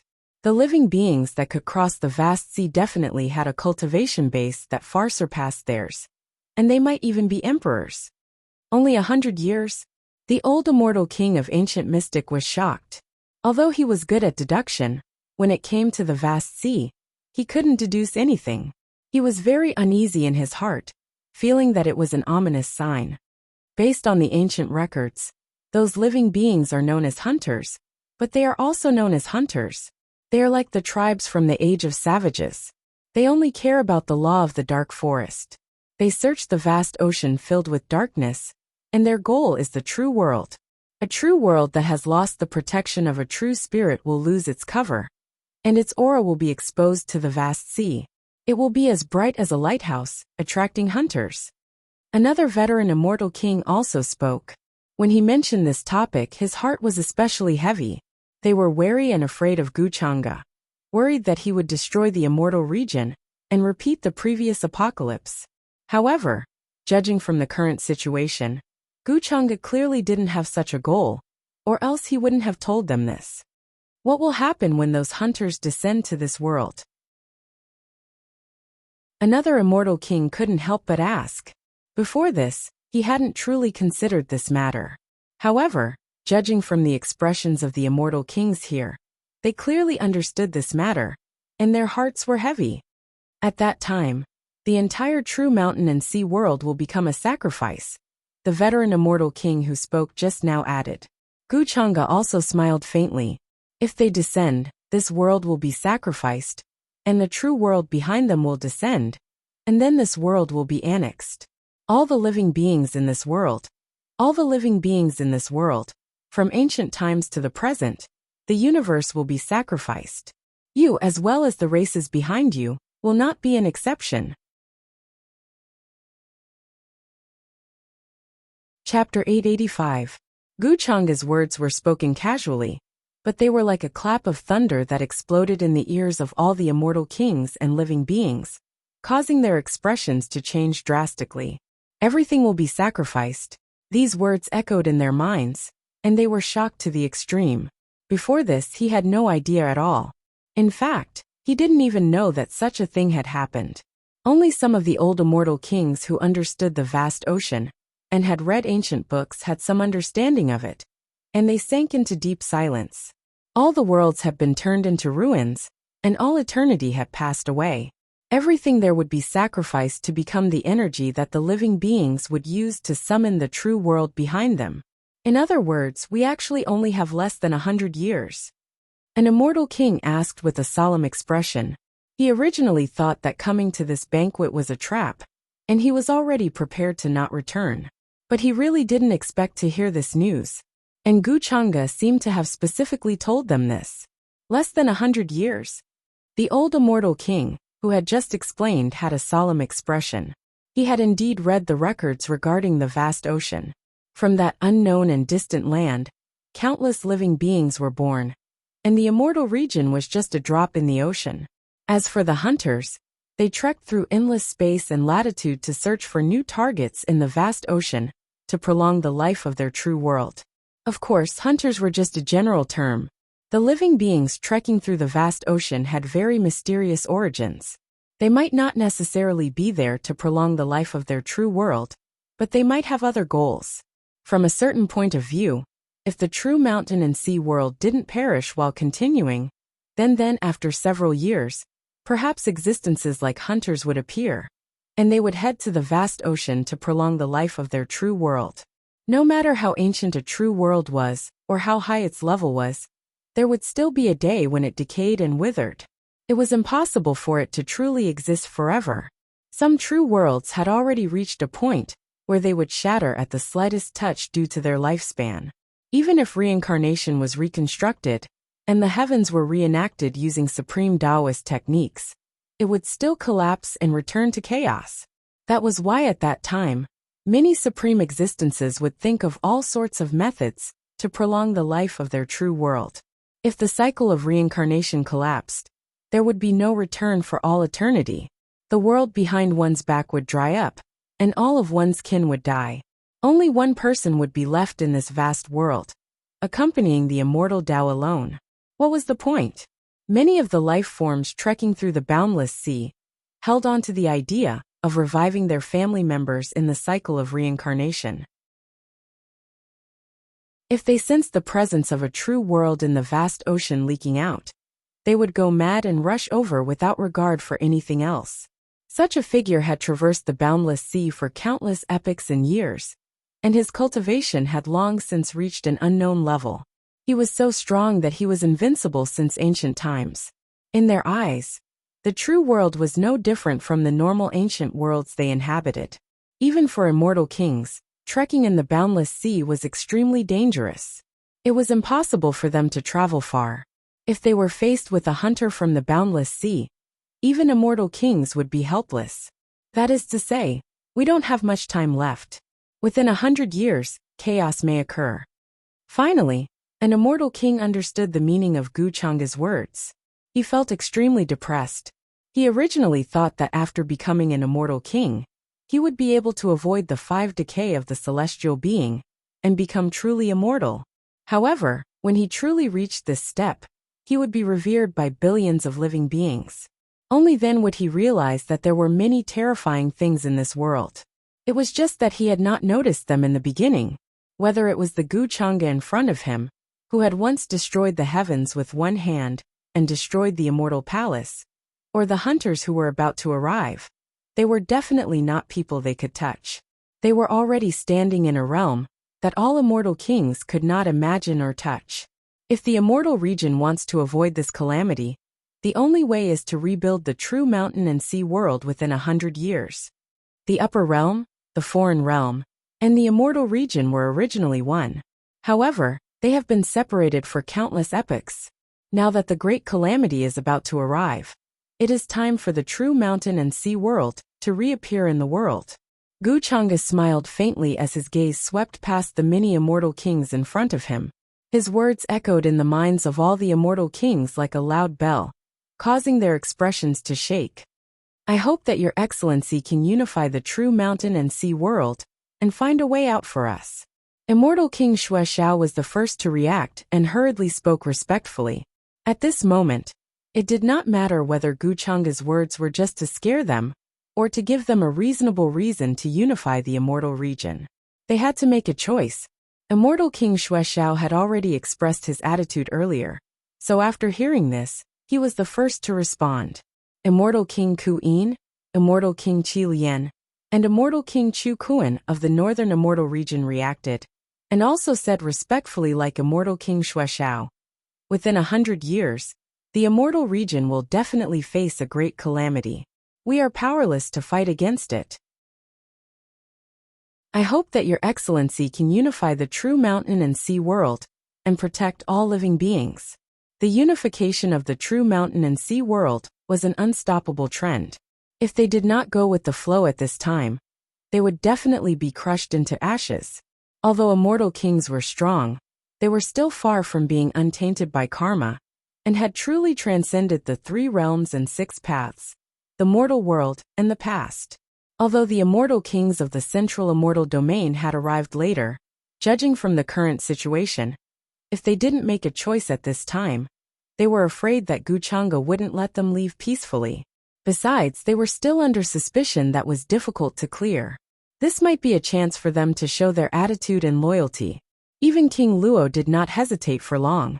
Just like immortal King Ku Yin and the others, he expressed his attitude and was willing to follow Gu Chang'e. The true mountain and sea world will be reunited. The will of the world in this world might leap to its previous peak. For all of you, this is also an opportunity. Gu Chang'e raised his wine cup, and his gaze suddenly became a little distant. I just don't know if all of you can still live until then. It was not that he was exaggerating, but the current situation in the immortal region was very chaotic. Although it seemed calm on the surface, there were surging undercurrents. Immortal kings seemed to be aloof, and looked down on millions of living beings. However, in the eyes of those who did not truly enter the scene, they were no different from ordinary living beings. Wuxia personally appeared in the southern immortal region because he wanted to let those behind him enter the scene. However, what surprised him was that those people could really remain calm. Take the descendants of Immortal Palace, for example. They knew that their great enemy was right in front of them, but they could still suppress their hatred and retreat. 100 years might sound like a long time, but in the eyes of those who truly lived in the path of immortality, it was just the blink of an eye. That was why the living beings from the vast ocean were already in a hurry to step into the true mountain and sea world. Before that, if those behind the immortal region did not appear to stop them, then there would only be one outcome for the immortal region, and that was to follow in the footsteps of the world-ending cataclysm. They would be reduced to ashes and all worlds would be destroyed. As for the other world, no matter what, they still had the ancestors of the immortal emperors keeping watch over them. They might not truly be called emperors. However, if one looked at it from a certain perspective, with their strength, they could truly stop the living beings from the vast ocean for a short period of time. After trekking through countless eons, they would eventually be exhausted. It was impossible for them to be in peak condition all the time. But was the true mountain and sea world truly only facing a crisis in the vast ocean? In Wuxia's eyes, that was definitely not the case. When the true mountain and sea world's coordinates in the vast ocean were exposed, the neighboring true worlds would also take action. Besides that, a new round of harvesting was about to begin in the origin world. How many worlds and universes in the vast true worlds would be able to escape the great showdown this time? The banquet did not last for long. Many of the immortal kings present were deeply shaken by Wuxia's words, and huge waves raged in their hearts. They felt that someone like Wuxia had definitely seen some scenes of the future when he stood at a place they could not imagine. That was why he said those words. But they did not know whether they could live until then. Did he mean that even if they became immortal kings, they would only be cannon fodder in the upcoming great chaos in the immortal region? This caused the immortal kings to feel very complicated emotions. In fact, they even felt a little terrified and suffocated. It was as if there was a gaze watching them from somewhere. A certain terrifying creature was waking up, and millions of lives would tremble under its presence. Before they came here, they had already thought of all sorts of possibilities. They felt that they might die here and become nourishment for the person before them. However, Wuxia looked incomparably young and easygoing, yet he never mentioned anything about this. Instead, he was warning them that the future immortal region would be in chaos, that there were unknown and terrifying things that were about to happen. Immortal region and the foreign realm will be unified, allowing the mountain and sea realms to return to one. For us, this might truly be the only choice, as well as our chance. The existence of the world of origin makes the immortal region's great Tao incomplete. We have already been stuck in this realm for many great eras, unable to see any hope. Many immortal kings thought of many things. For them to be able to reach this step, they were naturally not weak-willed individuals. They had the ability to make choices, to understand when and what kind of choice they should make. The foreign realm still has the Emperor clan ancestor overseeing it. I wonder how much they know about this matter. There were immortal kings who thought of this. After all, the mountain and sea realms returning to one was not only a matter of the immortal region, it also involved the foreign realm. If the foreign realm was unwilling, then the two realms might truly erupt into another great battle. Ever since the Western Immortal region was occupied several million years ago, becoming the foreign realm's territory, the two realms no longer had much friction. In the end, before the Taboo Great Era, the Western Immortal region's territory actually belonged to the foreign realm. However, because of Wuxia's existence, the foreign realm's undying Emperor clan ancestor ceded that territory, thus withdrawing into the distance. Meanwhile, at that time, the Emperor clan ancestor was a true emperor, definitely not someone a half-immortal emperor could compare to. The descendant of the foreign Light King is currently in the Central Immortal region, in Luo Manor. At this time, Luo Wang didn't hesitate to tell them about the information he received from the foreign realm, about how the foreign Light King wished to join hands with the Central Immortal Region's side to face Guchanga together.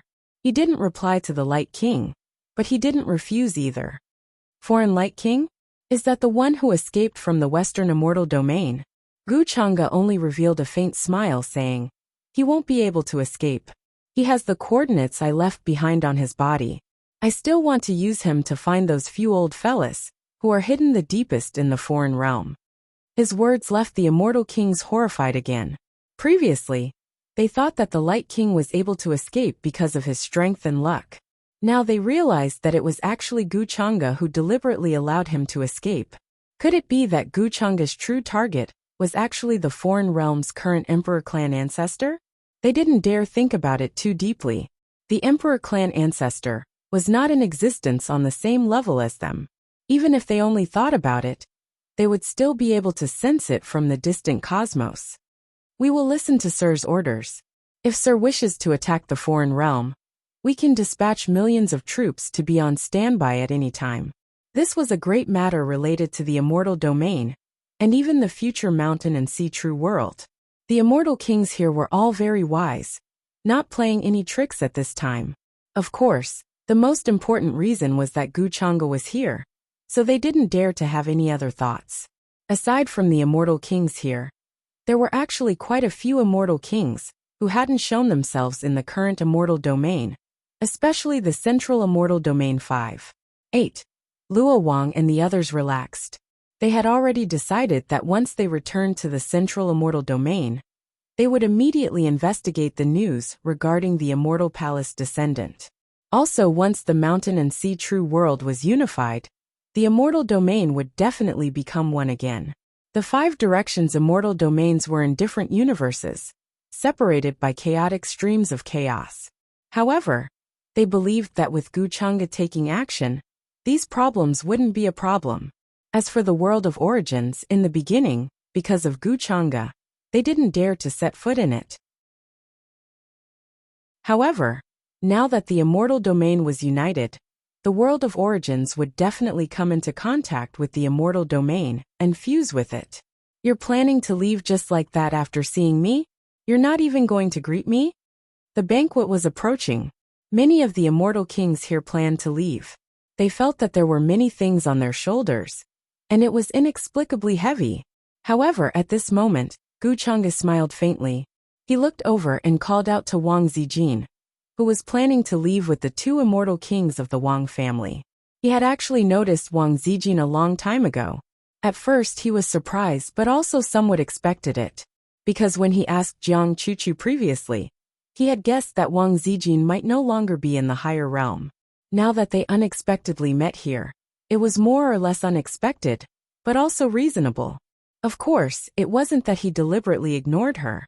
It was just that in Guchanga's opinion, reminiscing about the past should be done after the important matters were dealt with. However, he didn't expect that Wang Zijin, who recognized him, would choose to leave quietly. She didn't even say anything about greeting him.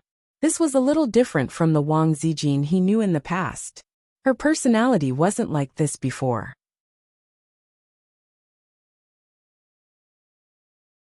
Chapter 886. The moment Guchanga's words rang out, all the Immortal Kings present, including the Moon King, the Luo King, and the others were stunned. Then, they stopped in their tracks at the same time. Who is the Lord talking to? They all revealed shocked expressions, extremely shocked, thinking that they had misheard. Immortal King Aod of the Eastern Immortal Realm subconsciously looked at Ao Ling, thinking that Guchanga had recognized her, which was why he said such a thing. After all, Ao Ling had said before that she had met Guchanga before. However, what surprised him was that Ao Ling also had a shocked expression on her face. When Guchanga said this, he did not look at her. Naturally, he was not talking to her. It's that woman. The Moon King suddenly reacted and followed Guchanga's gaze. Then, he saw the woman in white following behind the Wang family's true immortals. She stood there, her black hair like a waterfall, carrying an otherworldly charm. She had bright eyes and white teeth, and her skin was like jade. She was extremely beautiful. and her appearance made even the heavens jealous. It was undeniable that this was a woman with the wisdom of heaven and earth. She was so beautiful that it was intoxicating. Even if it was just a glance, they could not bear to look away. Even among the group of true immortals, there was an extraordinary aura of refinement. Many immortal kings also reacted and looked at Wang Zijin. The two immortal kings of the Wang family were even more shocked. Zijin, you know the lord? The immortal king of the Wang family, who looked like an old woman, could not help but ask. Wang Zijin also did not expect that Gu Chang'e would call out to her at this time. A slightly stunned and surprised expression appeared on her face, but she quickly reacted. We do know each other. Wang Zijin replied, but did not explain much. Her performance caused all the immortal kings to be incomparably shocked. She was simply too calm and collected. Even they couldn't do this. One had to know that she was facing an existence that made the immortal realm tremble. With a thought, he could create and destroy the immortal realm. Zijin, you're from the origin realm. It seems that you must have met this lord in that place. When the immortal king of the Wang clan thought of this possibility, a smile involuntarily appeared on his aged face. The expression of the other celestial king of the Wang clan was a little unnatural. He didn't expect that Wang Zijin actually knew Gu Chang'e. Moreover, her performance was really surprising. She was too calm. If not for Gu Chang'e, no one would have known. This made him recall that he had always wanted to form a marriage alliance with the Luo manor through Wang Zijin. If Wang Zijin had a good relationship with Gu Chang'e, would he bear a grudge against him because of this and tell Gu Chang'e about it? When he thought of this, the Wang clan's immortal king couldn't help but feel a little uneasy. The other immortal kings here didn't know Wang Zijin's background. They were just surprised that Gu Chang'e actually knew her. They all guessed Wang Zijin's background. Since you know each other, why are you leaving without even saying hello? Gu Chang'e sat at the head of the table and smiled faintly. With a wave of his hand, all the immortal kings and guests left tactfully. Even the Moon Prince and the others left, not daring to stay for long. From the tone of Gu Chang'e and Wang Zijin's conversation, they guessed that the relationship between the two should not be ordinary. They might even be very familiar with each other. Otherwise, why would Wang Zijin dare to speak to Gu Chang'e with such a cold attitude? However, the immortal kings didn't dare to ask anything at this time. They quickly left with complicated expressions. On the other hand, Ao Ling, who was following beside immortal king Aod, seemed to want to say something but stopped in the end. Soon, only Gu Chang'e and Wang Zijin were left in the immortal bamboo forest. Immortal mist drifted and colorful clouds flowed. It was peaceful and quiet. In the distance, cranes flapped their wings. It was clear and bright. Should I call you young Master Chang'e or Lord Demon Master now? Wang Zijin walked up to Gu Chang'e with light steps, accompanied by a delicate fragrance. It was bright and gorgeous. Her hair danced in the wind, and her exquisite facial features revealed a natural and relaxed expression. However, she didn't feel uneasy or nervous because of Gu Chang'e's current true identity and background. She picked up the wine pot beside her and poured herself a cup of wine. I saw that this immortal wine was not bad. It's a pity that I didn't get to taste it. I'm dying of thirst. The mellow wine was sparkling and translucent.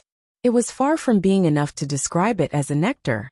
Just the smell of the wine was enough to give ordinary cultivators an epiphany and increase their cultivation by a large margin. After all, this was an immortal wine that only immortal kings had the right to enjoy.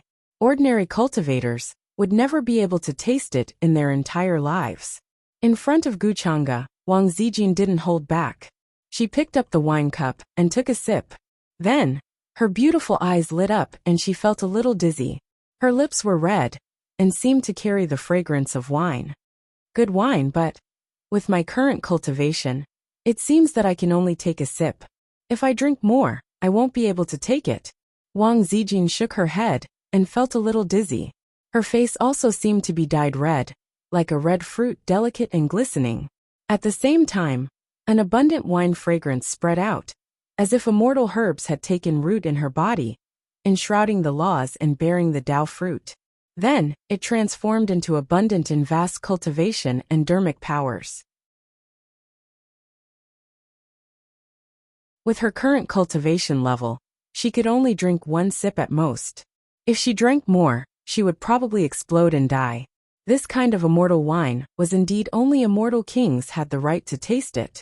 If ordinary cultivators drank a sip, they would probably be stuffed to death by the terrifying medicinal power. Which one do you like? You can call that one. But you really don't hold back. You dare to drink my wine? Guchanga shook his head slightly and took the cup of wine from her hand. At this time, only Wang Zijin dared to be so casual in front of him and dared to drink wine in front of him. It's not easy to have such an opportunity. How can I miss it? After all, this is the wine of an immortal king. I'm just a small cultivator. If it weren't for you, Demon Master, how could I have the chance to taste it? Wang Zijin smiled and leaned lazily on the steps of a pavilion. However, her slightly tipsy appearance made her even more charming. At first, although she was surprised by Guchanga's identity, she was not like the other cultivators who were afraid of Guchanga. After all, when they were in the upper realm, she didn't hesitate to tease Guchanga. At that time she didn't care, let alone now. After the initial shock and confusion faded away, she returned to her usual self. She seemed to be carefree and didn't care about anything. Hearing this, Guchanga looked at her leisurely and swirled the wine cup in his hand. Then, he raised his head and drank the rest of the wine in one gulp. Only then did he say, I really didn't expect that after hundreds of years, the two of us would meet again in this place. Demon Master, you are really shameless. How dare you steal the wine that I drank? If this scene was seen by the people of the immortal region, what would they think of you? Wang Zijin's eyes were curved, and her words were somewhat teasing. However, there was a strong smell of wine in her voice. Although she had only taken a small sip, she felt dizzy now. This immortal wine lived up to its name. She didn't know how long it took to brew.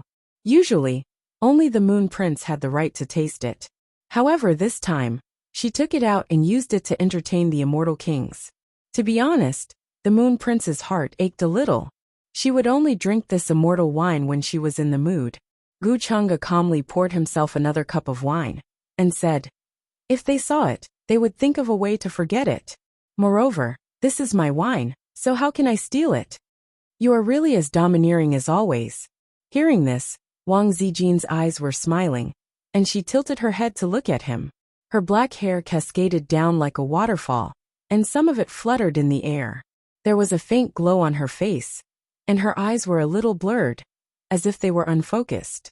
She just looked at the man in white sitting in front of her. Guchanga seemed to be smiling at her, but also seemed to be minding his own business and drinking his wine. His eyes were calm. His flawless and perfect appearance was enough to make all the women in the world jealous. However, at this moment, he seemed to be very high and mighty, sitting in the depths of the endless void, looking down on all living beings, cold and emotionless. Wang Zijin didn't know if the scenes she was seeing overlapped, or if she was hallucinating. She stretched out her snow-white wrist and waved it in the void in front of her, as if she wanted to erase the hallucination. What? You still want to drink? Guchanga didn't know that Wang Zijin was already hallucinating at this moment. Looking at her jade-like hand in front of him, he couldn't help but smile, and handed the wine cup to her. I'm not drinking. If I drink anymore, I'll really get drunk. Why are you so annoying? You want to get me drunk? What do you want to do? Wang Zijin pushed away the wine cup that he handed over, and tried to stand up unsteadily, but could only hold on to the pillar of the pavilion beside her. She couldn't help but glare at Guchanga, revealing a fierce look. However, her red lips, which were stained with the smell of alcohol, looked delicate and tender at this moment, like flower petals. She felt more and more that her head was very heavy, and she suddenly felt a little regretful. She shouldn't have been so greedy just now, and drank this immortal wine.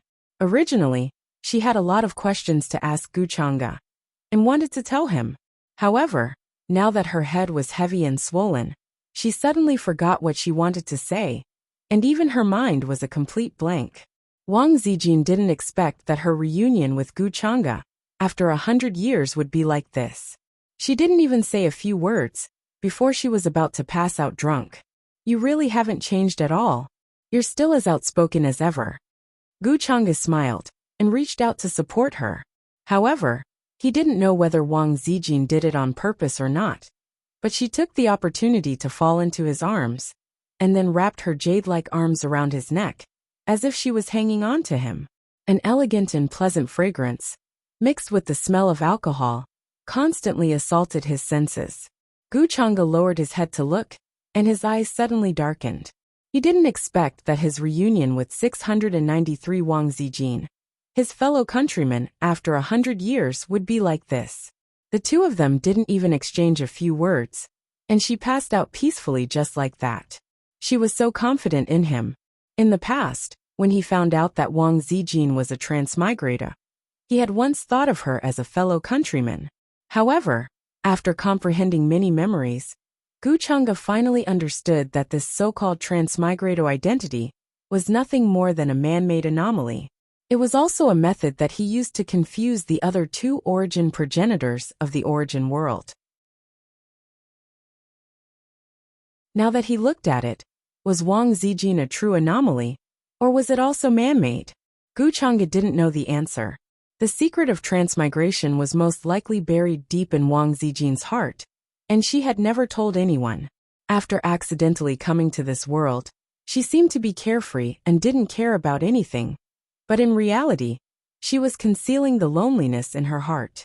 It was precisely because she didn't fit in with this world that she was truly carefree, unlike ordinary cultivators who pursued a life of leisure.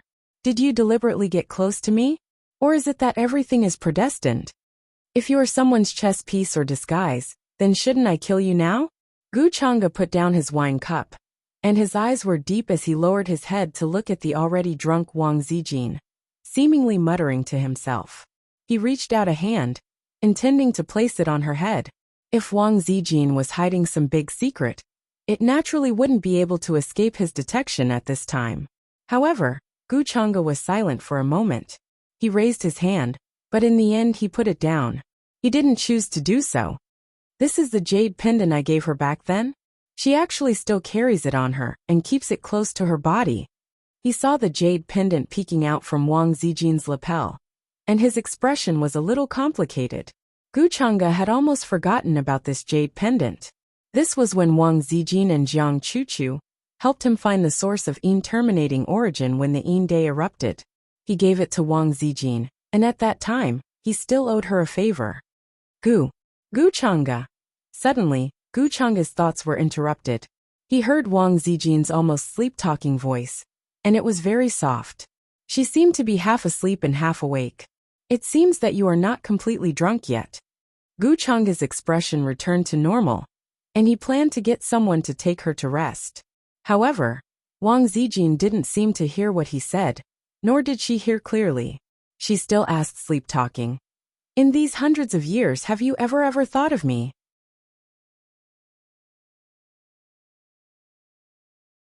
Chapter 887. The fairy mist drifted and a cool breeze blew. A delicate fragrance assailed his nostrils. It was a very pleasant smell. Some of the fluttering black hair was blown by the wind and landed on Gu Chang'e's face. He was slightly stunned. Then, he looked at Wang Zijin to make sure that she was really drunk, or was still somewhat sober.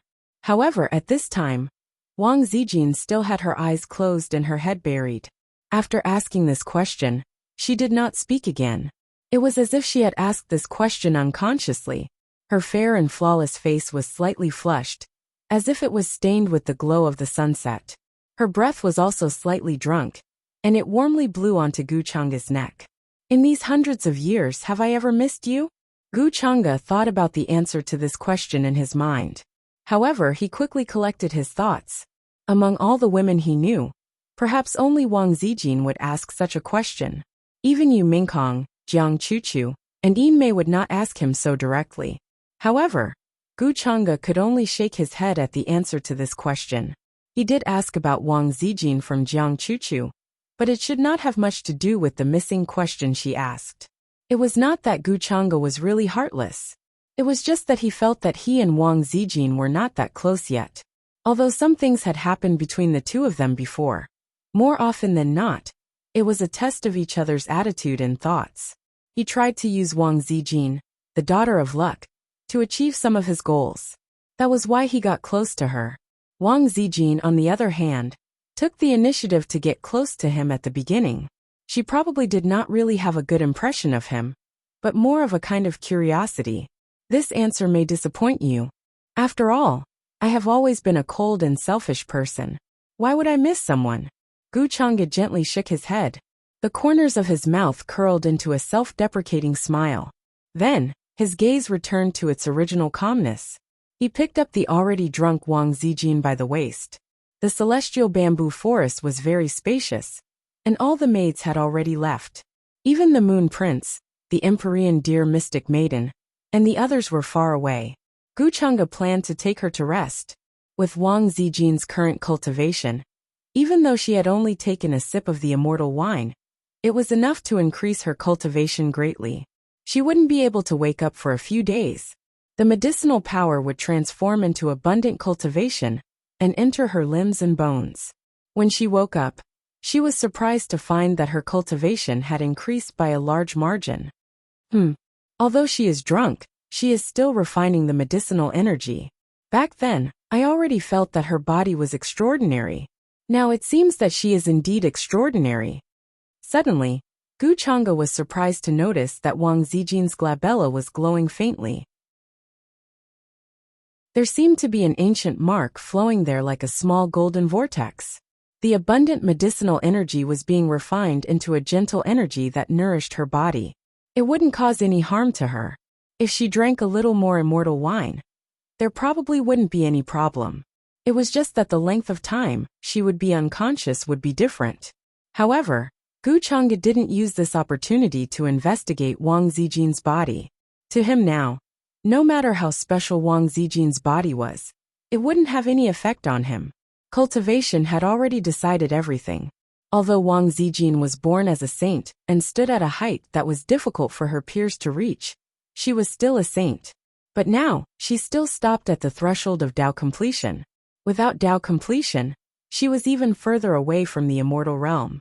Even if Gu Chang'e gave his peers endless time to catch up, no one could see his back. Wang Zijin and the others, if they wanted to catch up to his footsteps, it was even more so an impossible matter. In the blink of an eye, 7 days passed. When immortal domains' immortal kings returned to their respective clans and territories, they immediately spread the news, shaking up all sides.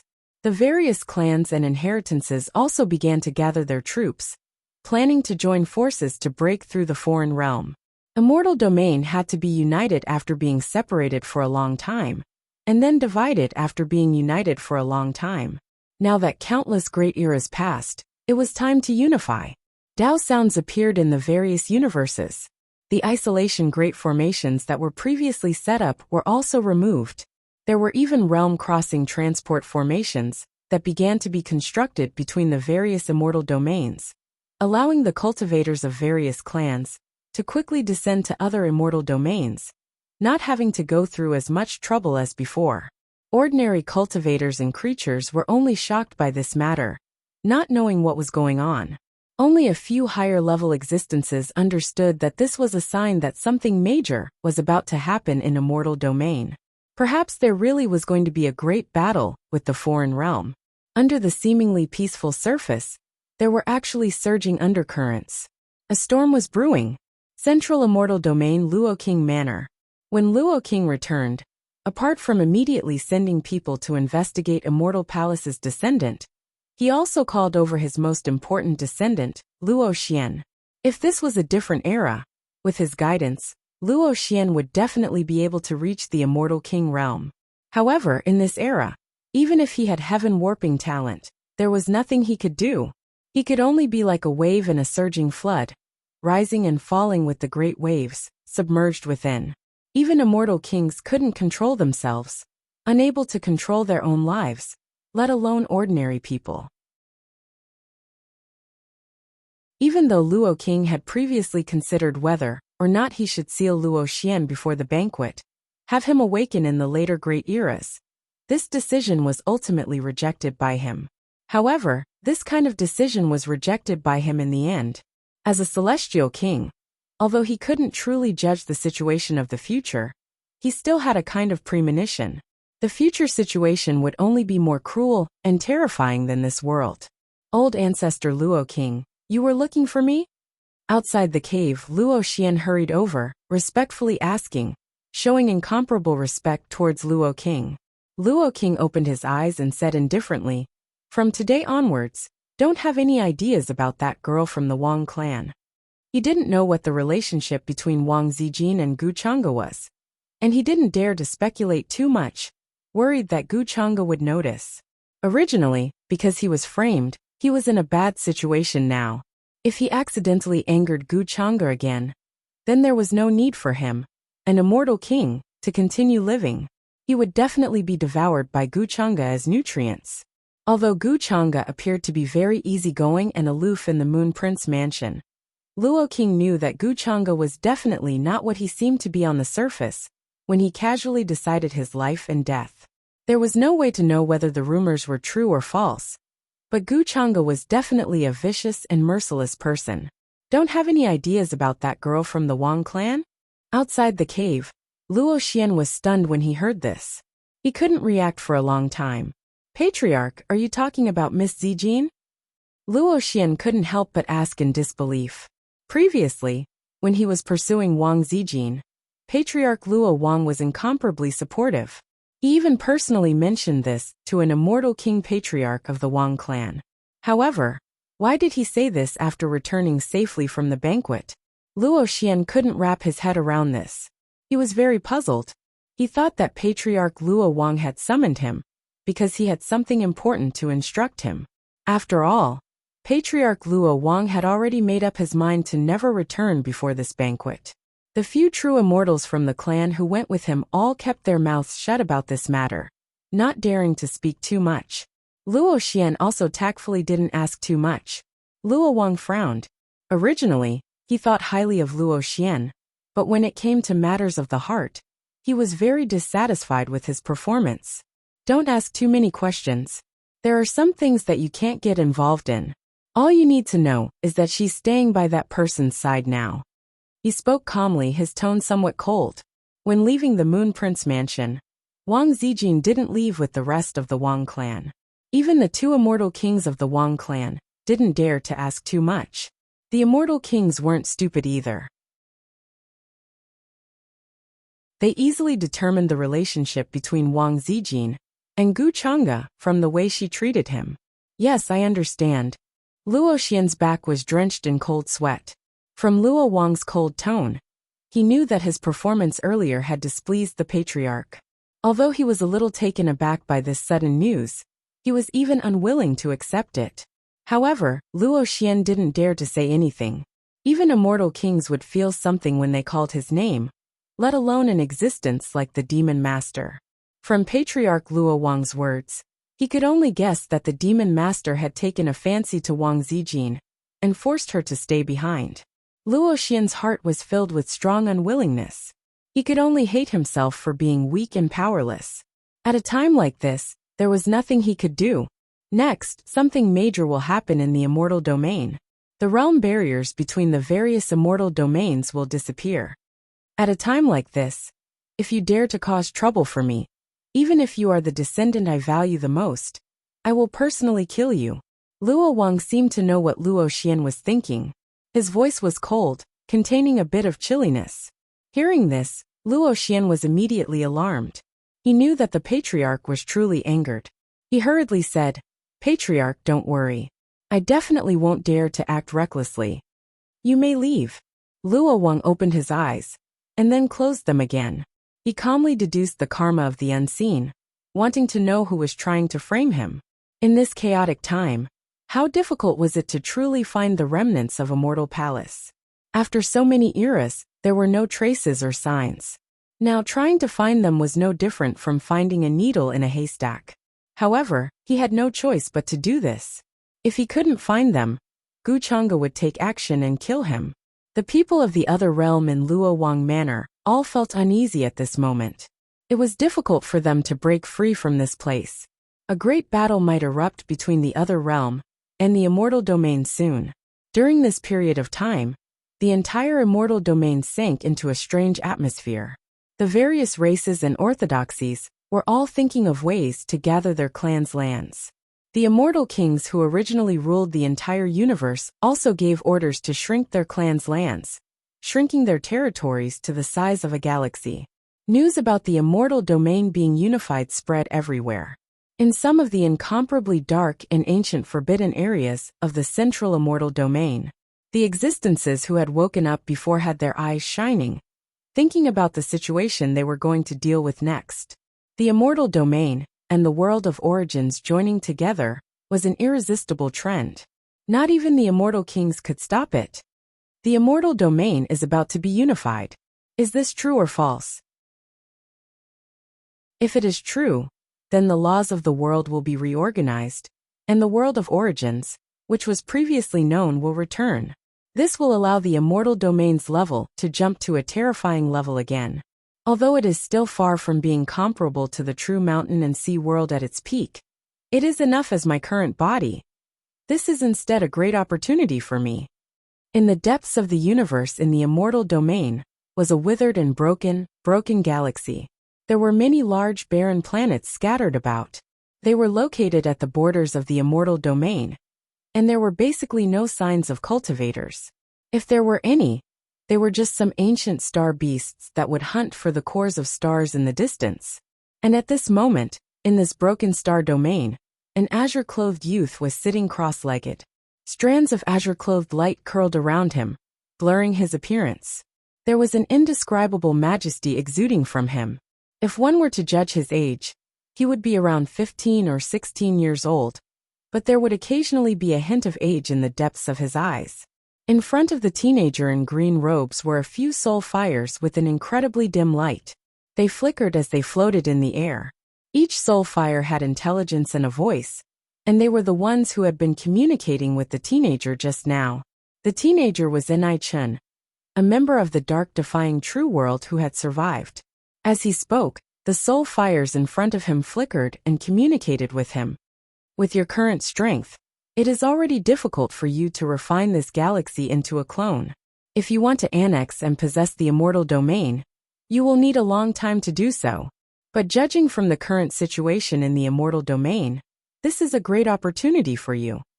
When Enai-chan heard this, his eyes sparkled. There was also excitement in them that could not be hidden, and he nodded. Right now, my will has already enveloped this galaxy. I might have failed in shedding my mortal body to become an immortal, but even those who are close to becoming a true immortal, or even those who are truly true immortals, will be suppressed when they enter this place. I already have the strength of a near immortal. This galaxy might seem to be broken, but it had long been occupied by his will. With just a thought, he could rebuild these broken places and restore them to perfect condition. This was also the terrifying part of the dark-defying clan. It might not be suitable for him to cultivate, but it could allow him to leap from his previous strength, which had not yet reached Tao, to possessing the power of a near immortal. This was only the result of him possessing this galaxy. If one looked around, they would see how vast the immortal domain was. As his strength continued to increase, the area he could possess would become larger. At that time, there would be an avalanche-like reaction.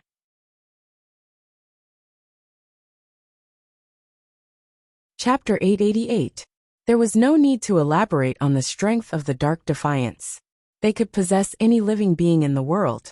It didn't matter whether they had a physical form or not. They could use anything as their physical body.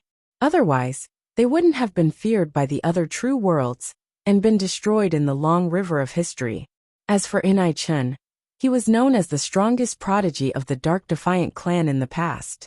His talent was extraordinary, and he had almost taken the step to surpass the Emperor realm. But in the end he failed. There wasn't enough time for him to comprehend a higher realm and touch that level. This was because a great calamity had descended upon the entire Dark Defiant true world. Even the powerhouses of the other true worlds had come. That battle had completely shattered the Dark Defiant true world, and it had sunk into the ruins. Even now, Enai-chan still remembered his father, who was the last emperor of the Dark Defiance. During that terrifying battle, He had dragged the most powerful enemies into the depths of the vast expanse, wanting to perish together with them. It was because of this that he had been able to survive, leaving behind life and hope for the dark defiance. There was still a spark that continued to burn. My state of being has increased. Although I'm still far from reaching the true spirit realm, ordinary immortal path cultivators can't compare to me. The true mountain and sea world, the true world of Shang-Yin. I will make all my enemies return to me. I will make them pay for all the pain and hatred. Enai-Chen sat cross-legged in the desolate galaxy, a bone-deep hatred flashing in the depths of his eyes. Sooner or later, this world will become the new land of my race. I will lead you to see the outside world once again. The remaining members of the Nether Defiant clan were all residing in an extremely desolate minor world. Worried that the powerhouses who had once massacred the dark defiant true world would find them, Enai-Chen had even laid down the yin-yang reincarnation array outside the small world. It formed an inextinguishable vortex that could block all deductions and traces. But the 210 square meter small world was about to decay. If he couldn't possess the true mountain and sea world within 100 years and bring his people out, all of them would be destroyed and buried there, returning to the ruins with the small world. Enai-Chen looked calm, but he was anxious in his heart. He knew that time was of the essence.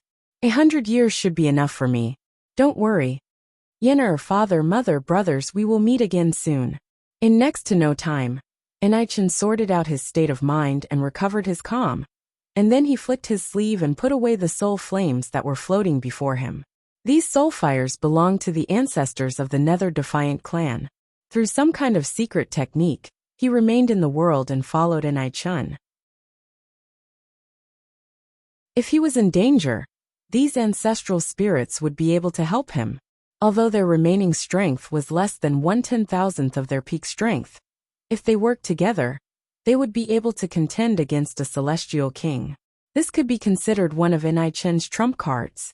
When Enai-Chen raised his right hand, a vortex of stars appeared in his palm. He lowered his head and looked at the vortex. It was as if he was looking at himself. This is my current incarnation world. Its level is no different from that of the immortal realms. Enai-Chen stared at the vortex in his hand. After a long time, he slowly closed his eyes. When he closed his eyes, his divine will fused into the vortex. It was as if it had traveled through this galaxy, so there was no place without his divine will. This was a very strange feeling. This vast starry sky was his. This incarnation couldn't move, and didn't have any amazing abilities. But all life in this world was under Enai-Chen's control. Also, all outsiders would be controlled by Enai-Chen in this world, because this was his world. However, just as Enai-Chen was comprehending his own cultivation, and wanted to extend this world one step further, his expression suddenly changed. Then he frowned and looked at the end of the star field. There was a fluctuation coming from that place. It wasn't very strong, but it wasn't hidden at all. It shook the heavens, as if footsteps were echoing in the vast galaxy. Who is it? Enai-Chen's expression was uncertain, and a strong sense of uneasiness appeared in his heart. It was as if he was being watched by someone. Who would come to this desolate galaxy at a time like this? However, Enai-Chen wasn't an ordinary person, so he quickly calmed down. Within this galaxy, even a true immortal couldn't do anything to him. His first suspicion was the enemies that had hunted down the Nether Defiant clan. After all, those people had chased after them relentlessly, wanting to completely eliminate the Nether Defiance from the world. However, the true mountain and sea world had long since been destroyed. If they wanted to chase after them, it would be incredibly difficult. The endless vast sea was filled with dangers, and even he had to spend a lot of effort before he accidentally ended up here. All sorts of thoughts flashed through Enai-Chen's mind, and his expression gradually turned solemn. The figure walking over from the distance suddenly laughed, as if he had known that Enai-Chen was hiding here a long time ago. You're pretty good at hiding, but I still found you. It was a very handsome young man in a white robe with wide sleeves. There was a calm and confident smile on his face. He walked over slowly, and layers of ripples spread out from the galaxy under his feet. In an instant they enveloped Enai-Chen. It's you. Enai-Chen's pupils shrank. He instantly recognized the young man in front of him. It was Wang Wuxiang, the successor of the immortal King Wang family. He had been accidentally saved by Wang Zijin in the vast battlefield, which was why he had stayed in the Wang family for a period of time to recuperate.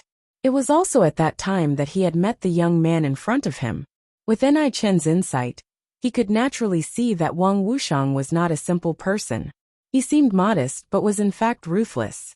In order to be on good terms with the Luo manor, he had not hesitated to matchmake his cousin Wang Zijin and Luo Xian, even though he knew that Wang Zijin was extremely annoyed with Luo Xian.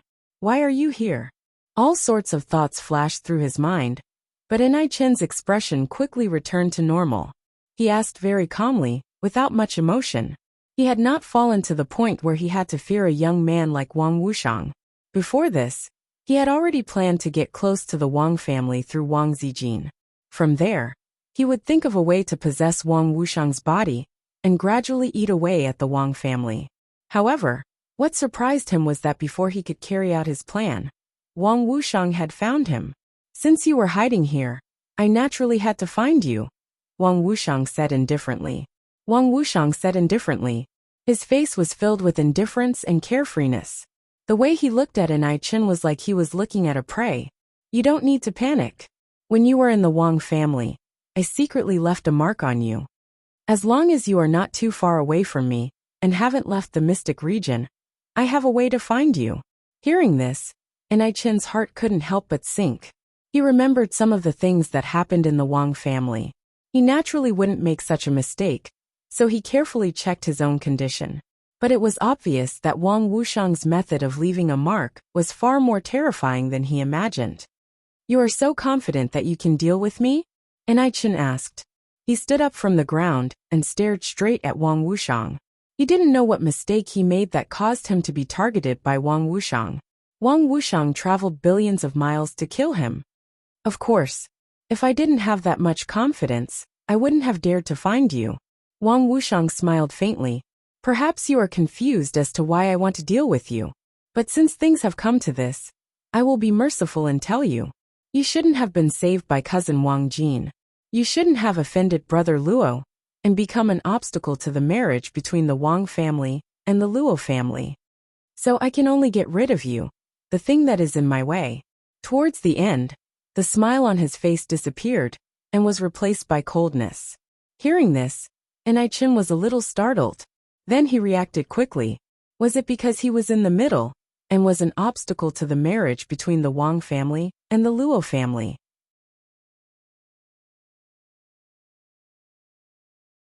In other words, it was because of him that Wang Zijin rejected the marriage alliance with the Luo family? Thinking about this, no matter how strong Enai Chen's mentality was, he couldn't help but wonder. Although he had only spoken a few words with Wang Zijin, he could feel that she was a person who was different from ordinary girls. She was very special, and he couldn't see through her. During that period of time, he had been recuperating in the Wang family. It was all thanks to the prince's maid delivering medicine that he was able to recover so quickly. Later, when Luo Xian of the Luo manor came to visit Wang Zijin, he watched from afar. When he saw that Wang Zijin was unhappy, but Luo Xian continued to pester her, he couldn't help but appear and reprimand Luo Xian. It was because of this that he offended Luo Xian. However, Wang Zijin's attitude towards him didn't change much. She was still very casual and natural. Of course, she treated the servant girls around her the same way, even Luo Xian and Wang Wuxiang. It was as if she treated everyone the same. This made Enai Chen have a deep impression of her. Sometimes, when he thought of her, his heart would beat faster. Seeing the slight change in Enai Chen's expression, Wang Wuxiang, who was slowly walking over, couldn't help but sneer. He said this to distract Enai Chen. His purpose in coming here wasn't because of Luo Xian, but because of Enai Chen's identity. The Ming Enai clan. Now that the immortal region was about to fall into chaos, if he could obtain the terrifying divine ability of the Ming Enai clan, then he would have a chance to establish himself in the future. Through the various ancient books in the clan and the information of the immortal king ancestor, he was basically certain that Enai Chen was the rumored extinct Ming Enai clan. The Ming and I clan had very few members. It could be said that they were one of the rarest clans in the vast heavens. The Ming and I realm was named after them, which showed how powerful and terrifying the clan was.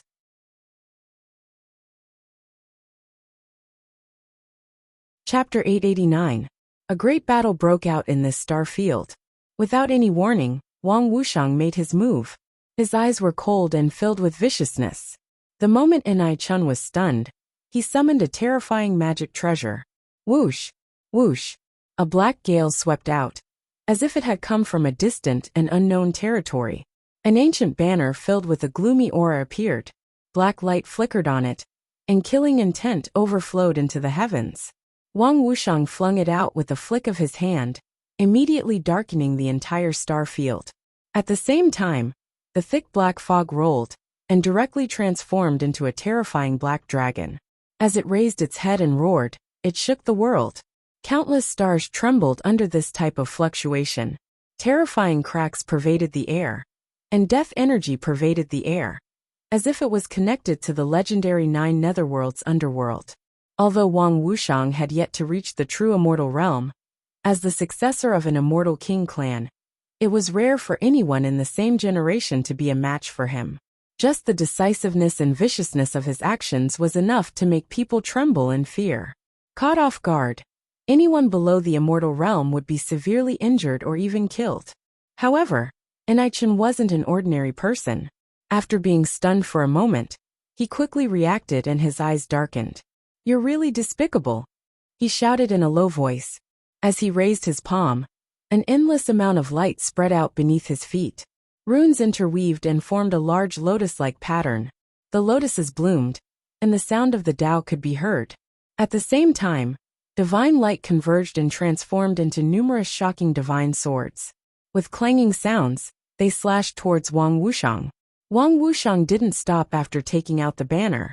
His hand slashed down like an indestructible divine mountain.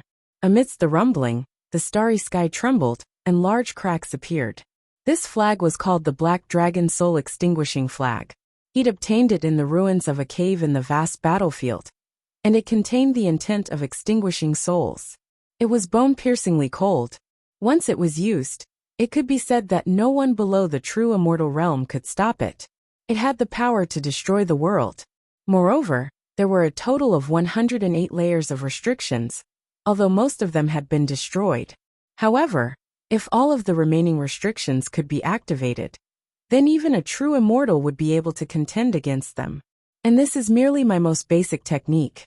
How are you going to block me? A cold smile appeared on Wang Wuxiang's face as he rushed over. With a flick of his sleeve, an ancient pouch appeared in his hand. A terrifying suction force was emitted from it, and it swelled with the wind. In the blink of an eye, it was like a mountain in the sky. Endless spiritual energy, as thick as a mountain ridge, transformed into smoke here, and was swallowed up. He had many ancient treasures on him, all of which contained terrifying might. While he was using them, he was also using his own heavenly techniques, performing all sorts of powerful techniques. His divine might was dazzling, and a vague innate god's shadow appeared behind him. Above his head were 18 blood-red halos, each of which was like an ancient world. At this moment his coldness overflowed into the heavens. At the same time, his appearance was dignified and divine. With a wave of his hand, he crushed the heavens, and the stars were about to explode. That fellow is really strong. Given my current strength, it won't be easy for me to defeat him unless I reveal my clone in this world. However, there are 2 immortal kings in the clan behind Wang Wuxiang. It's hard to say if he has any life-saving treasures or powerful trump cards. Before that, I can't completely reveal my trump cards. Enai Chun's eyes flickered as he retreated. At the same time, he used an ancient technique to avoid confronting Wang Wuxiang head-on. Those stars that had exploded into powder gathered in front of him, and then condensed to block in front of Wang Wuxiang. However, such an ancient technique could only delay for a while before it was broken by Wang Wuxiang. As the Black Dragon Soul Extinguishing banner swayed, a black gale surged, as if it was going to blow the heavens apart. It was mixed with an attack power that specifically targeted the divine soul. Even Enai Chen felt a stabbing pain between his eyebrows. It was as if his divine soul was about to leave his body and be shattered by the black dragon soul-extinguishing banner. However, he was not immortal after all. He immediately stabilized his mind.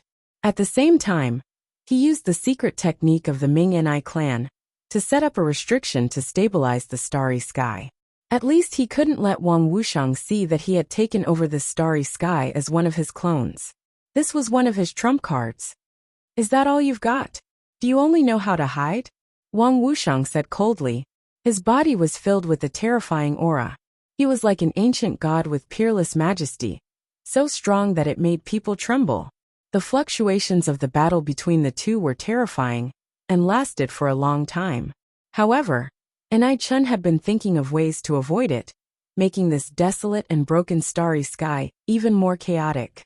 During this time, all kinds of chaotic auras flew out, causing the stars in the distance to explode. Just as Wang Wuxiang approached, Enai Chen's eyes narrowed slightly. He said in a low voice, "This is the time." He had already felt that Wang Wuxiang had completely stepped into this starry sky. Even if he suddenly sensed it, it would be impossible for him to escape quickly. This was a world clone that belonged to him. Anyone who stepped into it would be suppressed. The moment his words left his mouth, the starry sky suddenly trembled. The originally dark sky seemed to lose its color in an instant, as if it had lost all signs of life. A terrifying suppressive force pressed down like thousands of terrifying divine mountains. The will of the starry sky appeared. It was like a pair of cold eyes that looked down on all life.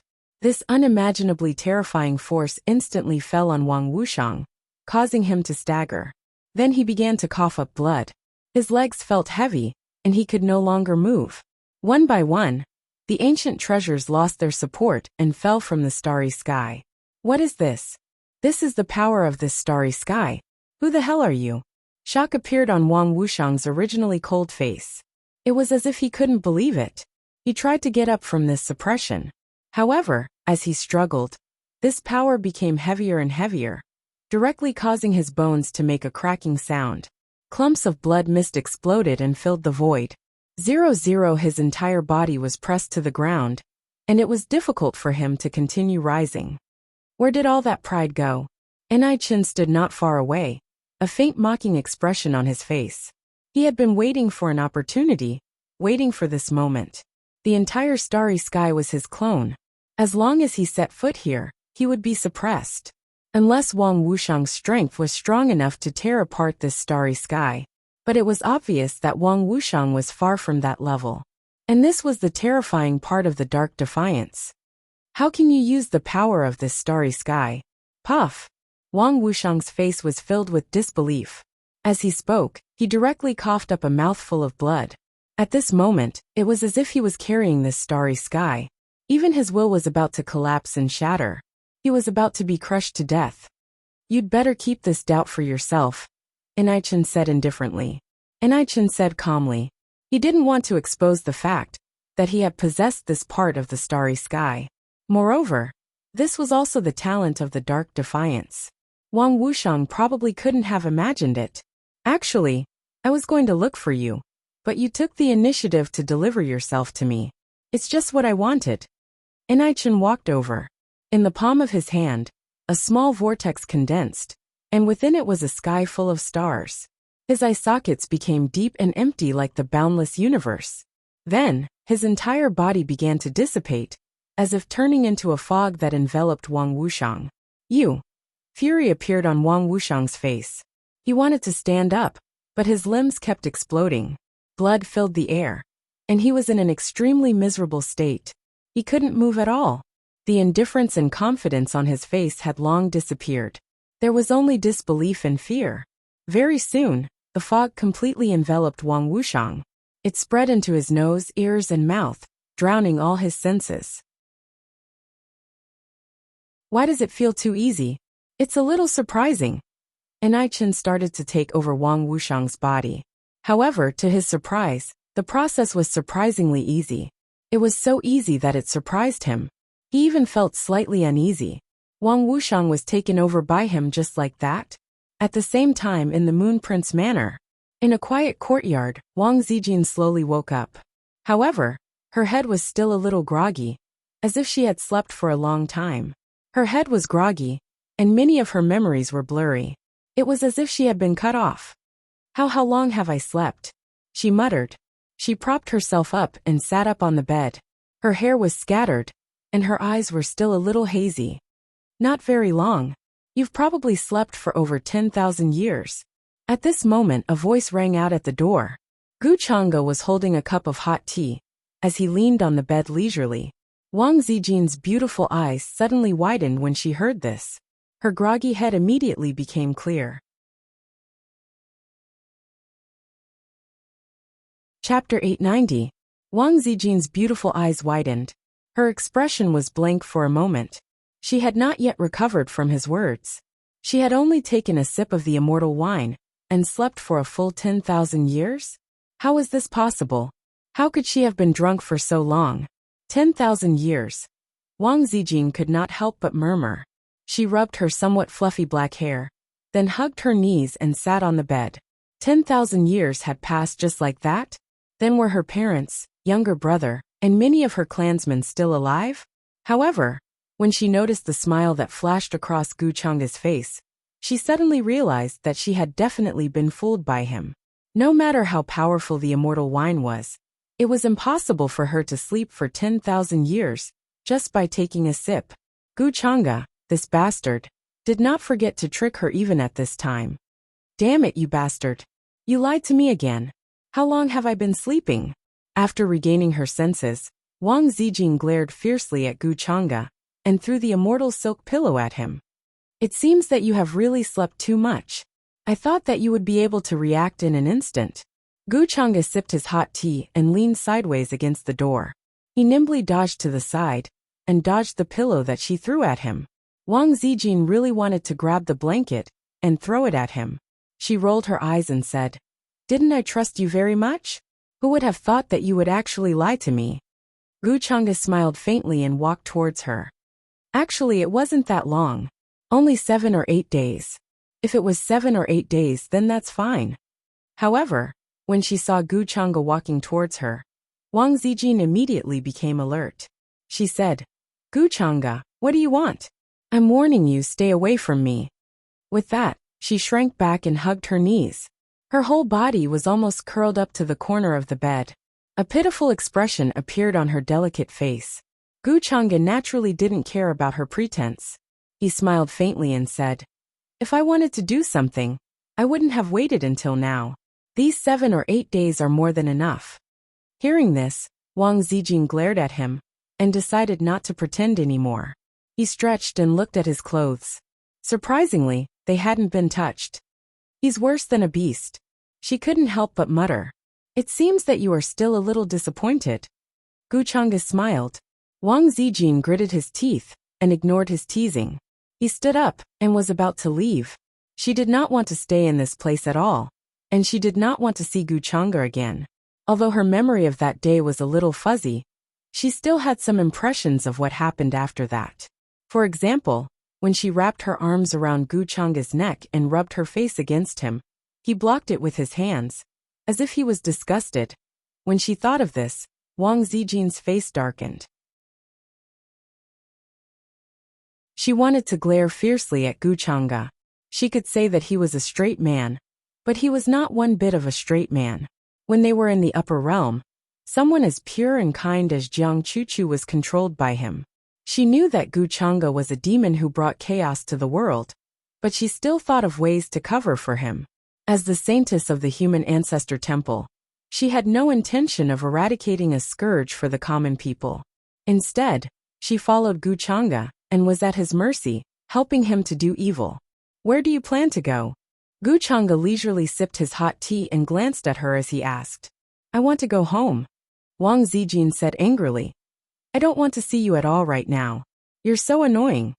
Are you going back to the Wang family in the immortal domain, or the Wang family in the upper realm?" Gu Chang'e was not angry at all. He still smiled and asked, "Of course I'm going back." When Wang Zijin heard this, she was stunned and swallowed the rest of her words. After she was taken to the immortal domain, She never thought that she would be able to return to the upper realm one day. Although the immortal domain was more suitable for cultivation, in her opinion, it was far less comfortable and natural than in the upper realm. Moreover, her parents and family in this life were also in the upper realm. The Wang family in the immortal domain, and the Wang family in the upper realm, only had similar blood flowing in their ancestors. Now they were no longer related. If possible, she naturally wanted to return to the Wang family in the upper realm. I've been away from home for hundreds of years. When I suddenly disappeared, I didn't even have time to say goodbye to my parents. When she thought of this, her expression suddenly became sad. She felt very sorry for her parents. How is the upper realm now? Wang Zijin suddenly remembered that after she reunited with Gu Chang'e in the immortal domain, she had not asked about the upper realm. The changes in these hundreds of years should be very big.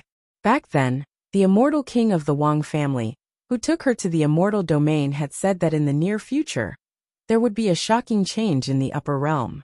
She was so focused on arguing with Gu Chang'e that she forgot to ask about the upper realm. How is the upper realm now? Why don't you go and see for yourself? Gu Chang'e smiled and did not answer directly. He put down the teacup and brought her outside the courtyard. There was another person here. Her clothes were as white as snow, and her figure was tall and graceful. She was filled with a pure and holy aura. The Empyrean Deer Mystic Fairy. Wang Zijin naturally recognized her.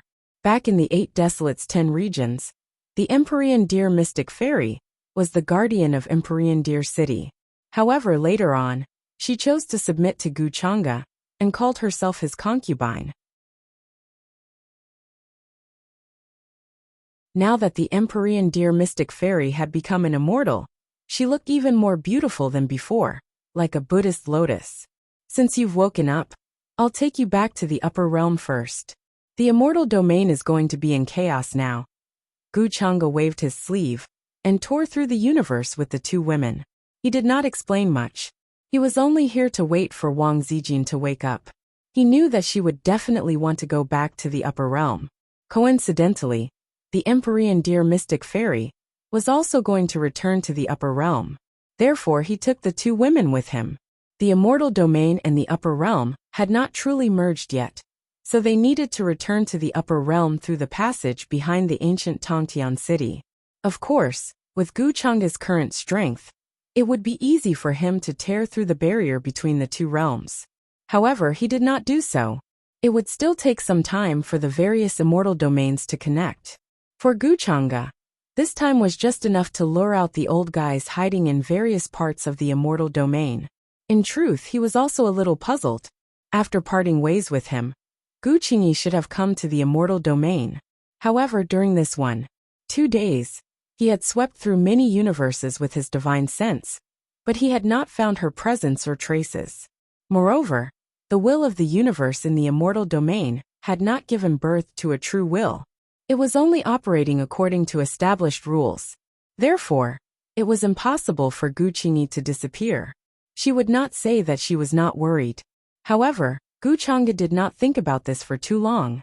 In his plan, if Gu Qingyi was still in the immortal domain, then they could continue the show from countless epochs ago. The 2 of them worked together to reopen the true mountain and sea world, and gathered the power of the various eras to counterattack the origin world, and start the War of the Heavens. In Gu Chang'e's opinion, this War of the Heavens would definitely sweep through the entire vast origin world. The many origin worlds around it would also be affected, and would not be spared. At that time, the origin world would definitely be in turmoil. They would hold the great sacrifice in advance, and carry out the great purge. The chess game he had planned for so long would also be pulled in at that time.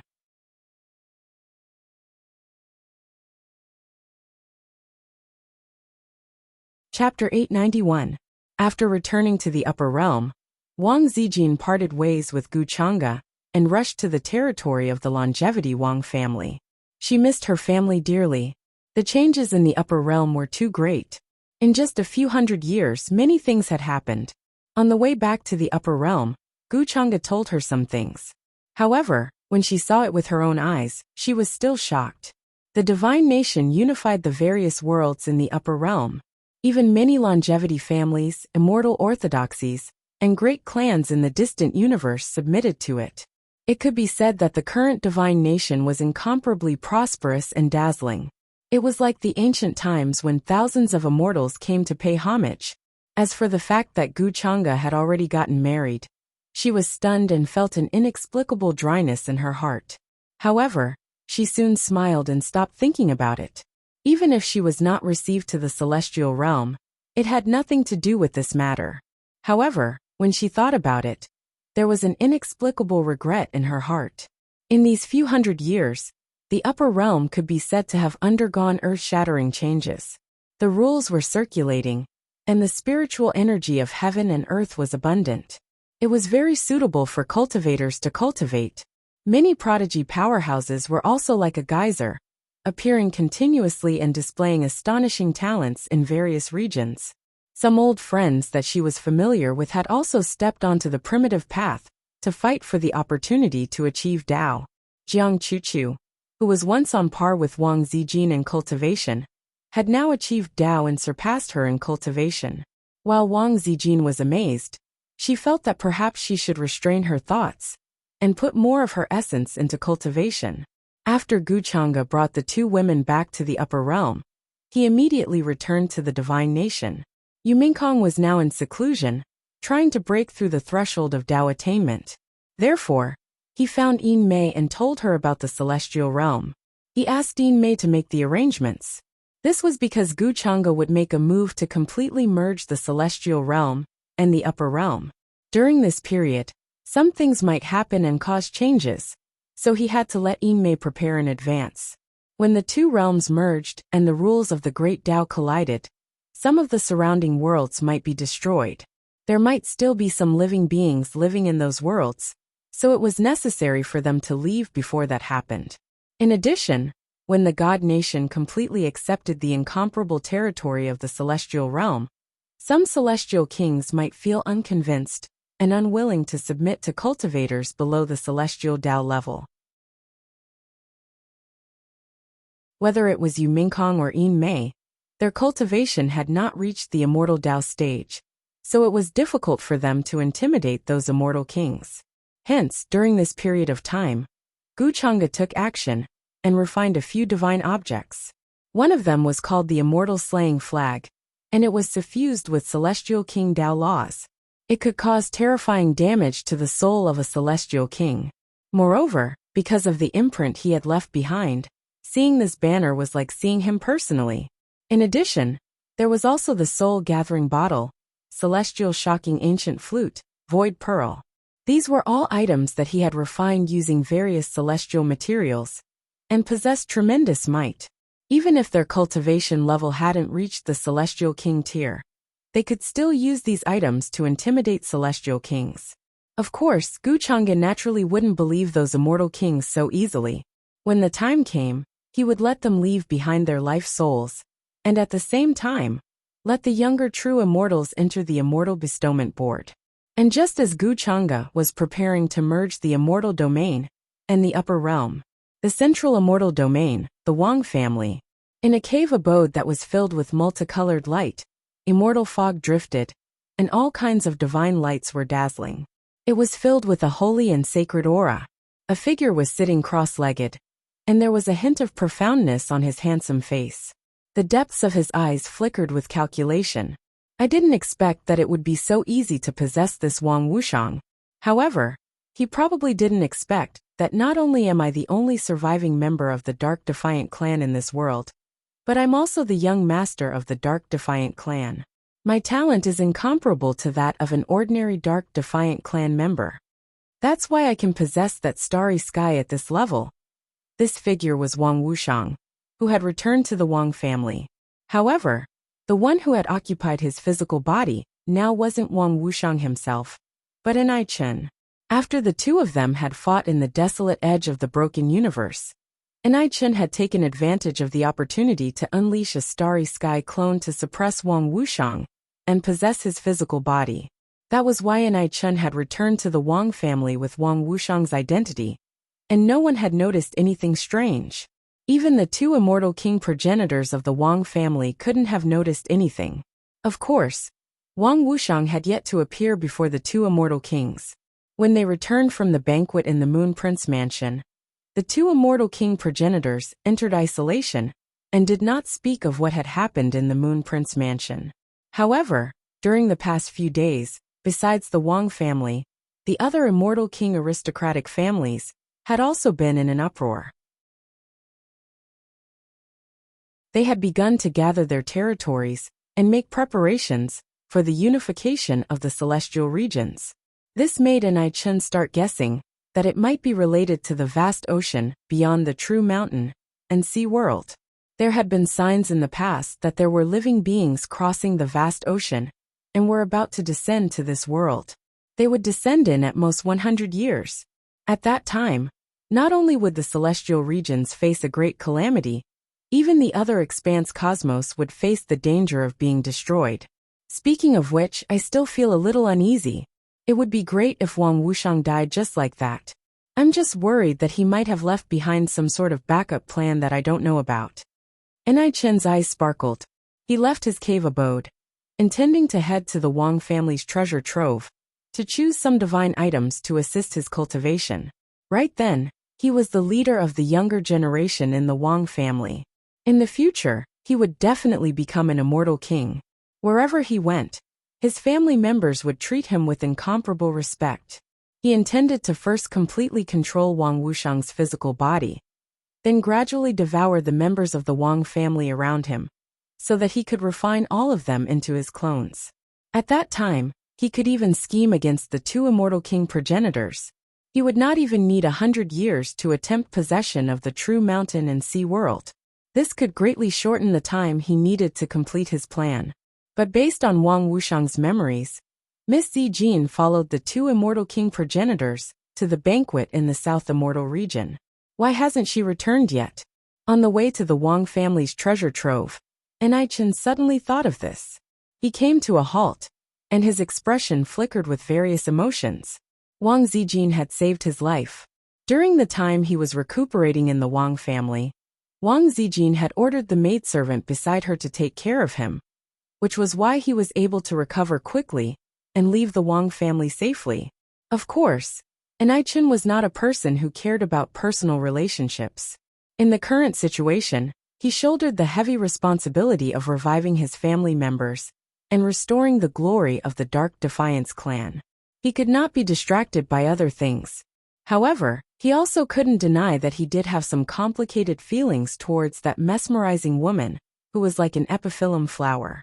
Chen immediately changed his direction and went to the palace where the true immortal progenitors were. He wanted to ask what was going on. He was somewhat worried. Progenitor Wang Ming, I want to know why cousin Zijin didn't come back with you. Luo Xian seems to have gotten wind of something, but I haven't seen him come over recently. Based on his personality, if there is no other reason, it is impossible for him to give up on pursuing cousin Zijin. Chen went to the cave abode of one of the true immortal progenitors and asked. Wang Wuxiang's identity was special. Even the true immortals of the family were very polite to him and did not treat him as a junior. The true immortal named Wang Ming was sitting cross-legged on a futon, breathing in the light, and his body was seething with chaotic qi. Hearing this, he opened his eyes and looked at Chen, who was occupying Wang Wuxiang's body, with a complicated expression. He did not notice anything strange, and shook his head. The two progenitors have instructed me not to speak casually about this matter. Otherwise, it may cause danger. Hearing this answer, Chen frowned at once. Progenitor Wang Ming, please tell me what happened to cousin Zijin? He asked with some concern. Wang Ming looked at Chen with a hesitant expression. But on second thought, as long as he did not mention that person too much, there should be no problem. However, you are the successor of the family, so there is no harm in telling you about this matter. But you can't speak casually. You don't have to worry about Zijin. She is very lucky and has been kept. From now on, even the immortal kings of the family may have to look up to her. Some words could not be said too much, as it involved karma. Even immortal kings did not dare to touch it, let alone a true immortal like him. Therefore, after explaining this, Wang Ming did not say anything else. Ni Chen's expression was uncertain as he left the cave abode. All kinds of guesses in his mind. Wang Zijin did not have an accident, and was just kept? And she was very lucky, so there was no danger?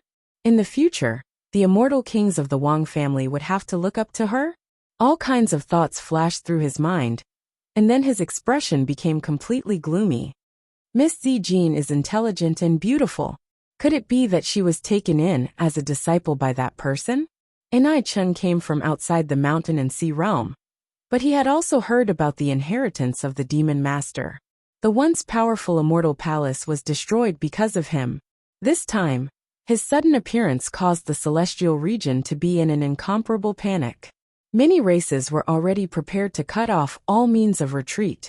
There were even all kinds of rumors that the celestial region was going to be destroyed again, and that the ruins of the end were going to fall.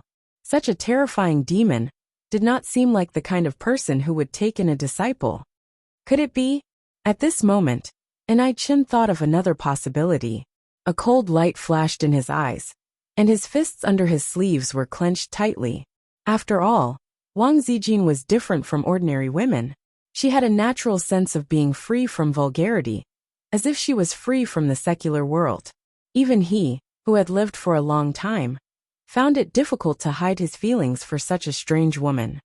What a good Wang family. They actually offered their daughter for glory. Previously, they wanted to marry Luo Wang Manor. Now, they are scheming against that demon, and did not hesitate to send Miss Zijin away. Killing intent filled Ni Chen's eyes.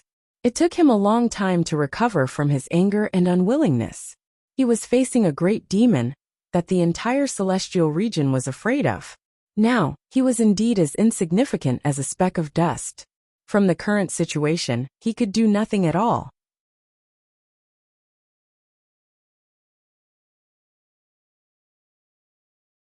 Chapter 892. However, Ni Chen did not intend to give up just like that. After all, as long as he possessed the true mountain and sea world, and became a new true spirit, his strength would leap to a terrifying level with the vast true world as his incarnation. He might even surpass his previous peak state. At that time, he would be invincible. Even if he faced a demon that made all the worlds tremble in fear, he might still have a chance. In this life, I might be able to touch the path of transcendence. I might even be able to touch that level. Ni Chen calmed down. The most important thing now was to control the Wang family. As long as he possessed the two immortal kings, he would have more confidence to possess the true mountain and sea world. Of course, during this process, he still had to think of a way to not let the people of the Wang family notice anything unusual.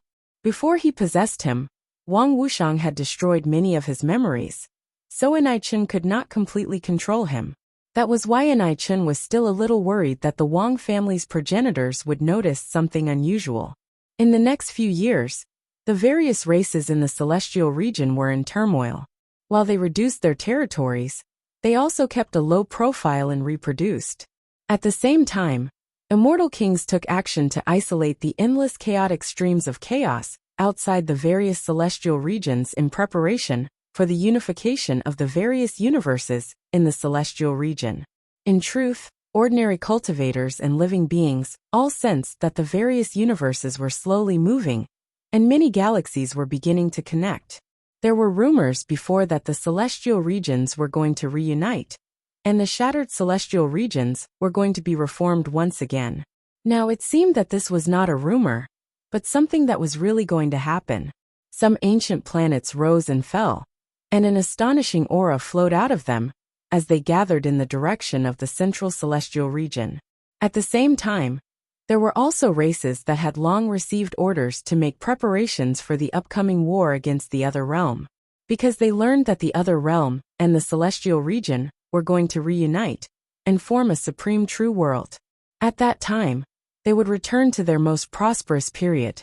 Every cultivator and living being would benefit. This was a glorious era, and perhaps they would reach an even higher realm. Immortal King was not the end. On the path of Tao, there were even higher levels. The people from Wise King Manor, who were trapped in Luo Manor, were anxious and could not break free. They felt that something big was about to happen in the celestial region. If the news is true, then there will be a terrifying upheaval in both realms, Mingyi said with a sunken voice. They were all trapped in Luo Wang Manor, unable to leave, to the extent where they couldn't even send news of what happened in Immortal Domain back to the other side. This made their hearts feel incredibly heavy. Originally, Luo Wang and Ming Wang had quite a good relationship, and would have personally received them. However, ever since they returned from the southern celestial region, Luo Wang had completely ignored them and treated them like air. Of course, even though their lives weren't in danger, there was no way they could leave Luo Wang Manor and return to the other side. I heard that on Immortal Domain's side, they are going to attack the other side soon. If this is true, then there is definitely that one's orders behind the scenes. Otherwise, with Immortal Domain's guts, how could they dare raise an army to attack the other side? The half-step Immortal King from the Wise King Manor spoke in a heavy tone. Although his cultivation base was already very close to that of an Immortal King, in front of a true Immortal King, it was still insufficient. There was no possibility of him contending against them. Therefore, he did not dare to bring Ming-Yi and the others to forcefully break through the restrictions outside the Luo Palace and return to the foreign realm. Right now, they could only wait for news from the other side. If there was an Emperor clan ancestor who revived, then things would be easier to handle. If there wasn't, then the other side might really suffer a disaster. During these years, apart from Immortal Domain, there were also some disturbances that happened in the other side. An Emperor clan ancestor really woke up. He vaguely sensed great terrifying malice, as if there was some terrifying existence watching him from an unknown place. That was why the moment he woke up, he ordered the other side's clans to pay their respects, learning that the Demon Lord appeared in the heavens again. Because of this matter, the other side's clans also began to make preparations. There were some who learned from Immortal Domain that Immortal Domain was planning to unite. In the following years, they might raise an army to attack the other side. When did this type of continent appear here? At the same time, in an extremely desolate and ancient starry domain in Immortal Domain, a group of cultivators were currently riding on Rainbow Light, arriving here.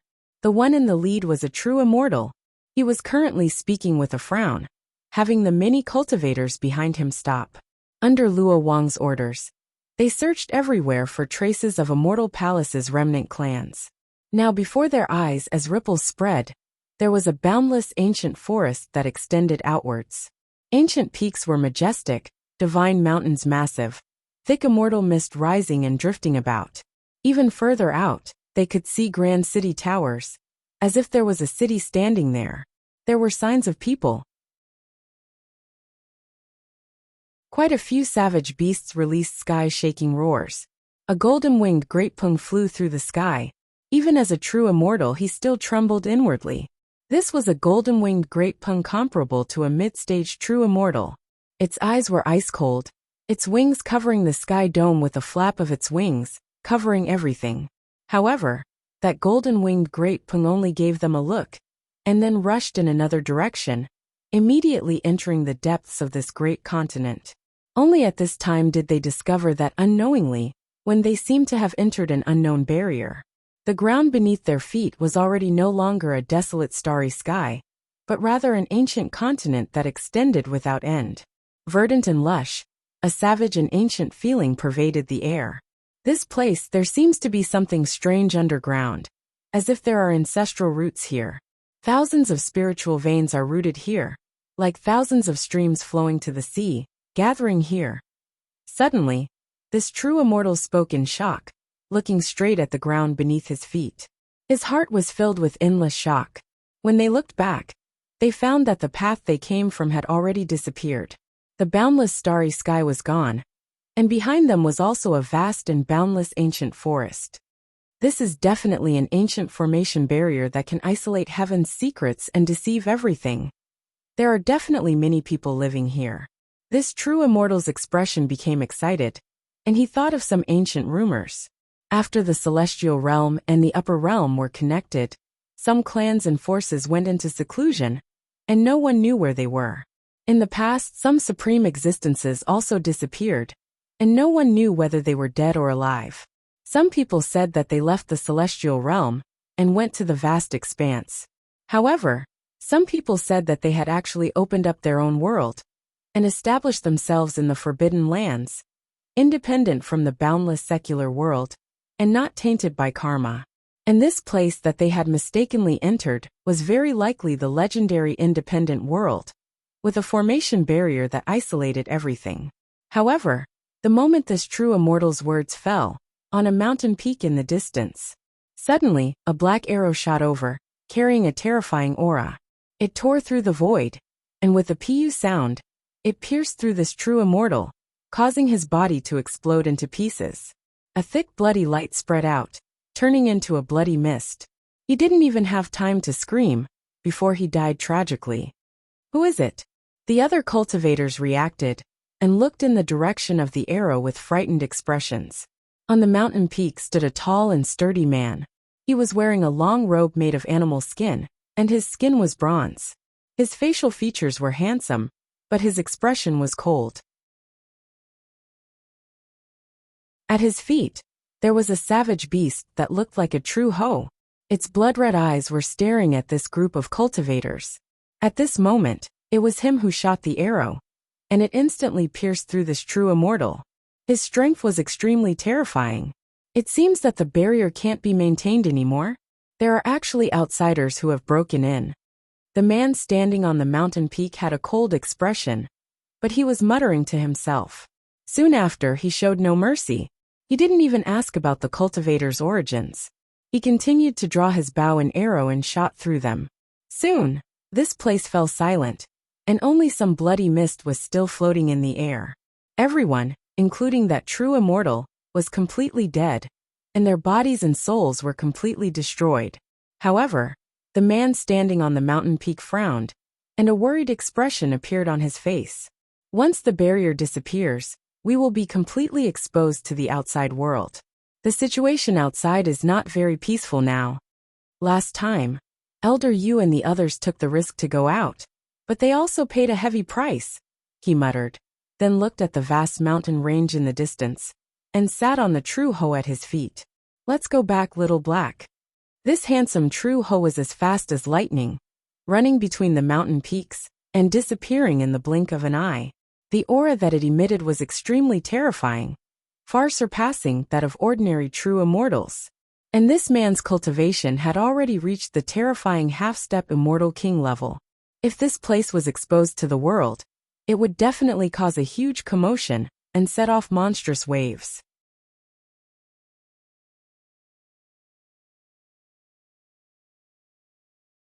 Chapter 893. This was an extremely primitive and ancient continent. It was so vast that one couldn't see the end of it. There were vast ancient trees and majestic mountains everywhere. The spirit chi was extremely dense. Some places had even liquefied, forming spirit chi lakes. Many spirit mushrooms and saint medicines that were extinct in the celestial realm could be found here. In some cliffs, many spirit herbs that were over 1,000,000 years old could be seen. In the mountains in the distance, many savage beasts could be seen. There were mutated beasts from the primordial era. Their figures covered the sky, and their chi and blood surged like furnaces. It was extremely terrifying. In this place, ancient savage beasts that were as large as mountains could be seen everywhere. Even the golden-winged great pung, whose cultivation had reached the true immortal realm, seemed small in front of these savage beasts. The man riding on the true hoe turned into a ray of divine light, and quickly flashed between the mountains. Like a comet, he quickly disappeared into the ravines of the mountains. Many ancient savage beasts raised their heads to look at the man, then lowered their heads again, ignoring him. They were very peaceful. The mountains rose and fell majestic and vast. Further away, one could see the shadow of a city. There were more and more cultivators and creatures there. It's Lord Qingfeng. There were many patrolling cultivators around the city. When they saw the man coming from afar, they couldn't help but reveal excited and respectful expressions.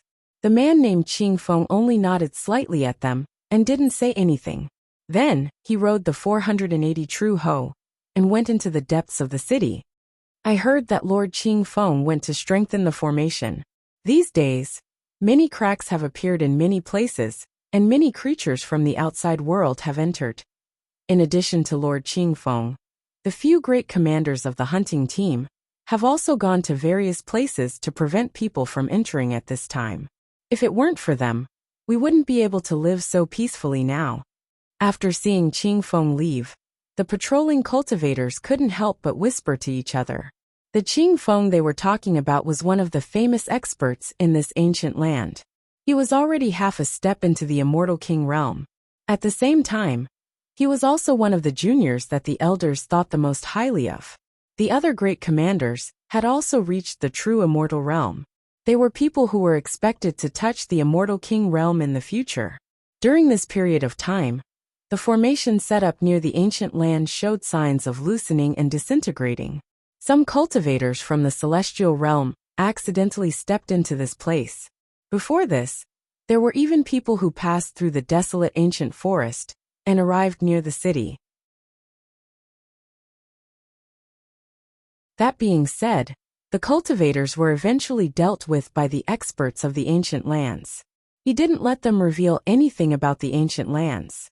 However, the matter regarding the ancient lands still made the cultivators here feel uneasy. They felt that there would be a day when the formation would break.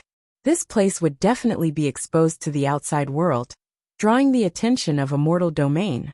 And at that time, their peaceful life would be completely shattered. At the end of the day, the outside world isn't peaceful at all. Elder Yu and the others went out, but they paid a great price.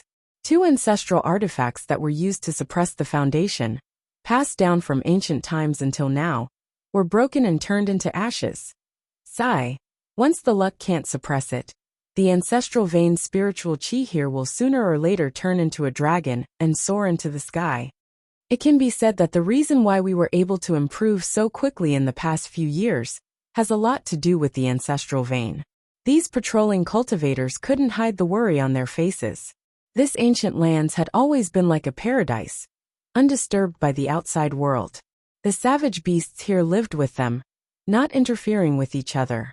Some tribes in the depths of the desolate ancient lands were also on good terms with them. However, this kind of life couldn't be maintained for much longer. The formation restrictions set up by their ancestors were about to collapse, and it was difficult to continue operating. It was already on the verge of collapse. These days, many experts rushed to the desolate ancient forest to get rid of the cultivators from the outside world, who had mistakenly entered this place. At the same time, they repaired the broken restrictions. However, this kind of action was just a cup of water on a burning cart of firewood. At most, it could only alleviate the situation for a while. Moreover, according to what they knew, the demon who had destroyed Immortal Palace had reappeared in the world. The entire immortal domain in the outside world lived under his shadow, and countless cultivators trembled in fear. If they were exposed to the outside world at this time, they would definitely be noticed by that demon at the first moment. Our ancient land's ancestor is said to be one of the 4 great celestial officials of Immortal Palace. His power is only below that of the original palace masters. Although we don't know if this rumor is true or false, our ancestor is definitely related to Immortal Palace. According to that demon's temperament and style, he definitely won't let us go. When they thought of these things, they felt a wave of unease. Their peaceful days would soon be gone forever. At that time, they didn't even have the qualifications to become cannon fodder. The situation is not optimistic. Everywhere is filled with pessimism. Qing Feng rode on Zhenho's back, hurrying all the way to the deepest part of this ancient lands. There were many pavilions and palaces there. Spiritual mist drifted, and light curled up. Many places had silver waterfalls hanging, enshrouded in brilliance. Moreover, there was a barrier here, nurturing powerful mysterious force. The entire area floated in the air, and below was a boundless Wangyang. The sound of waves crashed over, extremely shocking. City of no return. Outside the barrier that led to this city, 3 simple and unadorned large words appeared on a dark green stone tablet, exuding a boundless and ancient aura. And in this city, There were even more cultivators and living beings. There were humans and foreign races, but they all lived in harmony. Even some mortals were surrounded by the light of treasures. Their chi and blood were astonishing, and their lifespans were far beyond that of ordinary people. The entire city seemed to be standing in the clouds. Clouds and mist curled around it, and it was enveloped by a barrier array, flickering with brilliance. Greetings, Lord Qingfeng. Qingfeng directly passed through the barrier and entered the city of no return. After returning, he didn't ride on Jinho, but walked on the streets on foot. Along the way, all the cultivators and living beings that saw him, no matter who they were, respectfully bowed to him. Qingfeng, on the other hand, nodded slightly. Some of the children even came up to him and greeted him.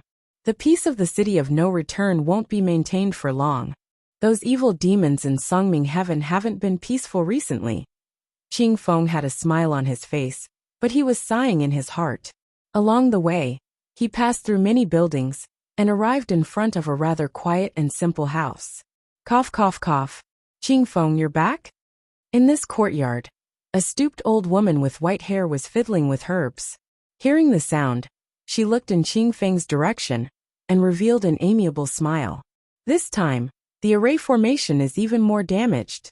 Some places have already collapsed, and many cultivators from the outside world have entered. But they were all dealt with by me.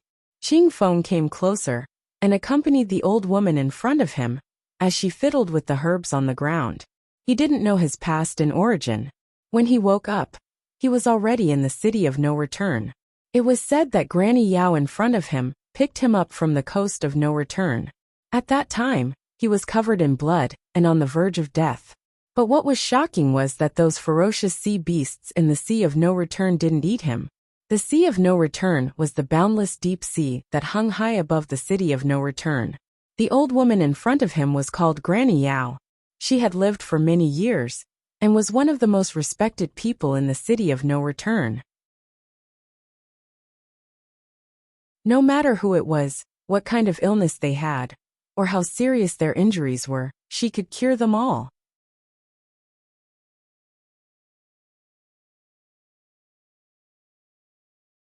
Chapter 894.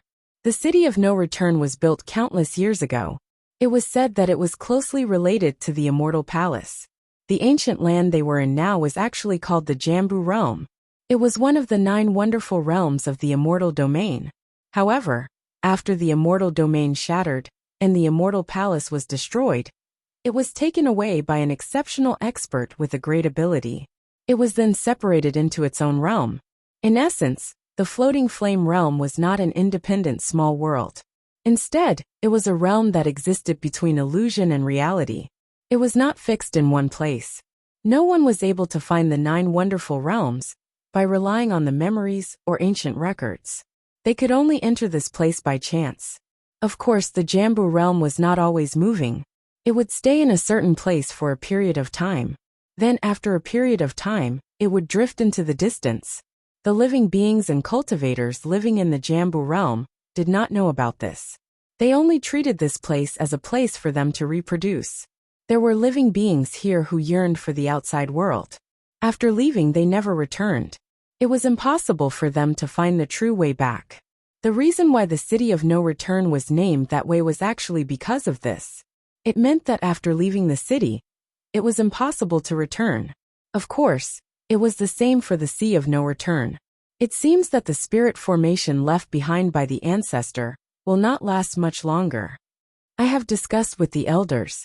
If there is no other way, we will activate the core of the spirit formation in the city of no return and leave the immortal domain as soon as possible.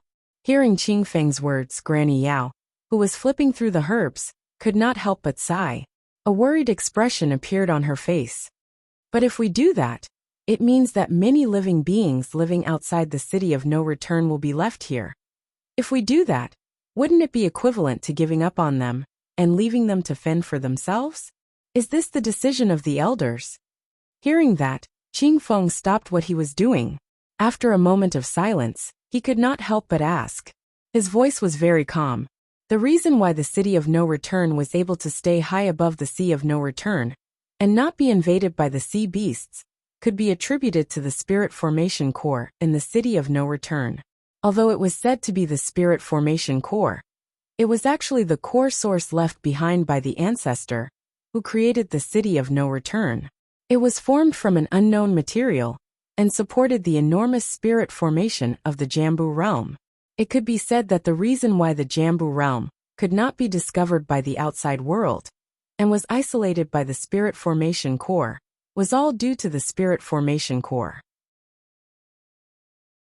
Now that the restrictions of the formation had withered and shattered, it was also because the core of the formation was about to be exhausted. This time, Old Man Yu took the risk to leave the floating flame realm and head to the immortal domain to spy on the Devil Master. In truth, it had also consumed a lot of the core source energy, causing some of the spirit formations to be damaged.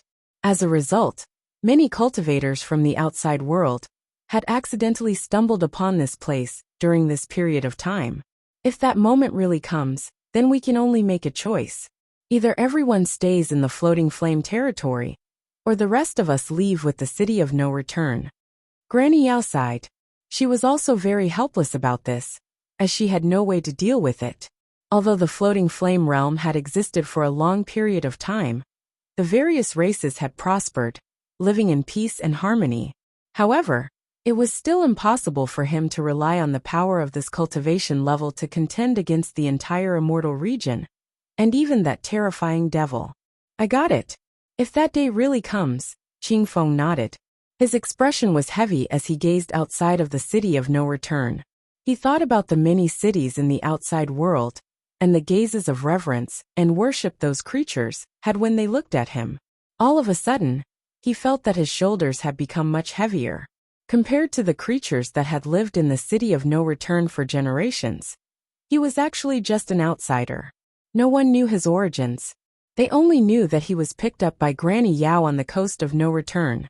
To him, the City of No Return was actually equivalent to his home. Now that this home was facing a calamity and was showing signs of falling apart, how could he not feel heavy in his heart? Where did Sun Shuang go? Qing Feng collected his thoughts and asked as he recalled something else. Sun Shuang brought people to the serene Jade Land to kill demons, Granny Yao said. She also knows that time is of the essence. She wants to use this opportunity to kill more demons and collect more demon cores.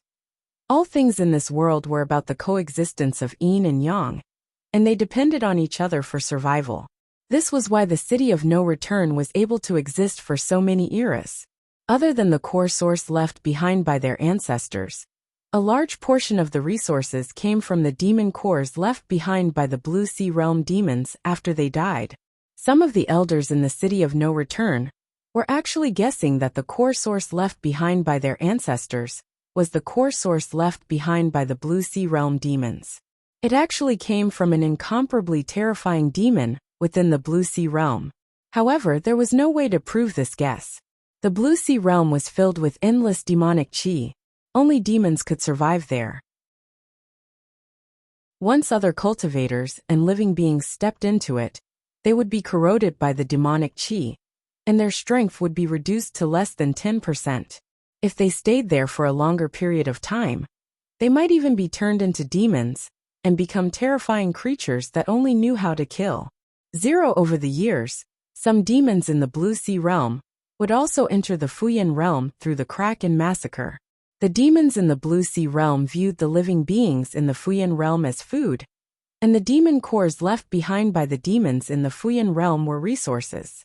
The two of them depended on each other and coexisted in a cycle that had lasted for countless years. This time, Sun Shuang and Elder Yu went to the outside world and saw that legendary demon. After returning, she fell into a state of stubbornness. She even plans to enter the Blue Sea Realm through the crack and massacre demons. If you see her, you must think of a way to persuade her. This is not a responsibility that she was born to bear. It is too heavy and will overwhelm her. Granny Yao shook her head and continued. I understand.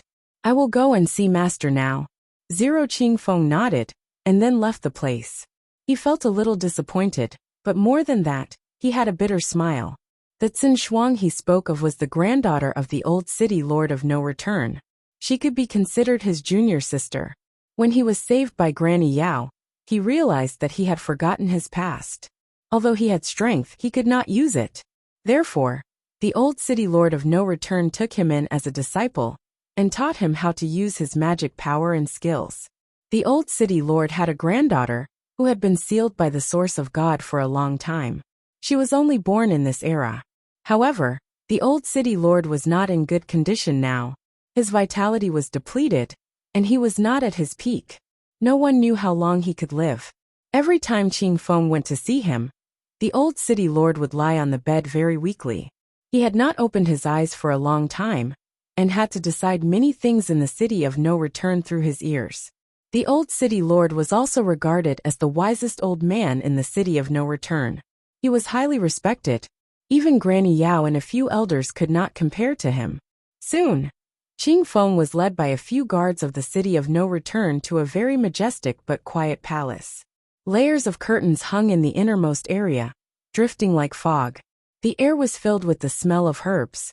A very thin old man draped in a soft brocade robe was lying there. A withered hand that was like a branch fell outside the curtains. His breath was very weak. He was like a dying candle in the wind. Master. After arriving, Qing Feng bowed respectfully and then stood quietly at the side, waiting for the old man to speak.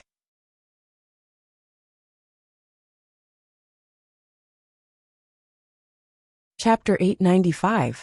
In the majestic and quiet palace, the curtains were like clouds drifting like fog. Hearing Qing Feng's call, the old man lying on the bed moved his fingers. His tightly shut eyes moved, but he didn't open them.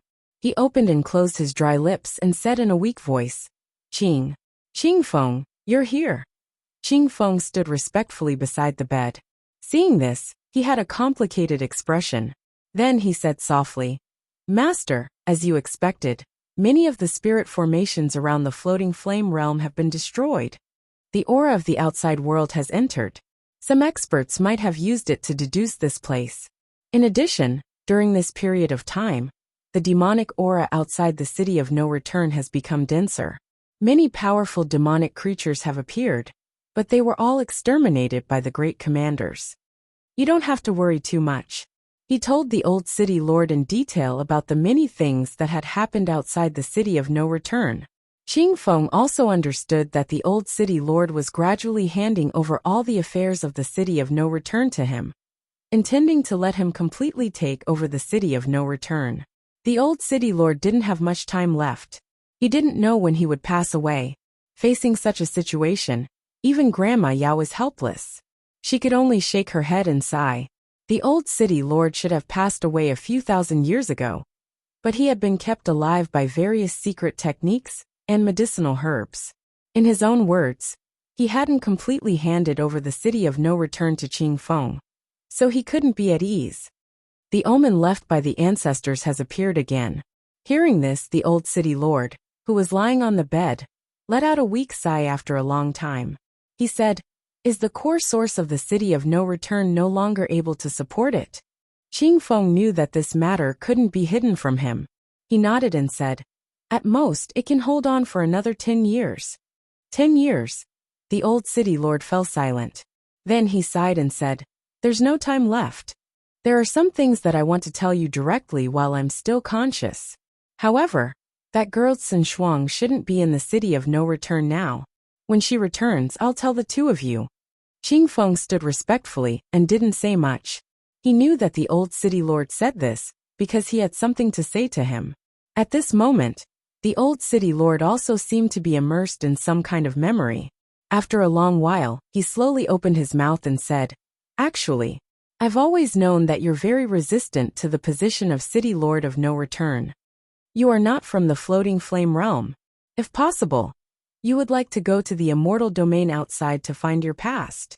You've always told me that you're a person with no past. All of your memories are stuck in the city of no return. Speaking of which, I am indeed very selfish. I wanted you to stay in the city of no return and let you take over. I wanted you to share some of the burden with that girl, Sun Shuang. Listening to the old city lord's long-winded words, a blank look flashed across Qing Feng's silent face. He was indeed a person with no past and no memories. From the moment he woke up, he was already in the city of no return. For the next few thousand years, he lived here and treated the city of no return as his home. In the beginning, he really did want to leave this place and go to the outside world to find out his identity and past. But now these thoughts had changed a lot. At the same time, his shoulders had become much heavier, and he had many responsibilities that were difficult to shirk. Especially before he came to this palace, when he saw the children in the academy who were learning Tao and cultivating under the teachers. Every one of them had an innocent and happy smile on their faces. When they saw him, they would respectfully greet him as Lord Qingfeng. There was also that arrogant junior sister, who was extremely confident and felt that she was not weaker than anyone in her life. Master, you don't have to say these things. The city of no return is my home now. I won't let this home be destroyed, Qingfeng said to reassure the old city lord. In fact, to him now, his past and origins were not important anymore. Although sometimes he would have some strange dreams. In the dreams, he seemed to be constantly killing and fighting, and would never stop. Hearing this, the old city lord's face revealed a gratified smile, even though his eyes were tightly shut. He continued speaking. If such a day comes, I still hope that you will be able to search for your past. Qingfeng, you are the most special person I have ever seen. The power in you is beyond my imagination. The reason why I wanted to take you as my disciple was also because of my selfishness. Actually, I am not Xin Shuang's grandfather. I am just an old servant who was ordered by my master to protect Xin Shuang as she grew up. And Xin Shuang's father was one of the most powerful people in the Immortal region. He was the leader of the 4 celestial lords of the Immortal Palace. His name was Longevity Celestial Lord. But even from my master, I have never seen such a powerful force. Hearing these secrets that the old city lord had never mentioned to him before, Qingfeng was stunned. Xin Shuang was not the old city lord's biological granddaughter. Her father was the leader of the 4 celestial lords of the Immortal Palace. The old city lord continued speaking, his tone filled with emotion. Don't doubt my words. Your origin is very mysterious. Even if you can only use a small portion of your power now, you are almost at the threshold of the Immortal King realm. You should know that in the golden age of the Immortal Tao, immortal kings were extremely powerful existences. It took many eras for one to be born. This time, little you and the others paid a huge price to awaken the true bones of those immortal kings and intimidate those people in the outside world. In the current era, immortal kings are even rarer. Every one of them is an invincible figure who looks down on the past and present. But I believe that on the day you understand your origin, you will surpass the immortal king realm and reach an unimaginable realm. He had originally planned to say these words to Qingfeng in the future. However, he could already feel that his lifespan was slowly slipping away. He didn't know how many more days he could hold on. If he didn't take this opportunity to explain everything clearly, Qingfeng would probably never understand these things in his lifetime. The little you that the old city lord was talking about was a child he had adopted a long time ago. However, he was now called Elder You. His cultivation was close to the immortal king realm, and he had lived for a very long time. He was also one of the most respected elders in the city of no return. Qingfeng still hadn't recovered from the shock of the old city lord's words. He stood there in a daze for a long time. So I had such an origin? Surpassing the immortal king realm, he muttered to himself. Judging from the scenes in his dreams during this period of time, he should have had some unknown identity before this. Otherwise, he wouldn't have been able to keep killing and fighting in that foggy space. Who exactly am I? Qingfeng couldn't help but ask himself. A long time ago, when the Immortal Palace was at its peak, the existence of the floating flame realm was actually to stop those strange races in the origin world outside the vast sea. At this time, the old city lord continued to talk about the secrets of this place. He planned to tell Qingfeng everything he could, the floating flame realm and the blue sea realm, although it sounded like they supported each other. However, no one knew that a long time ago, the blue sea realm was also a sacred land like the floating flame realm. Later on, for some reason, The strange races in the origin world broke through a crack in the vast sea and entered the blue sea realm. Then they completely destroyed that place and turned it into a demonic land for demons. The so-called demonic chi was actually formed by the absolute death chi that pervaded the origin world. It could corrode and contaminate all living beings in this world. Over the years, all living beings in the floating flame realm had been fighting against the demons that came through the crack in the blue sea realm. But not many people knew these secrets. After hearing the old city lord's words, Qing Feng finally understood. A dazzling light flashed through his eyes. At this moment, his heart seemed to be touched, as if some ancient memory was awakening in his mind. Outside the blue sea realm, there is a cracked passage that leads to the origin world, he muttered. Before this, he had never heard of the origin world. However, there was a memory that was engraved in his mind that couldn't be erased and constantly reminded him. This monstrous hatred couldn't be erased with time. Sooner or later, I will step into the origin world and destroy the strange depths there. I will quell all the darkness that has existed since ancient times. Qing Feng muttered to himself in his heart. This thought had never wavered. Even if he didn't know what it meant, he knew that this was probably what he would do in the future. When Sun Shuang comes back later, why don't the two of you set the engagement? I can see that you've always liked Sun Shuang. Even though I'm not her real grandfather, I've watched her grow up. If it were up to me, Sun Shuang would probably agree. I can see that she has always loved and respected you as her senior brother, even if she would often say some impulsive things. At this moment, the old city lord spoke again. His voice was weak, but he couldn't hide his smile. He planned to tie the knot between the two of them at the end of his life. When he heard this, even the usually calm Qing Feng was stunned. When he reacted, his expression quickly became uneasy. He hurriedly waved his hand and said, "Master, don't joke around. Sun Shuang only treats me as her senior brother, and I have always treated her as my junior sister. I have never thought of anything else." However, the old city lord lying on the bed only smiled and didn't say anything else. His expression was as if he had completely seen through Qing Feng. Boom! At this moment, the heavens and earth suddenly trembled violently. There seemed to be a terrifying aura coming from a faraway place. It caused the endless sea below the city of no return to churn up monstrous waves, as if it was going to drown the heavens. The entire city of no return was trembling, as if there was a huge earthquake. Many cultivators and living beings looked outside in shock, not knowing what was happening. Some even flew up into the sky, but they were affected by the tremors and almost fell down. The laws of heaven and earth in the outside world are colliding. This is the Tao of the two worlds trying to merge. After countless eras, is the immortal domain going to merge with the world that was once separated? Although the old city lord's eyes were closed, he could sense everything. Qing Feng, who was originally a little uneasy, had a heavy expression on his face as he looked at the horizon.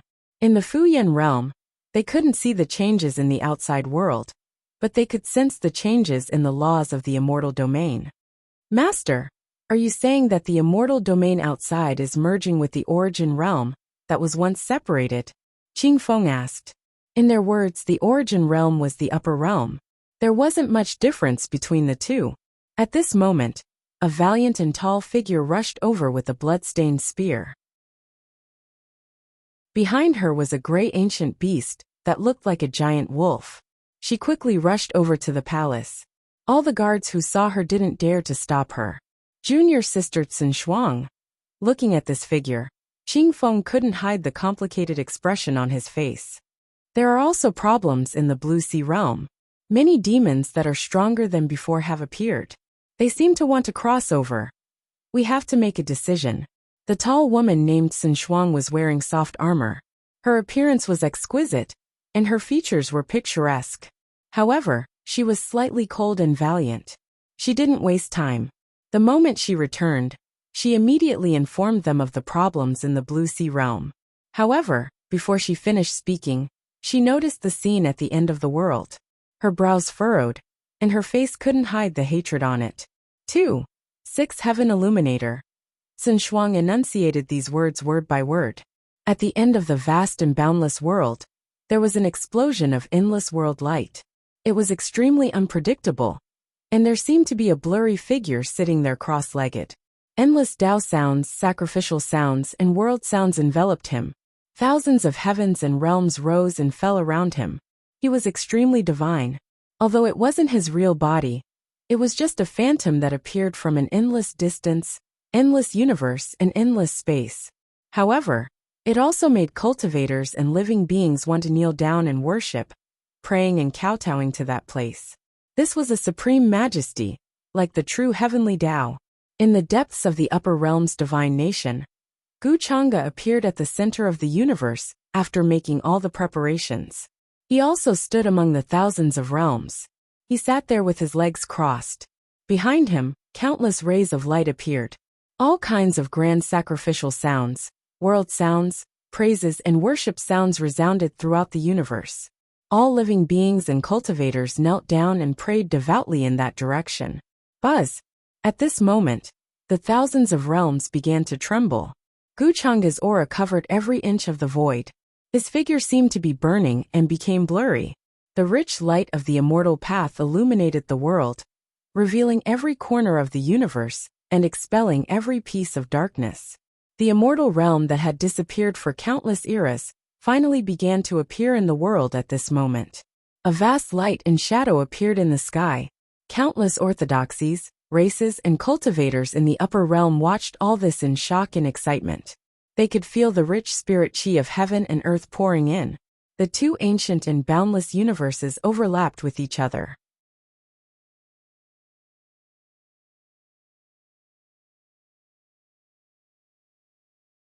This is the first time I've seen the immortal domain with my own eyes. I originally thought that he would break through the passageway between the immortal region and the upper realm, but I didn't expect that he would merge the two realms into one. Are they planning to recreate the glory of the ancient times and restore the world to its peak? With such courage, we are ashamed of our inferiority. Many ancient cultivators from the upper realms were deeply shaken by this scene. Their words were full of admiration for Guchanga.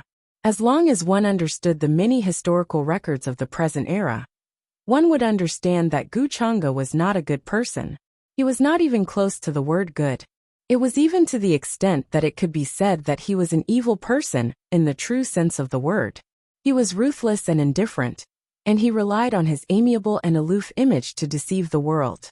Since his birth, what he had done had long been dug out by the various clans. Although they did not dare to mention it, everyone knew about it. It could be said that the establishment of the divine nation and its rapid development had the most direct relationship with Guchanga. If they were not afraid of his ferocious power, why would the various clans and orthodoxies choose to submit so easily? They even handed over the power of the mind and let him control their life and death? Now Guchanga made a move to merge the immortal region and the upper realm. It could be said that this was the first magnificent feat since the Forbidden Era. At this moment, thousands of realms resonated. Dazzling brilliance illuminated every corner of the world. Golden sacred lotuses bloomed in the universe. The sound of Tao resounded in every void, containing supreme profoundness, as if it could guide all living beings to the end of the Tao. The immortal region was instantly covered. All cultivators and living beings felt this change. It was as if a new heavenly Tao was being nurtured, and also as if there was a will that enveloped the world. Then, this will descended on thousands of realms, wanting to cover everything. Except for the regions beyond the boundless sea. Except for the unknown regions that were filled with chaos since ancient times. Except for the forbidden areas that were independent of the boundless secular world. The newly born Tao completely enveloped him. All cultivators and living beings, regardless of whether they were from the immortal region or the upper realm, could clearly feel this change. Not only did the spirit chi become denser, but the laws of heaven and earth became more complete and clear. They could more clearly feel the existence of the Tao. Before this, the existence of the Tao was illusory and vague. Ordinary cultivators had no chance of coming into contact with it. But now the new Tao was clear and complete. The whole world was more suitable for cultivators to cultivate. This is the real great era. Many people shouted excitedly and knelt in the direction of Gu Chang'e with great devotion. Especially those cultivators who had no hope of advancing in their lives.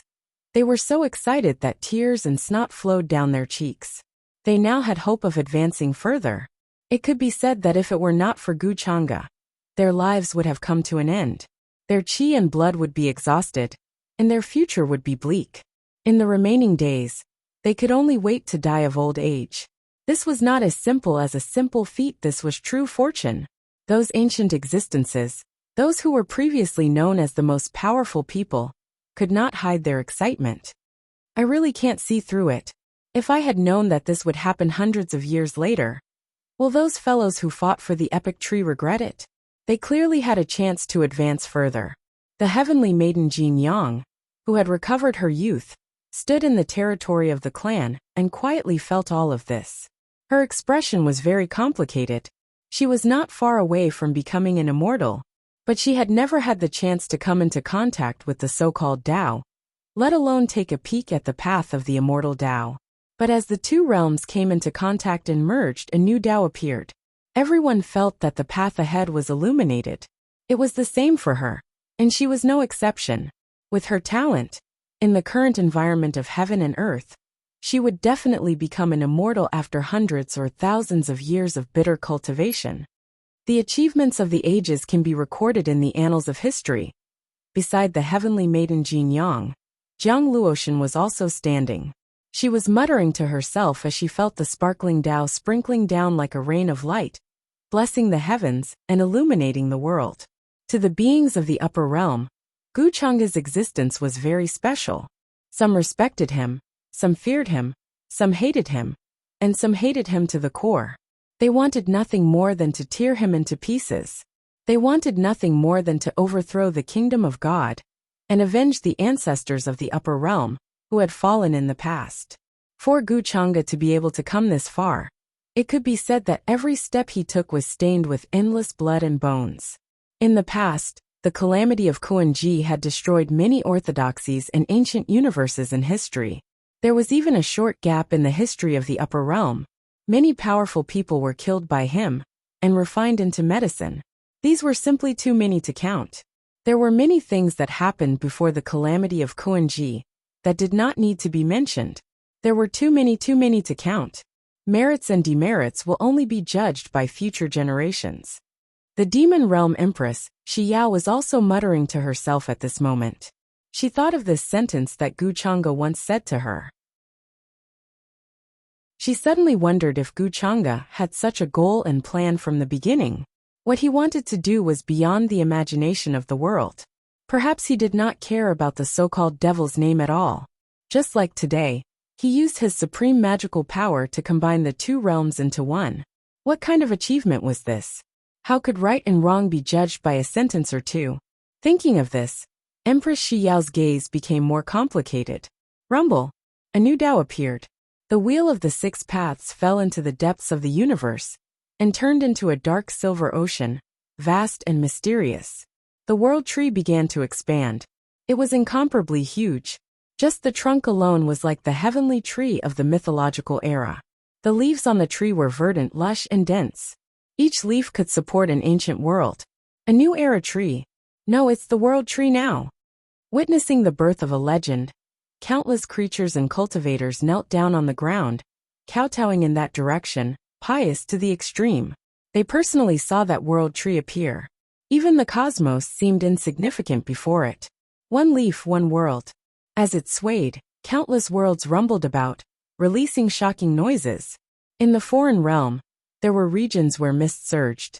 A few foreign race immortal kings stood there, their figures large, surrounded by endless chaotic energy.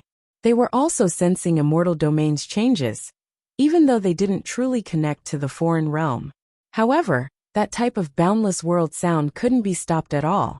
Even if there was endless distance, it could still be clearly transmitted to this side. Immortal domain and the past world of origin are starting to merge into one. Just that we don't know when it will reach the foreign realm. These foreign immortal kings spoke, their hearts heavy, not daring to take action to stop this at this time. They could even sense that immortal domain's laws were suppressing them even more. At this time, if they dared descend into immortal domain, they would definitely pay a disastrous price. Let alone the fact that the one leading all of this was none other than Gu Chang'e, that existence who even the Emperor clan ancestor felt restraining fear towards. Meanwhile, that Emperor clan ancestor who woke up now, his attitude towards this matter was even more vague, making it hard for them to figure it out. Quite a few immortal kings were speculating that Emperor clan ancestor might make a decision that would affect the foreign realm's entire situation. Floating Flame Realm, City of No Return. Is this a plan to unify the power of the two worlds? The old city lord's eyes were tightly shut, muttering this, but he could clearly sense everything. In the end, Floating Flame Realm was still an immortal domain. Everything that happened in immortal domain could naturally be reflected in this place. Many creatures in Floating Flame Realm could actually be affected as well. After all, this was a great matter that brought blessings to the common people of the heavens, an immeasurable amount of creatures. If the heavenly Tao appeared, bestowing merit, this would be immeasurable power of merit. Immortal Domain's environment has become more suitable for cultivation. For ordinary creatures, this is indeed a type of good fortune, an unmatched achievement. Qing Feng also spoke with a slightly complicated expression on his face. Under the influence of the eyes and ears in the City of No Return, he naturally didn't have a good impression of that world-destroying demon. However, when he saw this scene, his emotions were still rather complicated. No matter what, it doesn't change the fact that he is my irreconcilable enemy. I originally thought that he was buried in that era, but since he reappeared in this era, I will make him pay the price for his past actions. Xin Shuang's eyes were filled with hatred, almost gnashing her teeth as she spoke. Her father, as one of the four most powerful celestial lords of Immortal Palace, the Longevity Celestial Lord, died in the hands of this demon. This hatred was something she would never forget. When Qing Feng heard this, he couldn't help but sigh. Xin Shuang wanted to rely on her own strength to take revenge. This hope was too slim. Although Xin Shuang had been bitterly cultivating and tempering herself these past few years, wanting to touch that demon's realm was still too far away. There was no chance at all. Senior brother Qing Feng, before taking revenge for my father, I have no plans to marry. I know with my strength, wanting to accomplish this is almost impossible. So, I can only say sorry. After that, Xin Shuang glanced at him, picked up the bloodstained spear, turned around and left. Her clear and valiant voice contained an indomitable will. She had actually heard the conversation between the old city lord and Qing Feng just now. However, she had spent her entire life on revenge and cultivation. There was no time for her personal feelings. Moreover, she did indeed only see Qing Feng as an elder brother. There were no other emotions mixed in it. She also hoped that he would understand that compared to directly rejecting her, this would make him feel better. She didn't plan to continue staying here. Otherwise, with the old city lord's character, he would definitely persuade her to marry Qing Feng. Revenge? I may be able to help you in this.